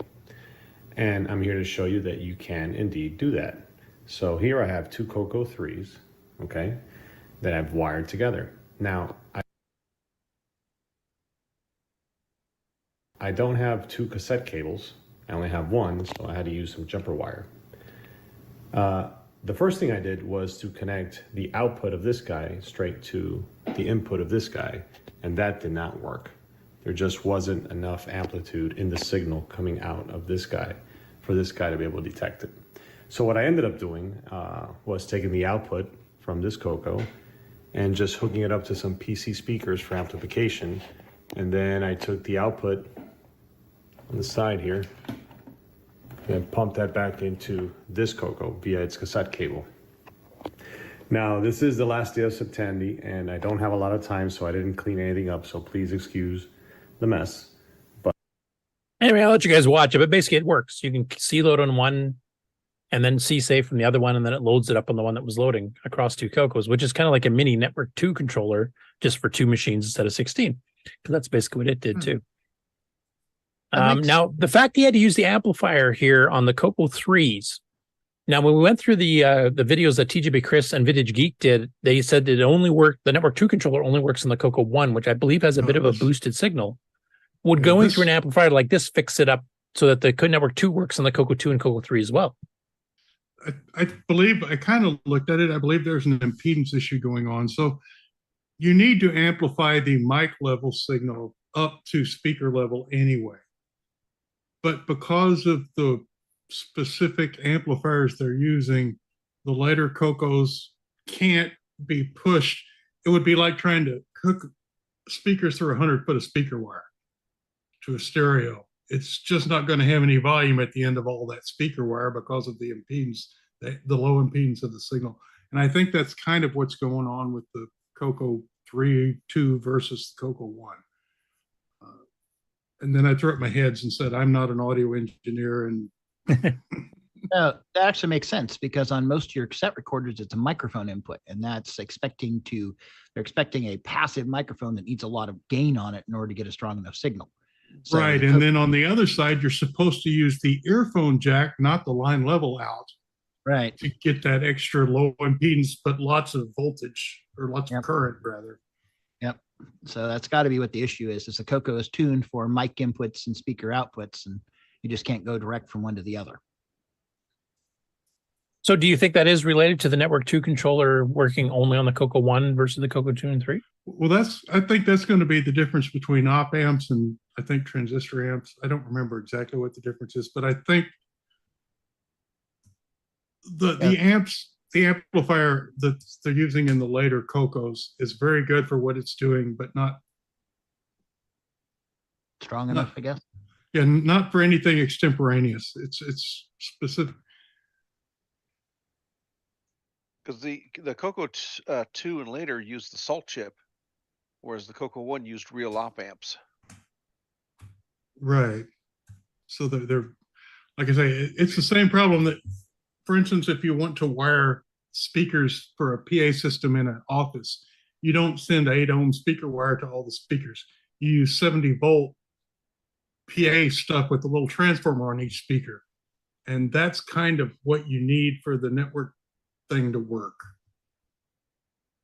is the free running amp that can just provide more current than a little op amp can really do. And you could do something, you could put little, impedance transformers in and make it work, but that's not the circuit that you've got. That would be a lot of stuff to add to make it work. So just saying it doesn't work is the best way to go. Mark Overholzer, you're about to say something too. Oh, just the same thing as that. The one thing I do remember is we were talking about the network controller too. I believe they said that the CoCo 1 output enough signal that you could load them on the CoCo 2s and 3s, but it wouldn't work the other way. So probably something in the salt chip doesn't provide enough drive basically to make it work. Boost. Yeah, but the CoCo 1 did have it, probably with the op amps. So that's back in the notes from a couple of weeks ago when we're talking about this. Okay, because I haven't seen TGB Chris or Vintage Geek kind of follow up and see if you boost the signal, if that solves the problem with the CoCo 1 or 2 and 3. It'd be worth. Mark, you're saying something? Mark B? No, go ahead. Okay. Next up, for those of you with the CoCo Pi, there's a flurry of updates that came out that you can download. So I'll cover the 3 that were mentioned by Ron Klein this week. First one, the new XWR 1.4.2846 work in progress snap package is available. As you can see on the screen, I'll read out for the audio listeners here. This is, of course, by Kieran, who's busy attending the Dragon Meetup piss up after the show fact right now. So I'll read it on his behalf. Add ability to change the picture area, seeing more or less border. That was a request from several people trying to do screenshots, etc., or if they want the actual border. Some people don't. Some people do. Some games it's required because your status is based on what the border covers, green or white or whatever. Respect the geometry dimensions and SDL-based UIs. Added optional 60 hertz vertical scaling, which is on by default. You can also shut that off, of course. Faster ROM intercept-based printing for the CoCo and the MC10. Respect X offset and HVAN registers on the Gimme for CoCo 3 emulation. MPI slot configuration, move from global to per cart, including config print. Add screenshot to ping from menu or Control-Shift-S. I definitely want to try that on the Mac because older versions of XWR, I can use the grab utility and it'll grab the screen just fine. But on the later ones, the last 6 months to a year, it keeps saying that it's not a shared resource and you can't screenshot it off there, like a security feature or something. So I haven't been able to do screenshots properly from XWR ever since. So I'm hoping that this option of actually doing it right within the program itself will work, but I'll have to see if it works on OS 10 or not. Fixed printing after switching machines, better rendering of paths in window dialogues. So that's the update for XWR. Then there's another update here, dated from October the 1st. This is an update on the 64-bit version that he's been working on here for the CoCo Pi. Just a reminder, this is for the Pi 3, Pi 4, and Pi 400 only for current users of the CoCo Pi. Everything will look quite familiar with the exception that you will see the latest versions of MAME again, because latest versions of MAME have been 64-bit only and you've not been able to play them on the old 32-bit version of the Pi. Now, he also mentioned, I think previously, not on this particular post, or on this post as well, I'm sure some of you have seen the news about the Raspberry Pi 5. I would be interested in making a version of the Cocoa Pi that works on this latest platform, but would need to get one first and kick the tires on the Raspberry Pi OS for a bit. More to come on this. So I'm not familiar with the Raspberry Pi 5 too much. How much of a jump is it from the Pi 4, Pi 400? Does anybody know? I haven't looked into the videos yet. I know it's, I think they're faster, more cores, I believe. And 64-bit versus 32, I'm presuming. Well, yeah, I the think 4 was 64. Oh, was it? Yeah, Okay. I think the 3 was too, but Oh, yeah, because he mentioned that, duh. yeah. Yeah, so it's going to be faster, bigger, and they're just coming out. A few people have them and they're demoing them, but they're kind of hard to get also at the moment. Now, Pis, I know, were one of the things that really shot up in price, I believe, after the COVID chip shortage started. Is the Pi 5 a fairly expensive bit of kit because of that? Or is it getting back to normal again? I think the 4 gig one's like around $60 or something like that. Oh, it's not bad. Right. And this final update, new updates for UG Basic. Now, if you've been following the UG Basic on the CoCo Discord here, there's been a ton of stuff coming out. But basically, this latest beta version now has its first support for the CoCo 3 as opposed to just the CoCo 1 and 2. And he's been, rapid fire doing changes. We've been reading about the Discord here. So you can get the latest version here on the CoCo Pi as well. But from what just reading on the Discord, there's been, getting the CoCo 3 graphics modes working and text modes working, like 1480 columns, 320 by 200, etc. He's been working on doing the MMU support for it to do that. He's been working on some of the specific gimme registers, etc. So it's kind of alpha beta at this point, but definitely it's starting to work. And he's actually got a really good graphics library that he's been writing for that too. That will basically give you pretty well machine language speeds once you compile the UG Basic code to run on the CoCo 3. So as that progresses further along, we'll be keeping and updating you guys on that because it looks like you could write some pretty amazing stuff on that and still be in quote unquote basic. Next up, Coco Town released his second Game Revolutions video. So for those of you who've been following him for the last few months here, and especially in Septandy, his Septandy project was resurrecting old code from a Moon Patrol clone that he did as a teenager and just didn't quite have the knowledge to pull the rest of the game off. So he finished that series of figuring out all the code and getting it running as good as it was back when his teens. And they started a new series called Revolutions, where he's actually going to see if he can kind of finish it off here. So this is the second episode of the new series where he's been adding stuff.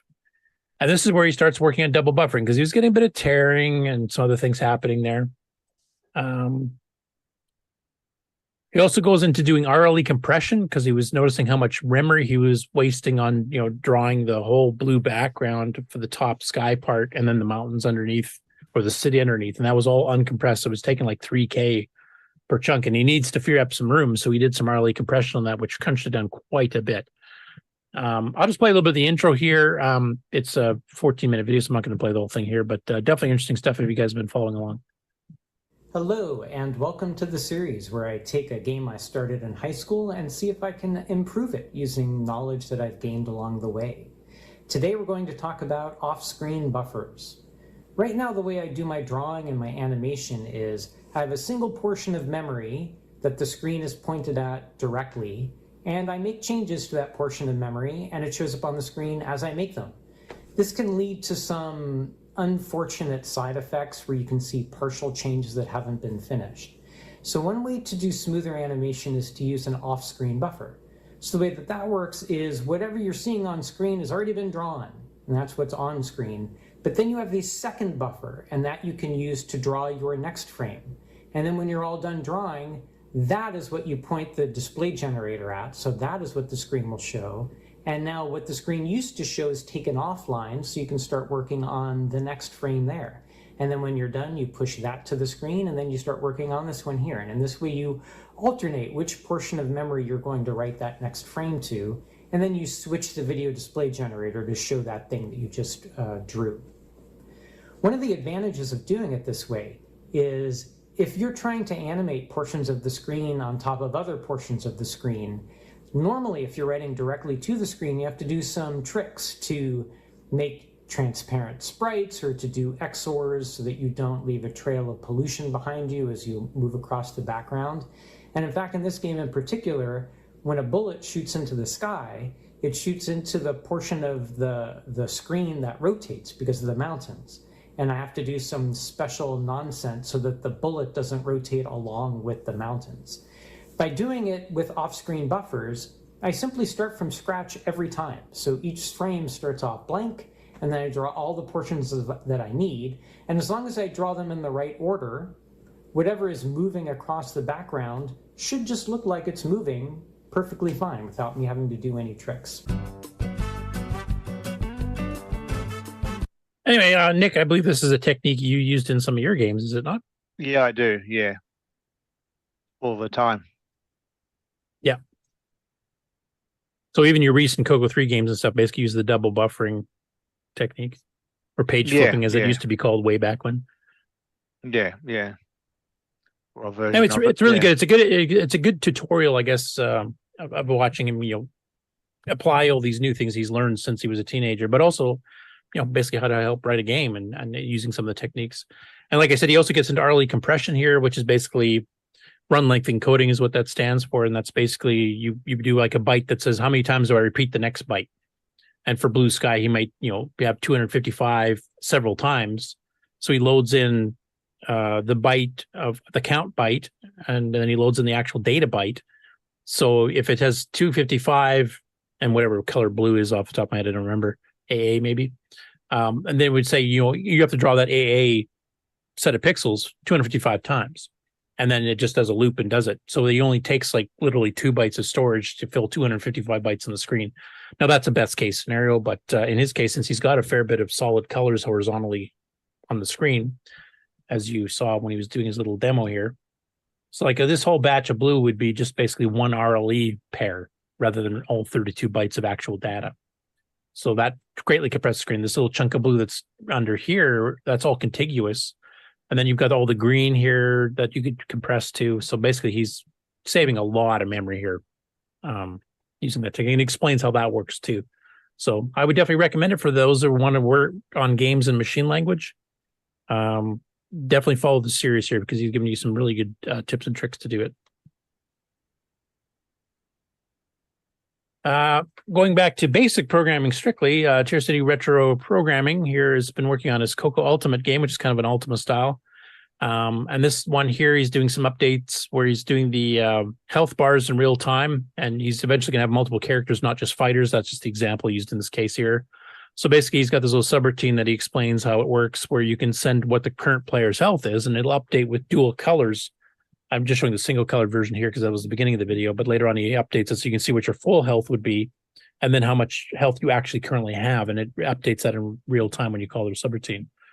And then he also goes into the menu thing for picking spells where you use the arrow keys to move up and down and select what your spells are and kind of making a menu system that works in BASIC as well. So definitely you can check that one out too. That one's half an hour, but ongoing project. I know he's been getting busy with work and stuff lately, so he's not putting out videos as often as he was earlier in the year. But hopefully he can keep it going. Next one up is from Yark, yet another retro channel. And this is another late Septandy. So this one actually came out in October, but he recorded it in mid-September. So it actually was done during Septandy. But he didn't have time to edit and upload it. And this covers him doing some CoCo 2 upgrades, including adding Bluetooth for cassette loading, so you can do wireless loading from it, and also starting to replace the RF modulator with a composite outboard. So I'll play just a little bit of the intro here so you can kind of get it. It's a half-hour video. Obviously, we won't play it live here, the whole thing. Hello, and welcome back to Septandy on I did want to point one thing, though, is he actually got some original Chromaset magazines here, which is cool. yet another retro channel. Before we get started with today's adventures, I have a piece of housekeeping to talk about. The channel has recently been accepted into the YouTube Partner Program at the lower tier. The practical upshot We'll of skip this the promo is for that. You can now catch it on the actual video if you want to. That's credits for people who do it.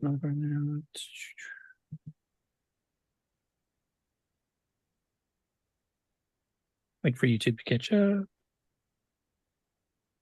actually use both the left and right channels and unite them through a pair of resistors. So what I've done is each channel now goes through a 470 ohm resistor, which is inside this shrink tubing here. and they're connected on the other side. And I will use that. The purpose of that is to provide a stronger signal. The output from this module is pretty low level. It's not too bad, but it works for the Amstrad, but for some other computers that might be a little too low. So uniting the two channels will boost the signal since they're in phase with each other. Now, is that kind of along the same thing you were talking about, Rick, about the loading from cassette between the CoCo 1 and CoCo 2.3? Do you think that's related, where he's got to do this little bit of a boost off Bluetooth? Oh, wait, Rick might have stepped away. Sorry, yeah, I ran away for a second. That sounds similar. I mean, the idea being a high impedance amplifier can deliver a little bit of signal to a lot of different locations, where a low impedance amplifier can deliver a big signal to one place. So you have to match what you've got with what you're doing, and things like this help. Okay. Anyway, he goes through the whole installation process there. So if you guys want to check that out and also see the results of it, go check out his video on YouTube. Once again, in the show notes that you'll see on our CoCo Discord and the news section under the group of channels devoted to the show, there you'll be able to find all the notes from all the episodes. Next one, Chad Doblin, and he actually gave me permission to play this video. I'm still not going to play the whole thing because I want you to go and bump up his counts because he only got 280 subscribers. But he did a 512K upgrade board, which looks to be a static RAM style. But this is one from Backbit, and I didn't even know Backbit was making memory boards. And this is the first time I've actually seen one pictured. Like, we've obviously got, Mark Marlette from Cloud9. We've got ones from Ed Snyder. We've got ones from Boisentech before they folded. We've got what's the third one that's out? Plus all the 512K boards, from the 80s and 90s too, from Disto and Practical Peripherals, like the one that. Is there one in Europe? Yeah, I think there's one there too. But this is the person that makes, this is Evie, that does the Backbit SD card thing that actually does cassette images and stuff on the CoCo and disc images. We've covered it before, but I wasn't aware that she was also making a 512K board. Now, there was some questions that she answered in the chat here about it. Let me note here. Because if you watch the whole video, you'll notice he did not remove the two capacitors that most of the upgrades require, C65 and C66, if I remember correctly, that you normally do before you plug in the 512K board after you take the 128K chips out. And people were kind of asking, well, how come all the other upgrades recommend you do this and yours doesn't? And her response, and I'll let you hardware guys discuss this because I don't even understand half it. She says the capacitors extend the RAS and CAS signals. In the original design, if the trailing edge of CAS occurs too early, the bus transceiver window ends and written data doesn't reach the RAM chip. My design latches data at a timed interval from the leading edge of the write pulse, so the CAS timing does not affect the writes, and therefore you do not need to remove these two capacitors. Comments from the hardware peanut gallery? What's the easiest way to stretch out a signal? Stick a capacitor on the line. Go, Tandy, go. So, yeah. Hey folks, it's Chad. Welcome back to the channel. As we wrap up Septandy, it's time to breathe new life into this Tandy Color Computer 3 by upgrading it with a 512K memory expansion kit. Let's dive right into the upgrade process. I've already prepared my workbench for this upgrade, and I've got my trusty tools at the ready. So let's get started. First, I need to remove the screws securing the lid of the CoCo 3. Take off the lid, and there I'm so surprised hardware people even keep the screws in the thing. These chips are what's currently providing memory to the computer, but it's time for an upgrade. People still have screws in With theirs? the help of a chip puller, I don't mind. remove the 4 RAM chips from their sockets.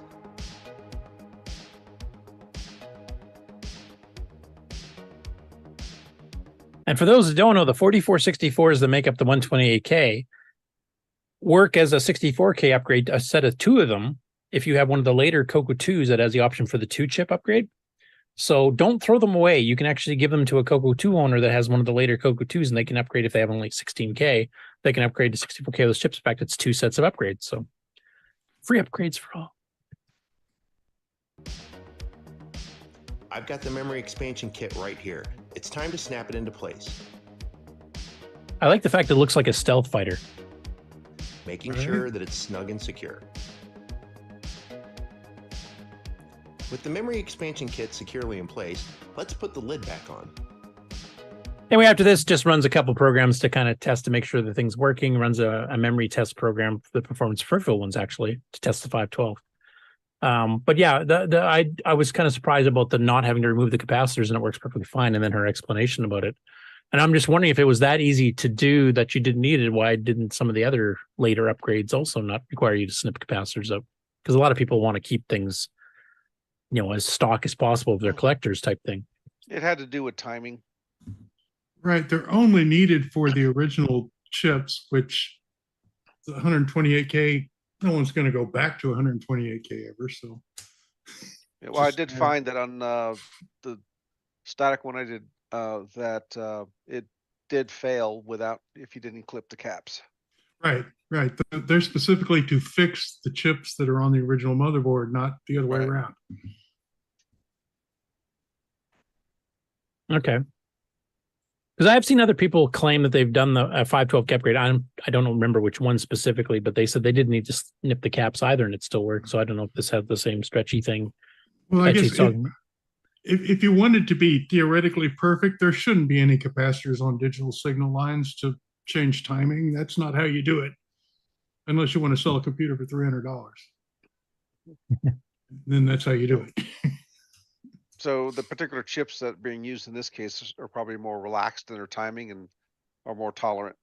They're a little slow, so they need everything to last a little longer than it really does. Well, the way she described it, the person that created the board, not the person doing the install here, my design latches data at a timed interval from the leading edge of the right pulse, so the cast timing doesn't affect the writes. Right, and those chips are so fast, there's nothing the CoCo can do to mess it up. Yeah, and I believe there's a little CPLD on that board, just like the current modern ones, like the 2 meg upgrades and stuff have too. Right, that's where she fixes everything.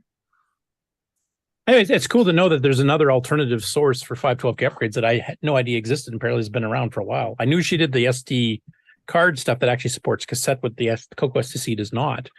The Dragon one, I believe, does. I'm trying to remember the name of their SD thing that supports the cassette.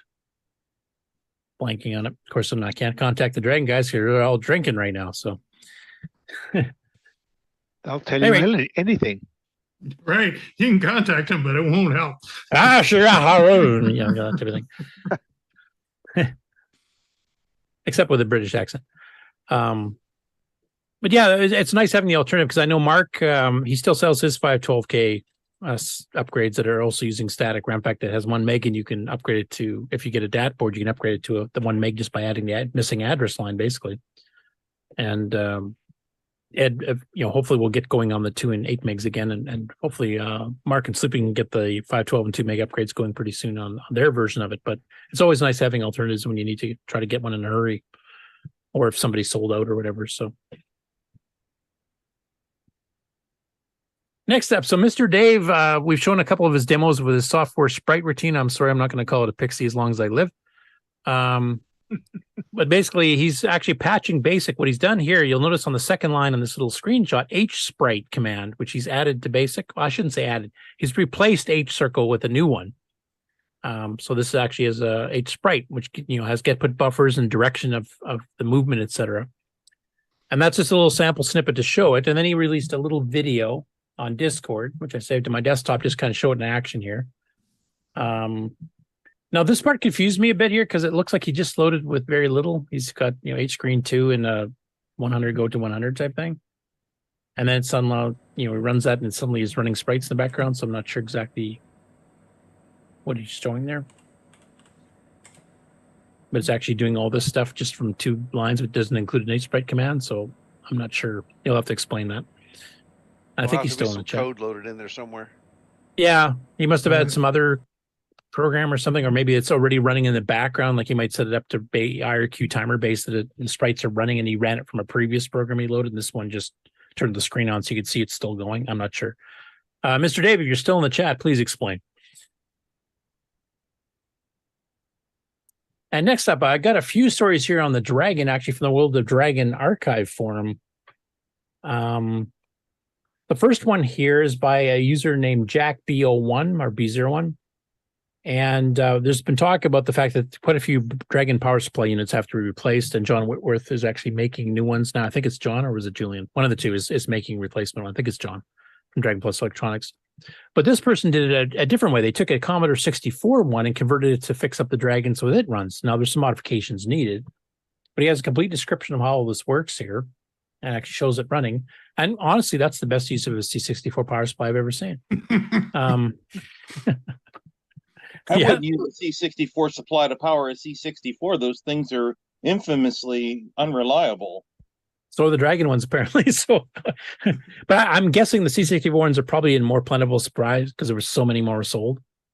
But their logo is physically a commode door. Just look at it. Or Chicken Lips, I think is their nickname for it. From here, it looks like the hood's up and the ring is down. I thought the Dragon used the Dragon used an AC signal and the Commodore used a DC signal. Is that a difference between the PAL and the NTC ones too, though? I don't know. Commodore has both, I think, AC and DC, if I remember right.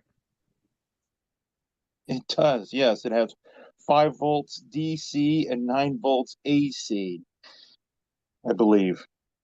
On which one unit? On the Commodore. Okay, because I thought it was a DC That is component on correct. the Commodore that kept frying them. What happens? Yeah, is that's you'll- the thing. I wouldn't even use an original Commodore supply on a Commodore because you're likely to fry the thing. Yeah, the DC starts drifting too high, and once it goes above like 10% above 5 volts, then it starts frying the RAM. Right. But is the Dragon the same way, or is it just AC only? So they're saying the Commodore supply is better than the Dragon supply, despite the fact that the Commodore supply. I'm trying to follow this. I think it is I that am there too. are a That- lot that's of Commodore supplies being made right now because Yeah, and all up of the until old ones are recently, dead. there wasn't any, like they ran out of the original Dragon power supplies that people were trying to scrounge from. Oh, so wrecked we got new machines. ones. Okay. And John Worth is making new ones now, but when he had his cancer treatments, he stopped manufacturing. So once he sold out, there was none again. And now he's thankfully he's recovering and doing fairly well.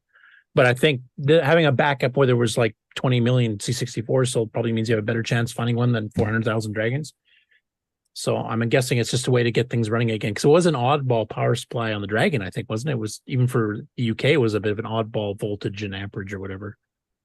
Yeah, again, it has AC and DC also, probably for the serial stuff. So See if he says here. Wow.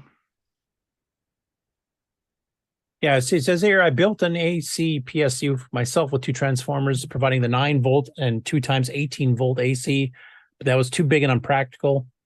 I know there are modern alternatives for replacing it, which, depending on whether they're in stock or not, because there's only one person making them, and they only make it, once in a while. They don't have them constantly in stock.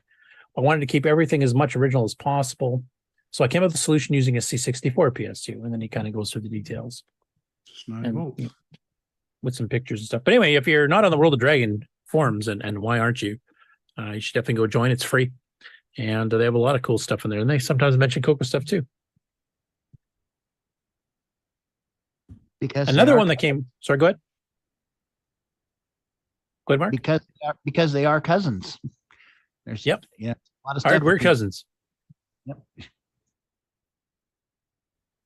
Actually, I'll mention something that Karen and I are working on. So I think I might have mentioned before the game Lucifer's Kingdom, which was originally a Dragon game, which Karen helped convert to run on the CoCo.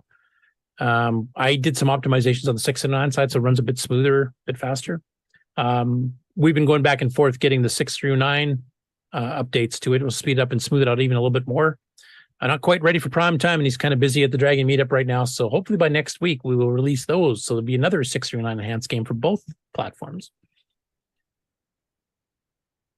Anyway, back to this one here. So this is actually a pretty cool one. So the Home Computer Museum in Helmond in the Netherlands, which has Dragons and CoCos and a bunch of other things, they inherited a whole bunch of Dragon 64 floppy disks, a rather huge collection. Now they've archived them all. So there's a 26 meg zip file, and this covers Flex, this covers OS9, this covers Disk Basic, and you can download it. There's the direct link right there. And Bart van den Acker, and we've mentioned him before because we've actually shown the museum because they actually have hands-on. You can go in and actually play with a CoCo 3 or a CoCo 2 or a Dragon at the museum. It's hands-on museum.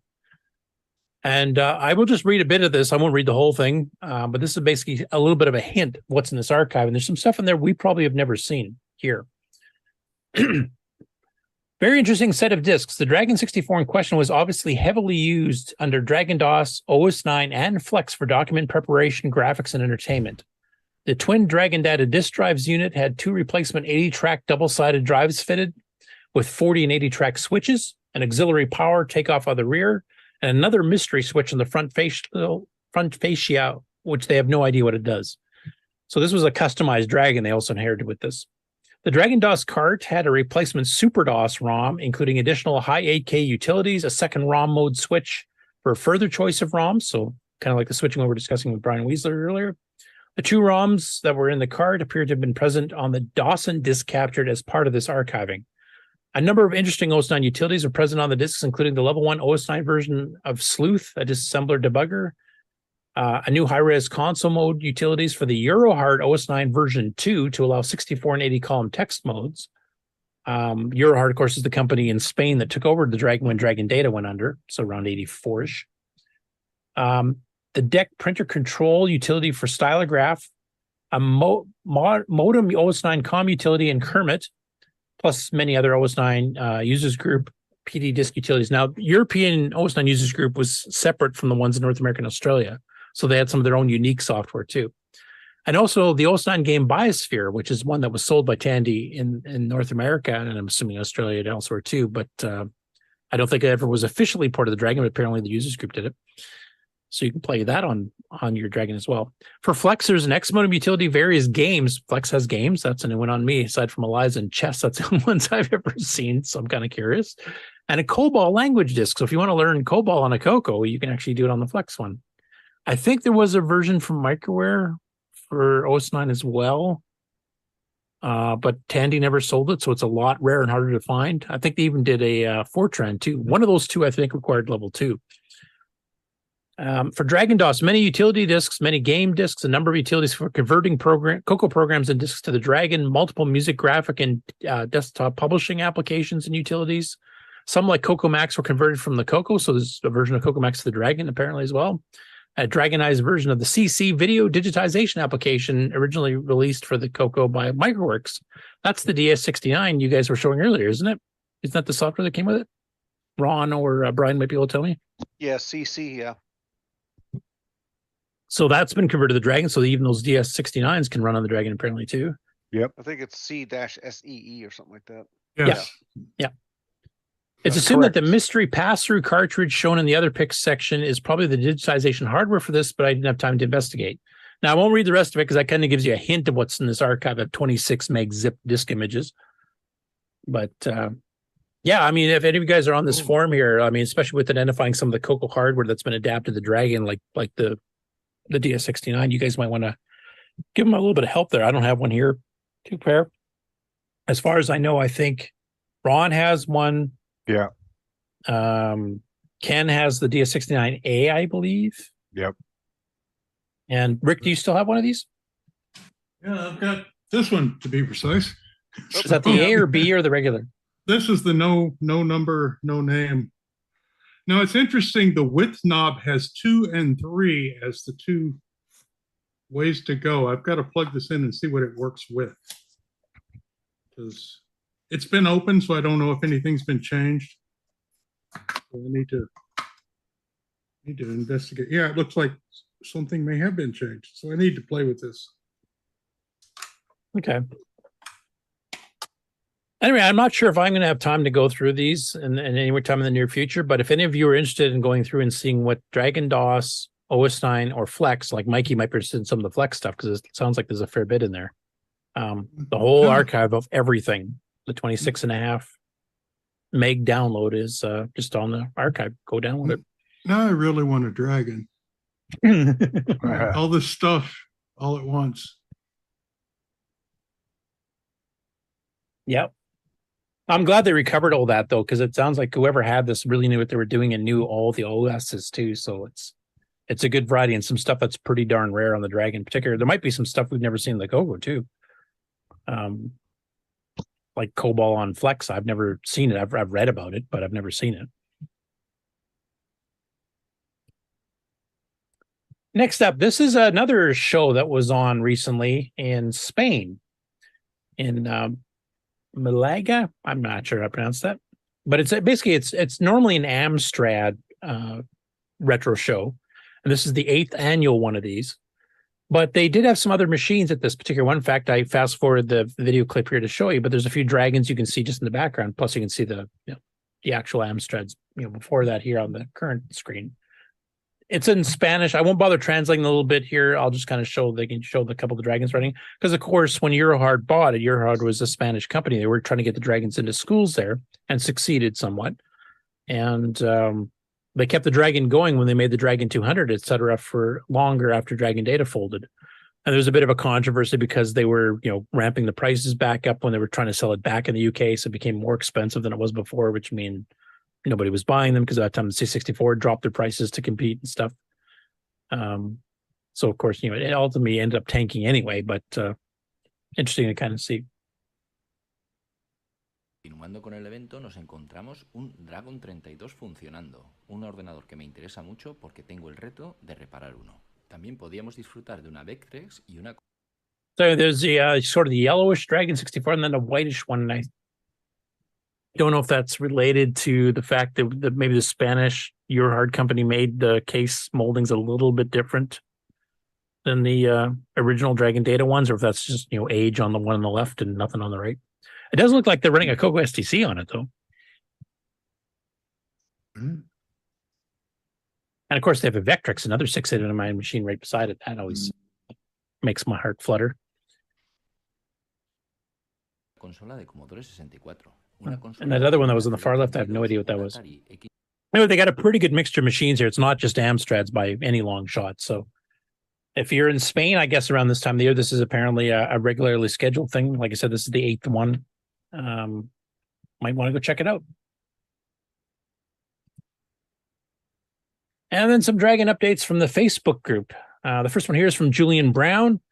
And we were talking about this a little bit earlier here, where he's basically got his Dragon repro board done and working. In fact, he said, I had hoped to be doing this a few weeks ago to have something tangible for the meetup, the one that Kieran's at right now. But work and life got in the way no longer. The first test version of the updated Dragon board. So this is his first ordering a board with enhancements above the original Dragon spec. Is off to be fabricated. It doesn't include the sound options yet, and there's a further story. We'll talk about that. But it does provide support for bigger EEPROMs, 256K of page memory, similar to the J&M Banker that, or J&R Banker, sorry, that Ken's trying to get working. And hopefully he's actually been in contact with the person that originally owned the machine, so hopefully they can figure something out. Also has an internal cartridge expansion port as well as the external one, so you can actually have 2 cards without a multi-pack.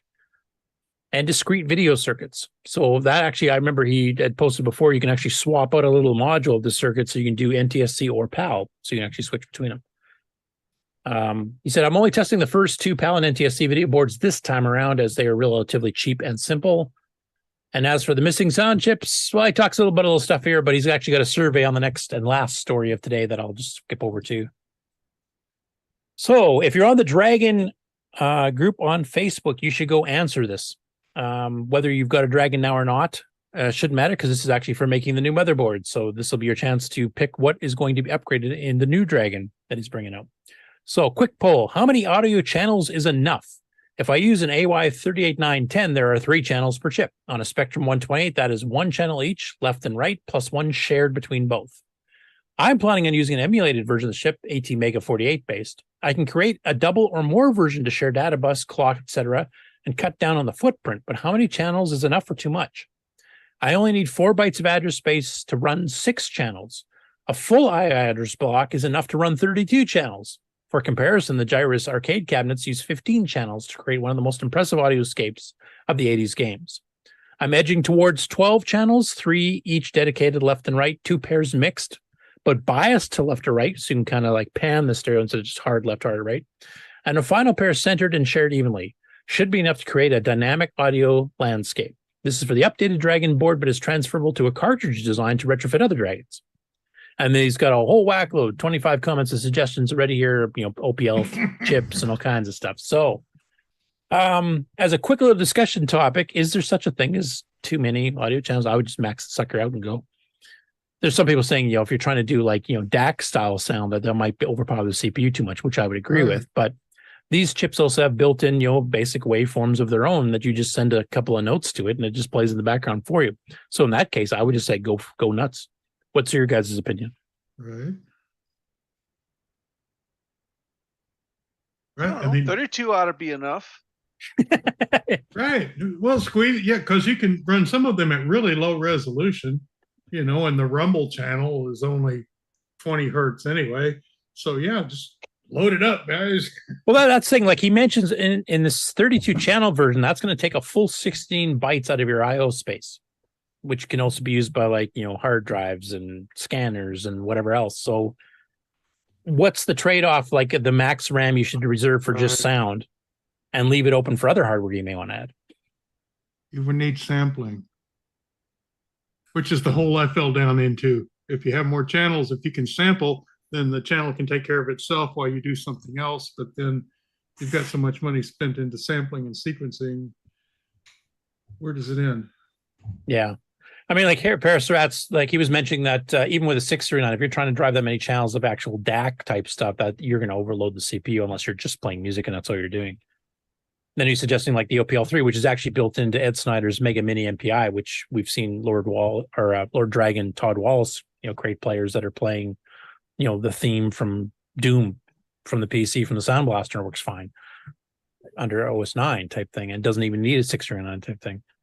So there's a lot of options there, I guess. Those are much harder to program for because they're a bit more complex chips, and Alan Murphy could probably explain that a lot better than I could because he's actually done some work on those. But yeah, the one thing that worried me a bit, because I know some people have complained that, the IO space, especially in a CoCo 3, there's not a ton. And if you want to put in like a 16550, that might take up a fair chunk. Or if you've got an eliminator, that takes about 24, 32 bytes of IO space because it's got clocks and parallel ports and serial ports and hard disk and floppy drive simultaneous controllers and blah, blah, blah, blah, blah. So like, is there a trade-off where you should go, that's enough IO space, we'll restrict it there and leave enough room for other hardware? I think the real question is, does it have a real-time clock?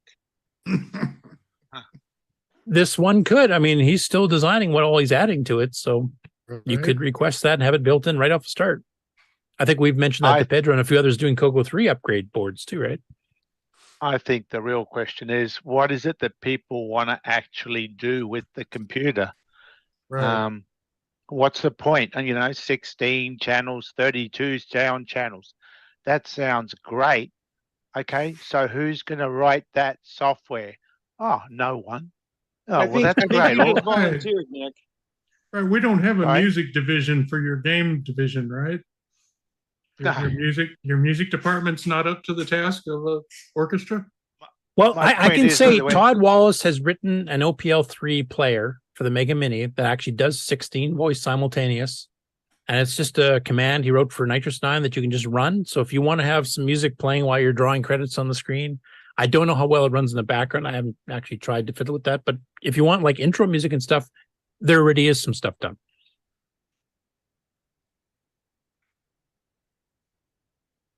I just turn the radio on and listen to that. Because there's a whole disk image he made with, I think, 4 or 8 meg of OPL3 songs from all over the place. There's classical, there's rock, there's game theme music, all kinds of stuff. He's just porting whatever's already been developed. Well, he wrote the player. Sound Blasters, yeah. So he wrote the player routine. But I mean, what is it that people actually want to create on the CoCo? That's a funny thing. Like Nick, you and I are of the mindset usually that you would prefer not to have distracting music playing in the background all the time. I usually shut the music off because it's distracting to me. But you talk to like Boat and some of those people, they say a game that doesn't have background music is boring and they get bored with it quickly because they're more the modern generation. Every game they've ever played since they grew up on a Nintendo has background music. So that's their normal. And they think we're just primitive, cavemen. And how many channels do you need? Because that's what it comes down to. The Amiga's got 4. and that seems to be enough for all the games. No, there's lots of complaints in the Amiga community because a lot of them had to pick, do you want sound effects or do you want music? Because you can't have both because you only have 4. That's a complaint in the Amiga community a lot. Now, later Amigas, I think, could do more than 4, couldn't they? Even the old one could do 8 if you mix the channels. You could do 8 even on the original Amiga. Yeah, but those were also DMA based too, weren't they? They were a bit more They're all memory DMA, bus but, intensive. You can software mix 2 channels into one. So That's what we do in the get, CoCo all the time, right? Exactly. So you do that on the Amiga, which is running faster and is 8-bit. You can get away with 8 channels. Yeah, but I do know, like, if you talk to Bode or Aaron, any of them, a lot of them complain. A lot of the games, and I think they've played them on their channel, where you get a choice in the menu when you start the game up. Do you want sound effects or do you want music? Because you're not getting both. Now, maybe that's just the programmers weren't good enough. I don't know, but it seems to be a fairly common complaint. So maybe Tom Eric Anderson saying just add a SID. Right. Well, that's the idea. Maybe you just have 2 like Orchestra 90 completely controlled DAC channels, and then FM synth to make some background music. It doesn't take a lot of CPU. But which one do you pick? Because everybody's got a favorite. Even the CoCo's got 16 sound chips.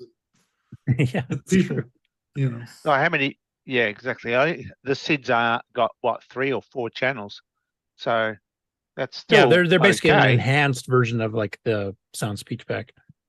Much better waveforms and more of them. Well, built in, but it's a better sound chip, but it's got 3 or 4 channels. I can't. Yeah, I can't or say the remember, but- OPL3 that's in the Mega Mini has 16 or 32. I can't remember. Yeah, I think it's. I think there's either. Yeah. And real instrument samples too, not just fancy waveforms. But here's a flute that sounds like a flute. Well, the basic OPL, I think you've got to go to OPL 4, is it, or some 3 or 4? I can't remember. There's just so many. My point is, how many CoCo people are going to now say, I've got 32 channels. I'm going to write a piece of software that does 32 channels music. Yeah, right. Okay. Well, Todd did. Like I said, you can kind of cheat and always sign and use it for. No, he wrote a player, and then you just import all the other people's songs. Oh, you're from talking about other writing the whole computers. editor that creates the music and stuff too? Or? Well, what is it you want to create though? If you just want to write a player, fine. Right. That's for importing other people's music. I'm talking Well, about. no, you could use a player to create your own music too. You just have to like edit the data file, Yeah. right? Okay. So where's the software to create the music? Who's going to do that? Well, I don't know enough about it, but I know like the PC and others have like MIDI to OPL conversions and vice versa. So theoretically, you could use like Ultimuse, which is a 16-track MIDI music composer. Create your own music on there, and if you just exported it through this little utility and create an OPL3, you should theoretically be able to play that right through the CoCo. So you created the music on the CoCo, and you're playing it on the CoCo. Well, we've had OPL3 on the multi-pack by Ed for how many years? Where's all the editors? Where's all the other software? We've got players. People are lazy since there's good editors for OPL3 and other machines. It's like you, Nick. You do your graphics on the Amiga. You don't do everything on the CoCo. Yeah, it's a little bit different. No, but same thing. I If you've got a tool that exists already on another machine you have sitting around that will do it better than the CoCo ever will to create a file for the CoCo to use, that's what most people do. This is like cross-assembling with LWASM, which a lot of people do too. I mean, we're dinosaurs. We don't, but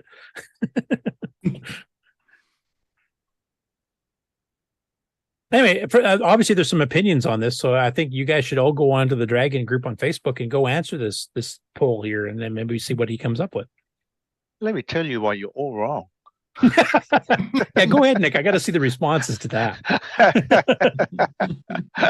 I'm looking forward to that chain of events. I want to see someone create music using the CoCo SDC streaming. That's something I want to do, and hopefully either Paul, whatever his name, or someone actually use it, because I think that's going to be really good. Yeah, well, you could do like John And Lindell that's did for his CoCo. video player, where you could stream the video interlaced with audio and actually do like movie clips for games. Like you do Dragon Slayer easily with that. Yeah, so that's a thing. We still haven't seen the potential of what can be done with what the CoCo has, let alone trying to rip off what the other computers have done. Yeah. Well, I mean, that applies to both, right? Like the CoCo SDC added the streaming. That wasn't in the first versions of the firmware. That was added later. No. But you've also got like the Mega Mini, which has been on sale for a while too, which has the OPL3 chip built in, as well as, some of the other sound chip solutions as well. And all the games that have been developed for it. Yeah, well, still the champion as far as what has had the most games is still Sound Speech Pack, and that's only about 30, and most of that was speech. Exactly. The very first one, and even that hasn't been used fully either. Yeah. Well, there's a good reason. We've discussed it on the show before. The reason the Sound Speech Pack never really took off was twofold. One, you needed a multi-pack to run it with any disc games. And most of us ditched cassette early in the 80s, unlike they did in the UK. So are you going to stop, pull your disc controller out, plug that thing in until you load a cassette game so you can actually run the darn thing? No, you're not. Or you have to pay for a multi-pack. And the other thing is they never updated for the CoCo 3. So, the games that would really take a good advantage of it, doing really good graphics and stuff, it doesn't even work at double speed. Whereas every CoCo has a DAC. Yep. Use that. And my TC9 has 8-bit DAC, which Bill and I did use. So that's the last news story. So I'm going to catch up on some of the comments in the chat here, which actually involves some of the stories we were talking about a little bit earlier. So let me grab that window over here. So talking about the Sprite demo, it sounds like I was right. What Dave is saying here in the chat, HSprite will set directions, etc., but he had some defaults turned on for the test. No exec or USR call is needed. And he basically said that he did do what I suspected, that he already had this running in the background, and the H screen just turns the screen on so you can see it, but that was all running as kind of a background test for interrupts. Getting back into the Dragon Power Brick, Tom Eric Gunderson says, I never had a problem with the Dragon Power Brick. I think the problem is that they get lost and dragons are sold on without them. I don't know. I've heard a few people, especially in the World of Dragon Archive, that mentioned that they died at some point. So maybe it was just a certain batch of them. I don't know. Waylon says it's not easy to find a PSU that has all the voltages. And as I mentioned before, Tom mentioned just add a SID chip for the sound chip solution. James Jones, having a bunch of unique hardware that everybody has to write unique code to peek and poke magic addresses is the way to make sure nothing gets done. There needs to be an abstraction that people can use for whatever hardware, which of course is pushing towards Nitrous 9 and not WIS 9. Yeah, Sorry, we need Mike. a HAL. Yeah, we need somebody to write a routine that you can call from BASIC or call from as a library, like Jamie Cho tried to do with some of his software sprite stuff. Right, the hardware abstraction layer where you're writing to an imaginary target that people could put their various sound cards into. That's a good idea. Now, Waylon mentions, and this is true, there are a lot of CoCo SDCs. Like we're probably getting close, if not already past the 2,000 mark out in circulation, whereas Mega Minis and everything else we're talking about is in the dozens, maybe 100 or 200. So the streaming feature on the CoCo SDC is something that definitely more people will have already. It's almost a standard. And you don't need a multi-pack to run the SDC because it emulates floppy drive, hard drive, and adds the streaming onto it all in one card. So that's a good point. See, I was right. And Phantom 8-Bit says, let's start a new standard. We'll have 10 new standards now. Aren't we already doing that with all the other sound solutions? Exactly. Got so many sound solutions, and not one of them really is the number one. Yeah, I mean, literally for sound right now, it's the Sound Speech Pack is the closest we got. And on a CoCo 3, you have to clock it back down to 1 megahertz to use it. That's right. It hasn't been used fully either. No. And like I said, it wasn't a big seller because you needed to buy a multi-pack on top of it if you wanted to use it with disc, which is what most people would have wanted. And that added $150 or whatever it is, to the price, plus the $90 or $100 for the card. So that's not a cheap upgrade just to get one of the poorest speech chips made, and a bit of a crippled sound chip because of the way they accessed it. Sorry, what's wrong with that speech? That sounds way too human, Nick. You gotta tap your throat at the same time and get that. You get the chop in there. I've got to clench more. No, I think the streaming option is. I think you're right on that. It's definitely the most common. So if you want a standard that everybody can run, most of us, if we're running a real hardware, has a CoCo SDC. The one thing is none of the emulators emulate that yet. So that gets rid of a good chunk of the population too. So until an But emulator, that would be an easy thing to emulate, though. yeah, I would figure. Why would they put that emulation in if there's no software yet that uses it? Yeah, and I haven't seen anything except for 4B. one demo that uses the streaming feature. I've seen some of the Exactly. OPL3 stuff because Ed Snyder did a OPL3 player for Disk Basic, and Todd did one for Nitrous 9. So we actually do have OPL3 players on both houses. That's right. Yeah. Step one. We'll let Nick before write step two. We'll let Nick run the write the Flex one. The what? The Flex one. I'm just making sure you're awake and paying attention. Yeah. Anyway, that's all I got. Okay, then. This is where your hair burns. Time to wake up, everybody. Right. Yep.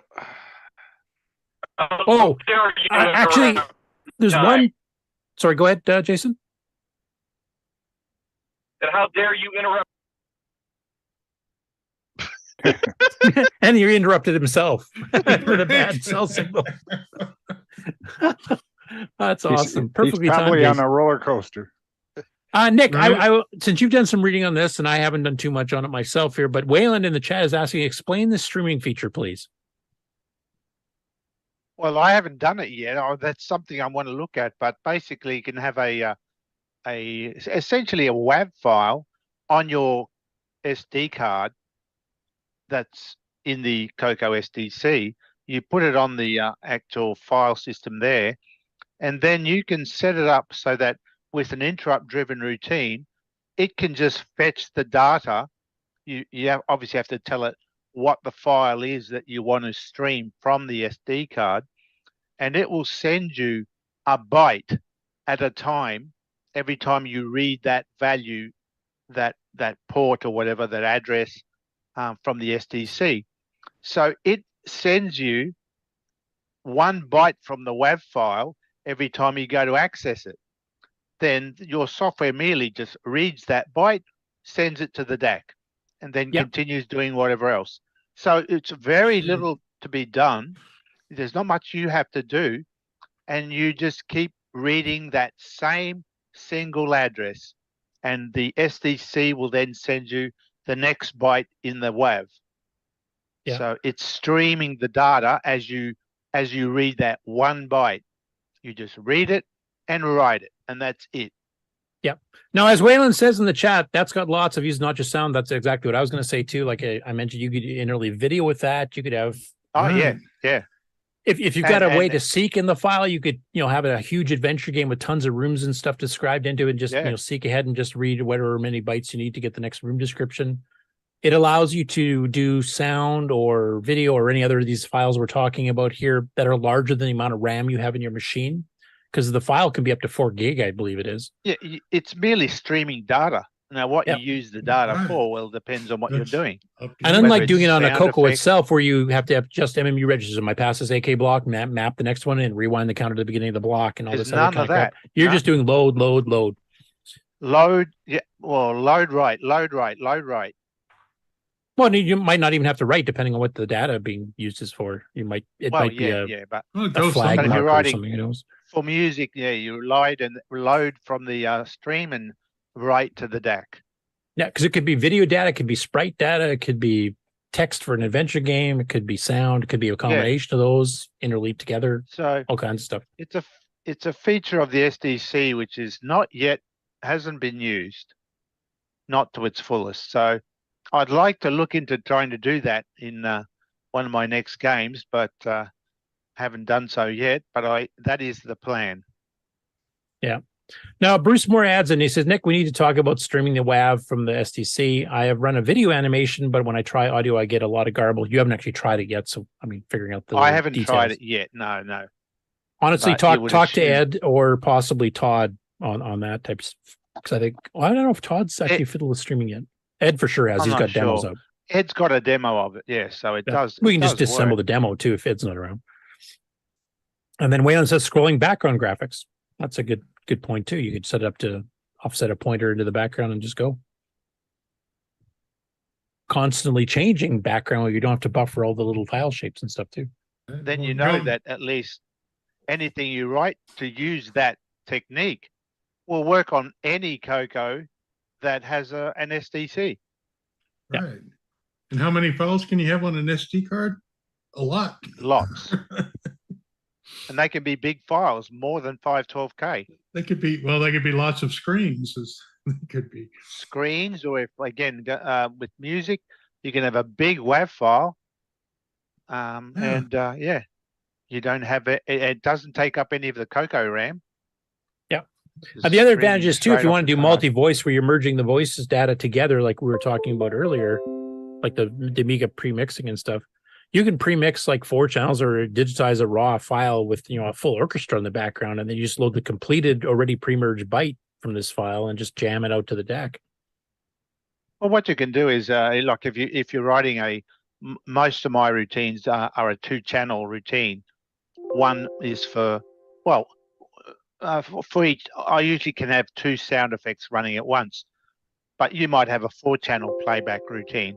Well, you can allocate, if it's a 4-channel routine, allocate 3 for the sound effects in the game, and 1 is the stream.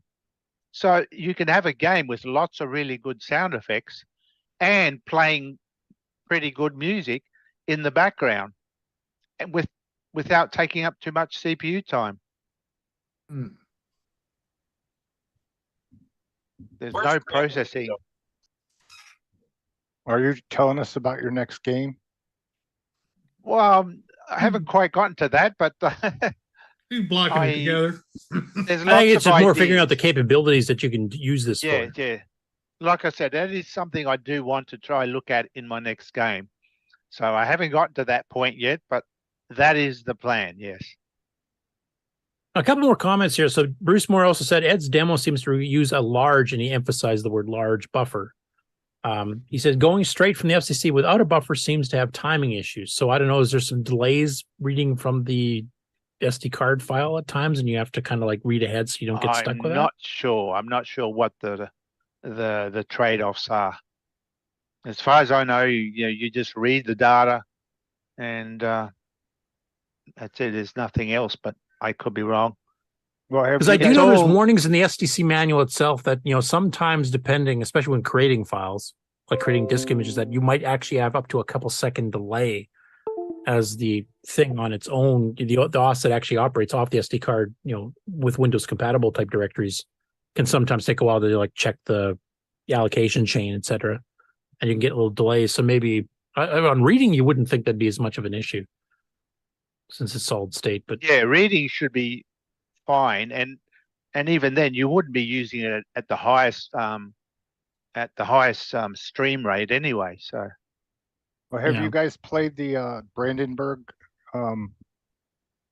selection of music that you can play with the SDC, you know, and using a program that Ed made, Ed Snyder, and he also has the very first show of the CoCo Crew podcast, and then he has a Batman movie that you can watch in real low res. But it also it plays a graphic of Bad Apple.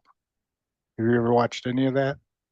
No, not yet. Yeah, it's all. But that's all streamed. using. yeah, that's that P mode Yeah, it's for all interleave streamed. video and audio, right? Kind of the same as John did with the Star Wars movie on the ID. Yeah, it's available now, and you can watch it. It streams perfectly without pause.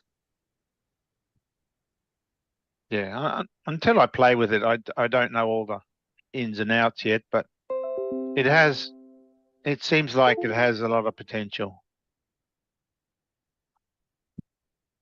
Yeah, like Bruce is asking, can you change the stream rate from the SDC? I mean, that'll depend. Like if you're doing sound, for example, in a WAV file, it depends on what you recorded. Did you record at 22 kilohertz, 44 kilohertz? 44 to be pushing and trying to get it to go smooth. Well, CoCo.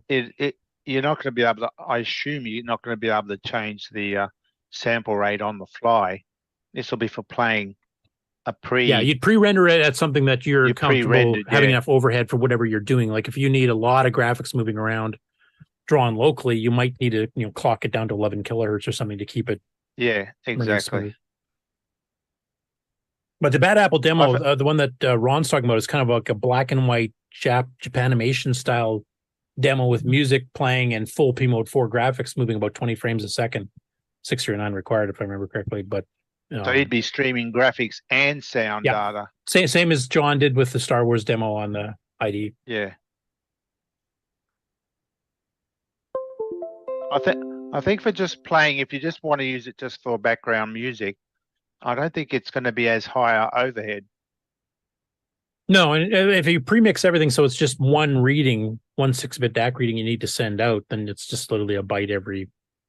Well, it depends on your kilohertz. Like I said, 44 kilohertz might be pushing it. If you want to do anything else at the same time.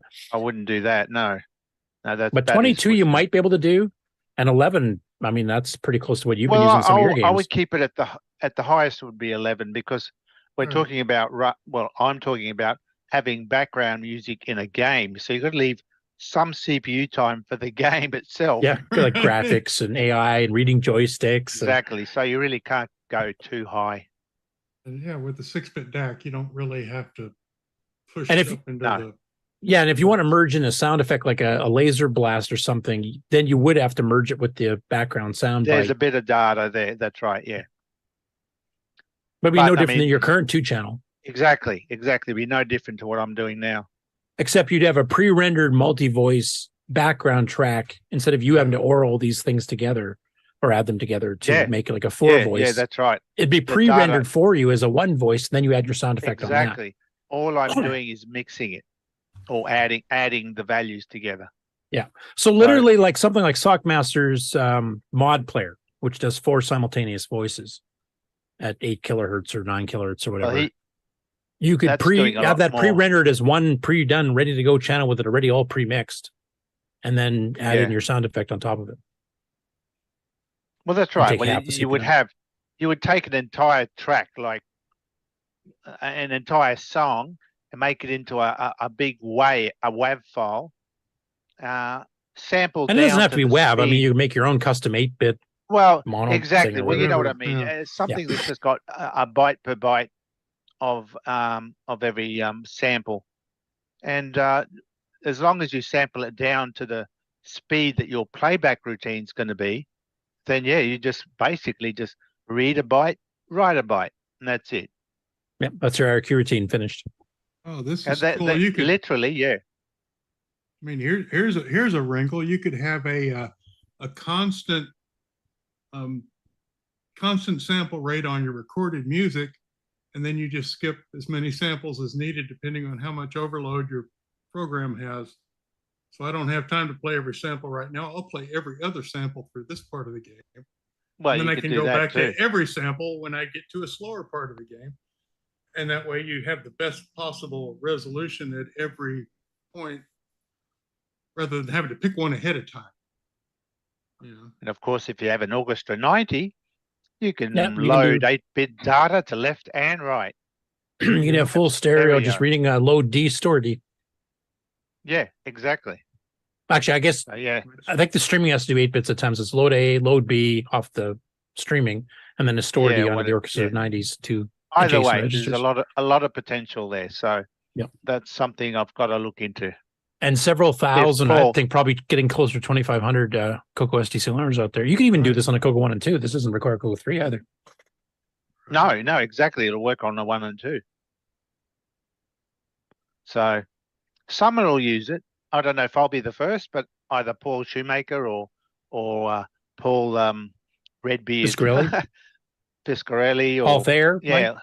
We got so many. Dude, Bruce Pauls. Moore's One of already them been is trying. He's Paul. been working on that.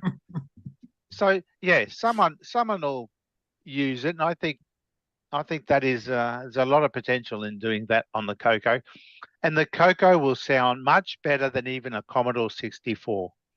Yep. In general.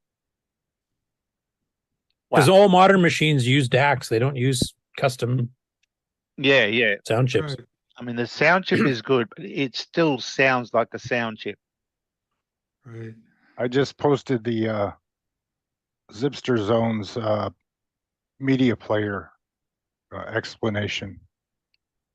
I'll have a look at it later. It's, yeah. it's in the notes right here.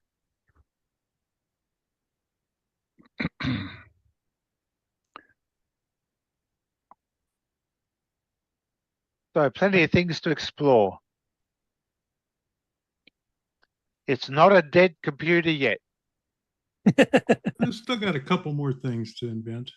Yeah. There's still things, well, to discover. That's the thing. You Even can't if they do change. involve newer hardware. Yeah. Well, but you have to have the old computer because you can't change a new computer. There's nothing hardware you can do to a new computer that isn't going to screw it up. So you actually need something like a CoCo to play with. And there's so many CoCo SDCs out there. Yeah. That, Well, just from hearing Frank how many he's sold, and then Ed already announced he's sold like 1,500 several years ago. I mean, I know it's up at the 2,500 to 3,000 mark at this point. I would say it's more of a sound. It could be more of a sound standard than the actual sound cards. Sound cards. Yeah, exactly. It is. Number one is the built-in DAC. Number two is the SDC streaming. By the way, if you haven't been following the chat there, Nick, Bruce has been mentioning that he's got the video streaming working. It's getting the sound to work properly. He's been having problems with. And he says, it is exciting to see the scary tree in full animation, let me tell you. All right. And he says, maybe I can release for Halloween. Bruce, if you can even release a video showing your streaming video, that'd be great to see. What res is the stream that he's using? I have no idea. Not a clue. I think he's using P-Mode 4, though. Like he's demonstrated the sequel to Force of Doom at the show a few times, and I think it's a P-Mode 4. Correct me if I'm wrong, Bruce. Because I was thinking I was going to try use an old semi-graphics for low-res color and stream that. P-Mode 4, he says, so 256 by 192. Right. Which is the same res that I think Ed used on his that music video version he did. All right. Yeah. Anyway. I have ran that demo. It's pretty impressive. It actually looks smoother than John's, but John had more overhead because he has to like talk to the controller and request sectors and all this kind of stuff. Whereas the streaming is just here's a big honking file I want you to send me data from. Start sending. Yeah, that's right. You do the dirty work, and I'll just play with the end result. Yeah, I'll just send some to the screen and some to the DAC, and that's all I need to know. Yeah, it's up to your software to split them up. So that's my the direction I'm taking. Yep. And you might want to talk to Bruce because it looks like he's already got some of the working already. So if you have any questions, especially considering since as I discovered when Bob was showing off his Give Me X system there's some mistakes in the manual. So if you got it working, we probably should have sample code at least to how to properly talk to it, just in case we get some more where the manual's not correct. I'd like to see what you guys can do with the reprogrammable Gimme hardware font, because you can redefine all 128 characters on the latest firmware update from Gary Becker. So if you want to write a game that only takes a 2K screen, but you can draw all the individual pixels, it'll be a virtual 640 by 200. With the attributes and everything else that you can do colors and stuff, and you could actually write a pretty decent game in that, probably even from basic. All right, I don't have anything else. Do you guys have anything else? I wasn't expecting the show to go this long, actually. But does the Gimme X have a Becker port? You have to ask Gary Becker. He's the one writing the software for it. All the firmware in the Gimme X is written by Gary Becker. So all of the ports are technically Becker ports. Yeah. Yeah, there you go. You just got to get that stupid chip it uses back in stock. That would solve the CoCo VGA shortages and the Gimme X shortages. It has the money. The only glimmer of hope we've had is there was a production run of like 14,000 that sold out almost immediately, but they did come back in the market briefly. So there is some. If they sold out immediately, they figure that's probably a good opportunity to make more. Is that a Chinese product? I have no idea. Do you know, Bob? Did you see what the chip is that the thing's using? I did not see that. Well, it's going to be TSMC or. Don't tell me you put the screws back in. I thought you could just lift off the case and take a look.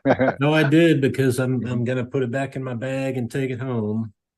Something else I saw in there that I didn't notice earlier is one of the small capacitors is blown apart. Oh, On the Gimme X board or on one of Gimme the X the menu board, motherboard? On the Gimme X. Oh, it doesn't look like smoke damage. It looks like maybe it got, I don't know, maybe something cracked it. wasn't it? Maybe Wasn't it when with the Gimme X board? You had to clip a capacitor on the motherboard in order to allow the Gimme X board to be able to go low enough. I didn't see any missing capacitors. I yeah, saw I don't remember that. transistors. I thought there was an been- electrolytic capacitor that stood up too high. You had to put a shorter one in. Yeah, Oh, yeah. that is ringing a bell now. That is ringing a bell. I just sent my dad and let him do it. So what he did, I But don't that's know. on the It was all that's on the magic. CoCo's motherboard, not on the Gimme X board though. Right. Oh, right. Yeah, but if it wasn't done, then that could have shorted something. Wow. Yeah, well that's right. The So, top of the so that bell ringing, is that sound 3,2 or something? Huh. You couldn't hear it, could you? No. In BASIC, how do you make sound, right? The sound command. You said it Oh, was play. you said it was ringing a bell. Oh yeah, sound. I was trying to be funny. Yeah, didn't work. We should go Yeah, now. it didn't work. Try again. I'm gonna hit the leave button. Leave meeting. This concludes another episode of the CoCo Nation, the world's leading live interactive talk show featuring the Tandy Color Computer. For all things the CoCo Nation, visit us on the web at thecoconation.com. We'd love to hear from you. Send feedback, suggestions, even segments via email to show@thecoconation.com. The CoCo Nation Show would not exist without the community and its cast and crew.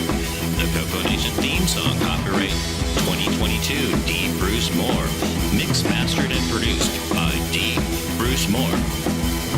The CoCo Nation is over. Join us on the CoCo Discord server. CoCo forever. Okay, we done? Yep, we're done. I think we were done Yep, 20 that's- minutes ago. They're sick of us. Yeah. See y'all next week. Alrighty. Bye. Wait, we're still here.